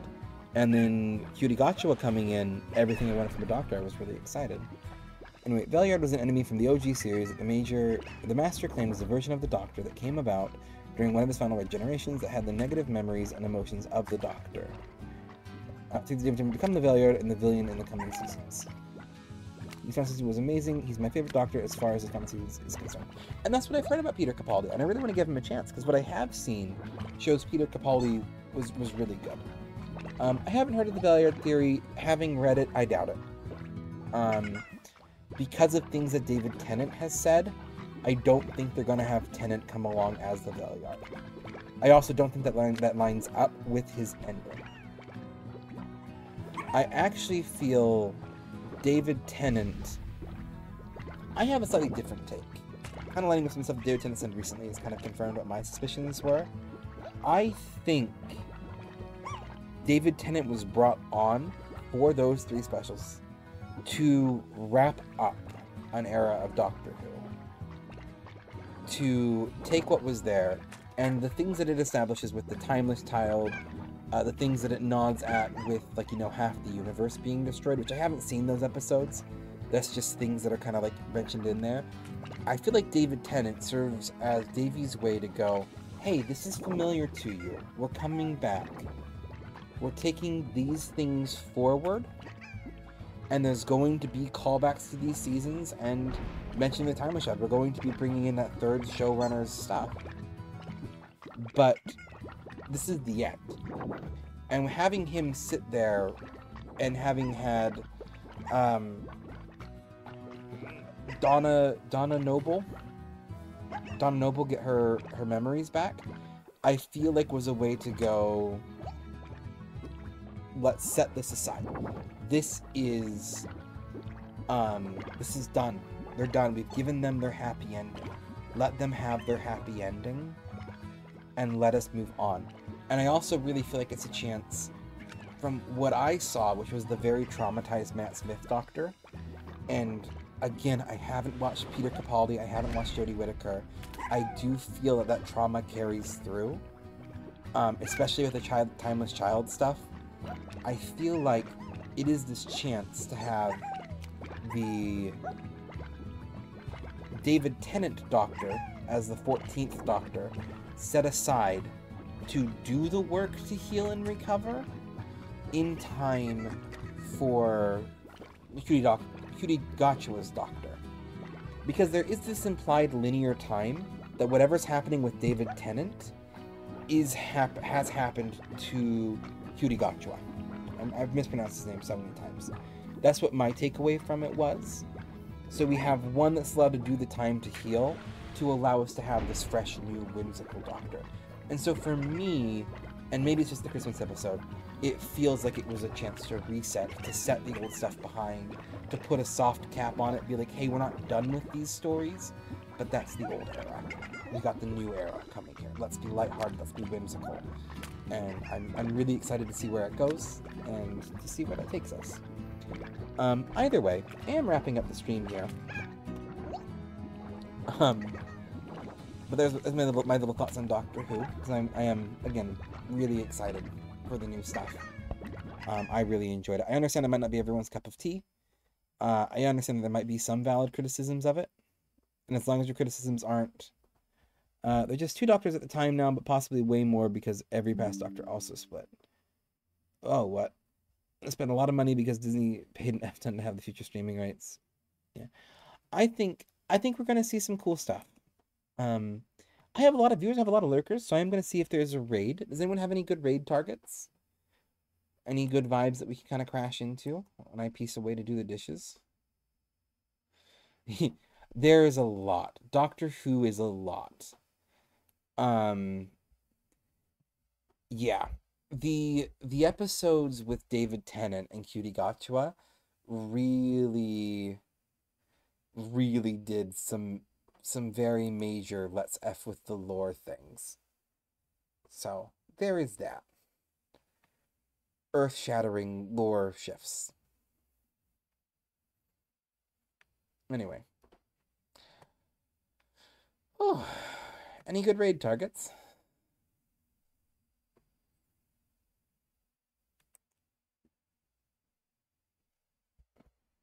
Don't even guard their gold. If you like the lore, then those episodes were unpopular. If you didn't care as much, then not a big deal. And I'm going to counter this. I have no suggestions. Well, maybe I have some suggestions.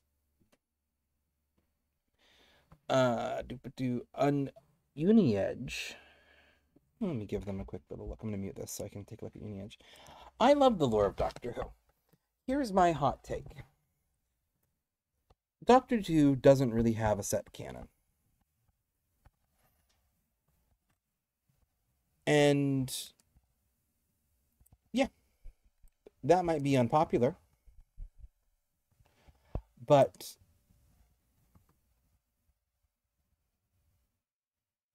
if you're going to this is canon, this is sacred, we cannot adjust it.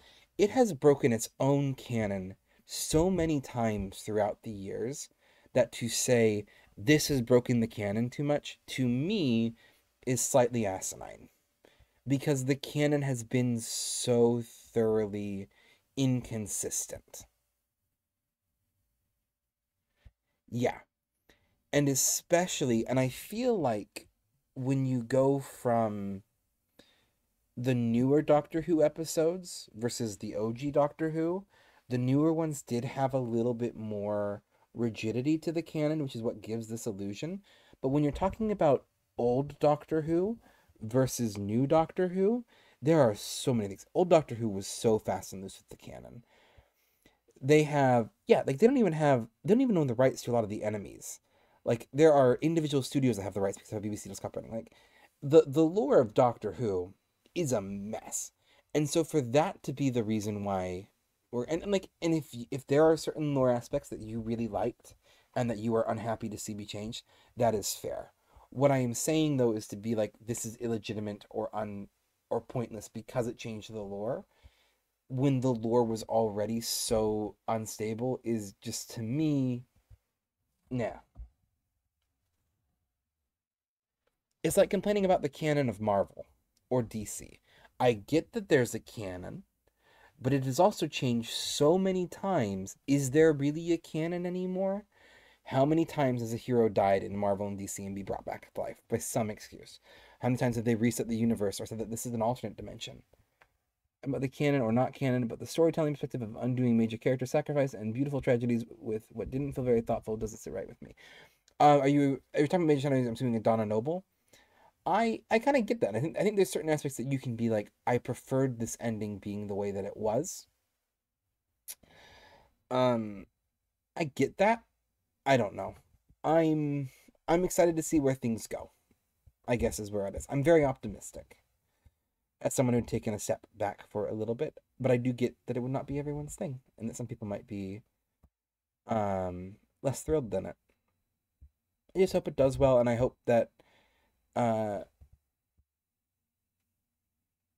and remove stakes. But that's been a very odd because yeah, it's not that I'm not saying that that's a good thing. By the way, I'm saying that's how it is. Which ones? You're probably thinking of Cybermen, but which ones? Yeah, Wi-Fi comes in. Yeah, Cybermen are the delete peoples. You hate Doctor Who. We all know you're a Trekkie, Wi-Fi. It's fine. You can go have your turned into a lizard breeding pools and enjoy Star Trek elsewhere. Um, That's the only thing that is stuck in my head from Star Trek lore is that at some point, I think Janeway gets turned into a lizard and has lizard babies with someone, and it's like never really mentioned again. Yeah. Yeah. See, Moth knows what I'm talking about.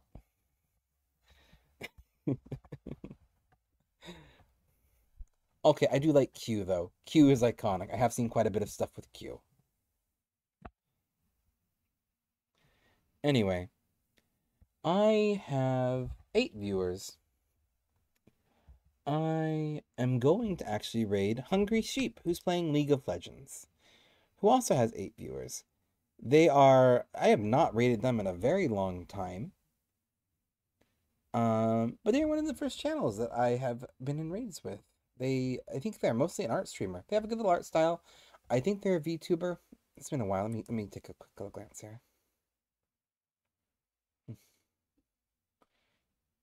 Yeah, looks like a VTuber. We'll do a little bit of a raid to them. It's been a while since I've watched them, but I've enjoyed their work. So we're gonna do a little bit of a raid. Like I Star Trek, but ain't even about that. I have a sad case of the Stinkies over how Super Hulock ruined those 3 franchises for me. That's fair. That is fair. Super Hulock was an interesting time. And the same thing happened again. Here's the thing. I have ended stream like 10 minutes ago, but now we've dragged me into Super Hulock discourse. Super Hulock killed those 3 franchises so much for me that I had to take a step back and as an adult have only been able to like Doctor Who is the one that I find salvageable of the 3. Supernatural's a hot mess. They did Castiel, the DCL ship, so wrong at the end. Like if you're like, okay, how do we want to show that we're progressive. We want to show that we're going to allow the most popular gay ship, the male love male ship, to be canon. We're going to make it canon right at the end of the movie. And guess what? Castiel and Dean finally confess a love for each other. And you're like, wow, this is great. But what are we going to do? We're going to immediately send Castiel to Super Hell. You've heard of buried your gays. Welcome to send your gays to Super Hell. Like, did not a single writer stop for a moment and go, bury your gays is a problematic trope that we should really avoid? There is literally an entire religious movement that believes all gay people are going to hell. How do we have good representation? I know, bury your gays by sending the one most desired gay romance, send one of them to super hell. I see nothing problematic with this. Who signed off on this? Like, how do you have that little cultural awareness? Like, it's like there's a saying about don't attribute to malicious what can be explained by ignorance. Whatever that, I think it's one of the razors. But like, what? Supernatural wasn't high art. Like, I am not it was junky trash TV. And I like my junky trash TV. Supernatural, that is absolutely my Housewives. That is my Love Island, right? Like, if I'm going to sit down and watch junky trash TV that's probably slightly problematic and not going to handle things very well, I'm going to watch Supernatural. I'm going to watch Lucifer. I'm going to watch Good Omens. I have a type, okay? Um, you're the Hobbit for game people. Exactly. This is my thing. But just like to have so little understanding and cultural awareness, to do the bury your gays trope so dramatically that you send one of them to not just normal hell, but super hell. Just like, what? What? Who? Why? And Sherlock. I fell off of Sherlock. I haven't watched much of Sherlock.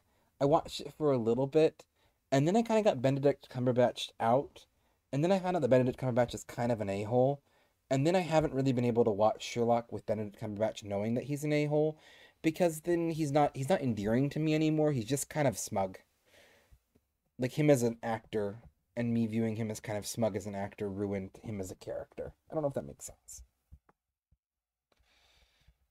Yeah.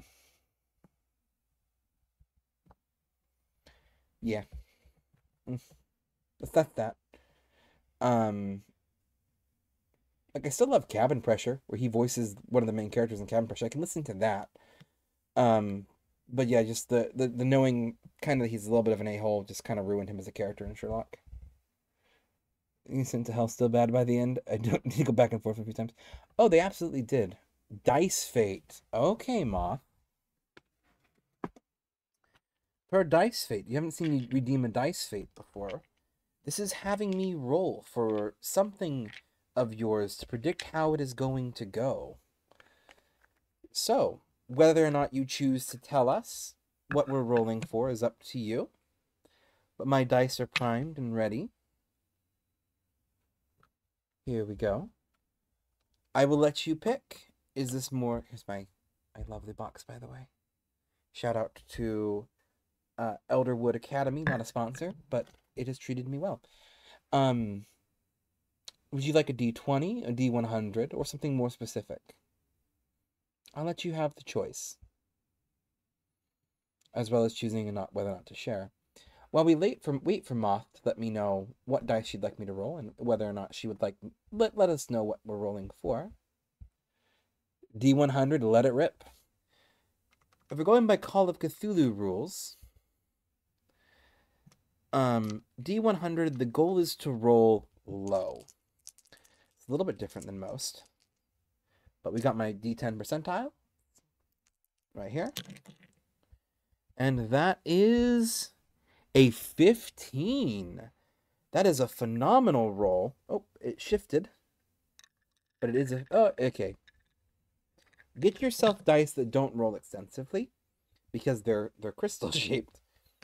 Here, let me get them put.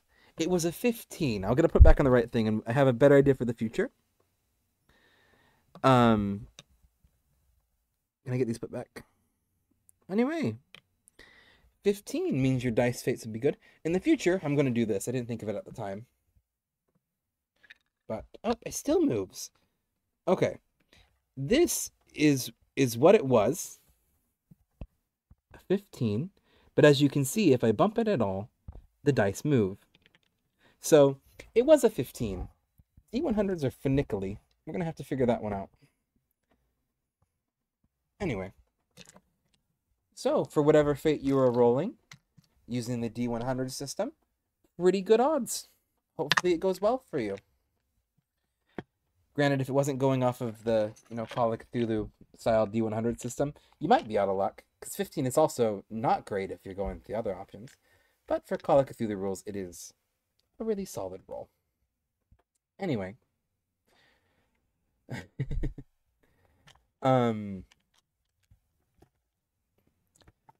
was I going to say? You have distracted me from talking about something. Oh, Super Hulock. Yep. It's still bad by the end. To be honest, I didn't watch most of it. But, no, you're good, Moth. I'd kind of stopped watching. I did tune in for the end of it. The reason why I specify Super Hell is because it is very much, kind of implied to be worse than regular. Like, they had kind of gone back and forth so many times that it wasn't really, viable, if that makes sense. To, like, have, like, to be like, oh yeah, just went to normal, I'll just be back. So, like, that was the point of Super Hell, was that it was supposed to be worse and that you can't come back from it. At least to my understanding of it. And I actually don't know if there was a part 2 where he did come back. I wouldn't be surprised. The backlash was so bad. But yeah. It kind of just didn't care for watching it after that. It was so bad. Sherlock told you why. Doctor Who, I've already had my discussion as to why. But losing interest in all three of them was a little bit about Super Hulock. But what I wanted to talk about real quick was the new Super Hulock and what has happened. Do all of y'all know about the new Super Hulock? The new Super Hulock is good omens, our flag means death, what we do in the shadows. If y'all have not been caught in that triangle of queer super hulockdom, it is so bad. It is not odd. And I'm going to be very specific about how I say this. Because those three shows, What We Do in the Shadows, very much is Taika Waititi. It's got some queer representation. It's very funny. I get it. I haven't watched much of it. I've watched parts of it. I get it. And it connects to Our Flag Means Death. Our Flag Means Death is also Taika Waititi. It is very queer. It's absolutely one of the gayest pirate shows you can ever watch.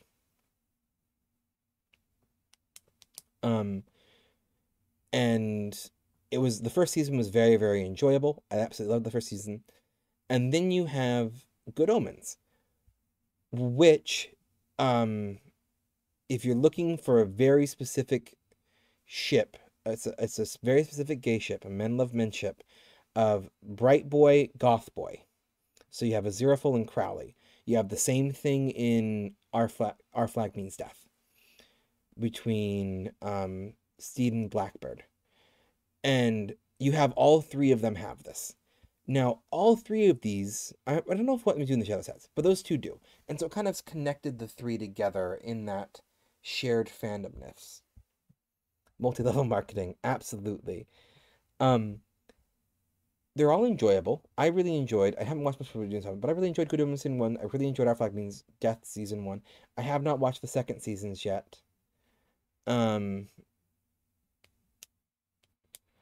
I think What We Do in the Shadows is older. The bridge between the two of this triangle is Our Flag Means Death because of Taika Waititi. That's what drags in What We Do in the Shadows and why all three of them are grouped together with this shared fandom. That being said, the fandom and what makes it problematic, and I'm going to say something controversial here. I know that this is controversial, but I'm going to step potentially slightly out of my lane because it's something that I have seen a lot, and it gets called out one direction but not the other. There is a specific type of fan, and it is a straight, usually white woman who loves MLM romances, male love male romances. Problematically so. Yeah, Moth knows who I'm talking about. And they are rampant and they were rampant in Super Who Lock, and they are rampant in this fandom. And they drive me up the wall. I have had to leave so many groups because the way that they talk about, and this is why it bothers me and why it's a problem, is they objectify and dehumanize gay people so heavily and steal the narrative. So this is no longer a show that gay people can enjoy because it's no longer telling a queer story for queer viewers. It's telling a queer story to entertain straight viewers. And it degrades it so quickly. And I haven't watched the second season of either of these shows yet. I do plan on it because those kind of people hyping up the shows and just I could not get away from them because I was in those fandoms and liked that content. And no matter what I did, I couldn't quite get away from them. Kind of like killed my interest and motive. And I will get back into them, and I'm trying to give myself distance to breathe from them. But yeah, it's a specific kind of thing. And I get it.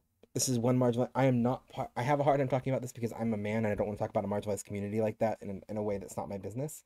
But I am queer and I'm trying to defend the queer community from them because the reverse of it is so clearly problematic.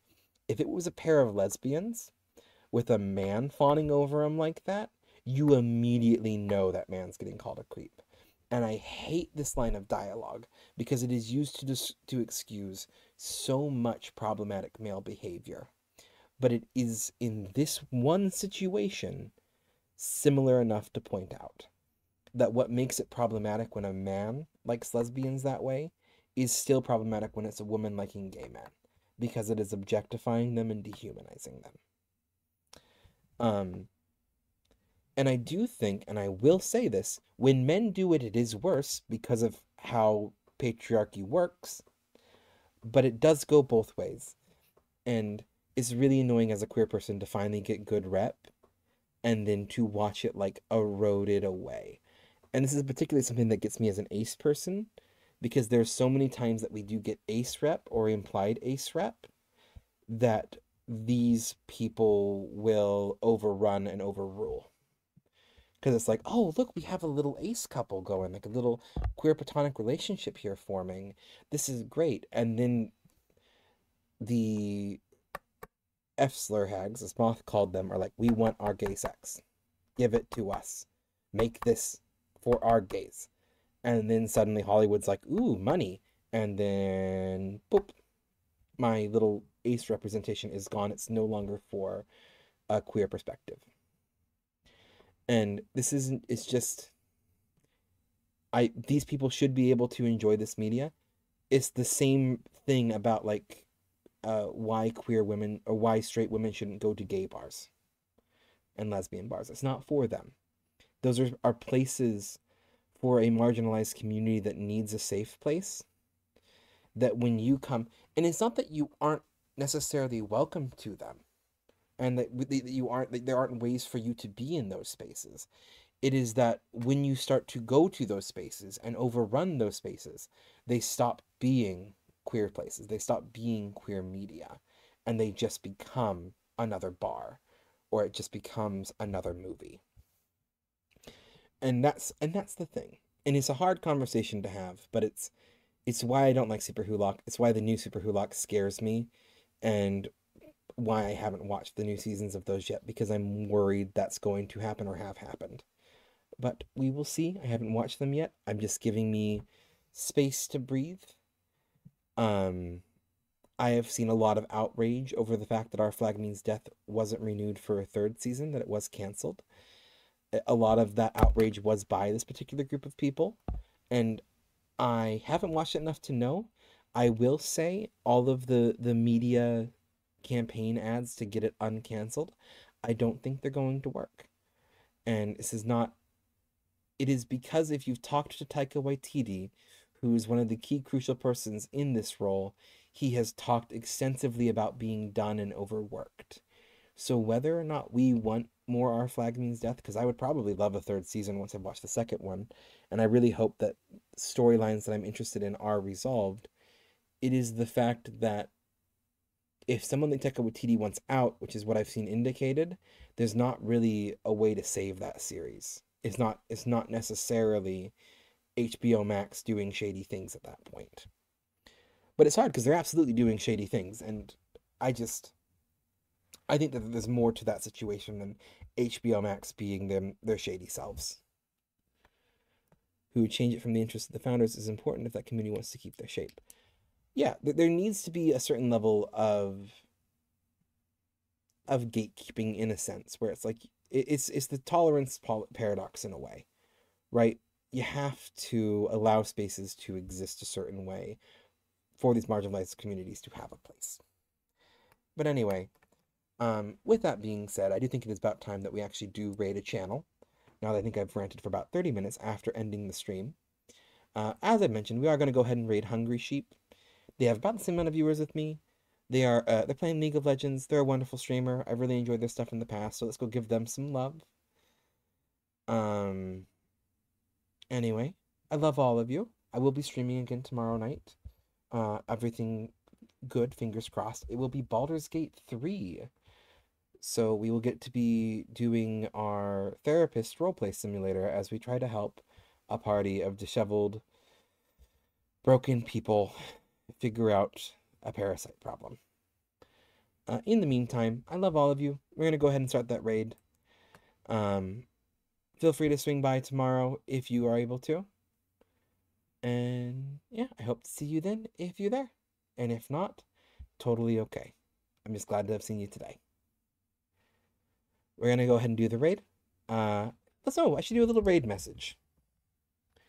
Let's do something, emote Daffy raid emote if you have them.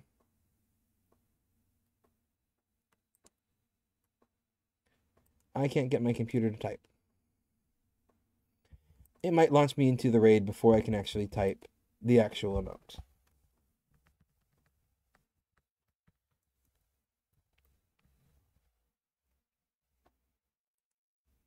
Look at me, trying to frantically... Yeah, something like that. Something like that works. We have a raid message. I actually was smart enough to have a raid message. Love all of you. Bye. Oh, Moth did a better one. Use Moths. Love all of you. Bye if you have it. Bye.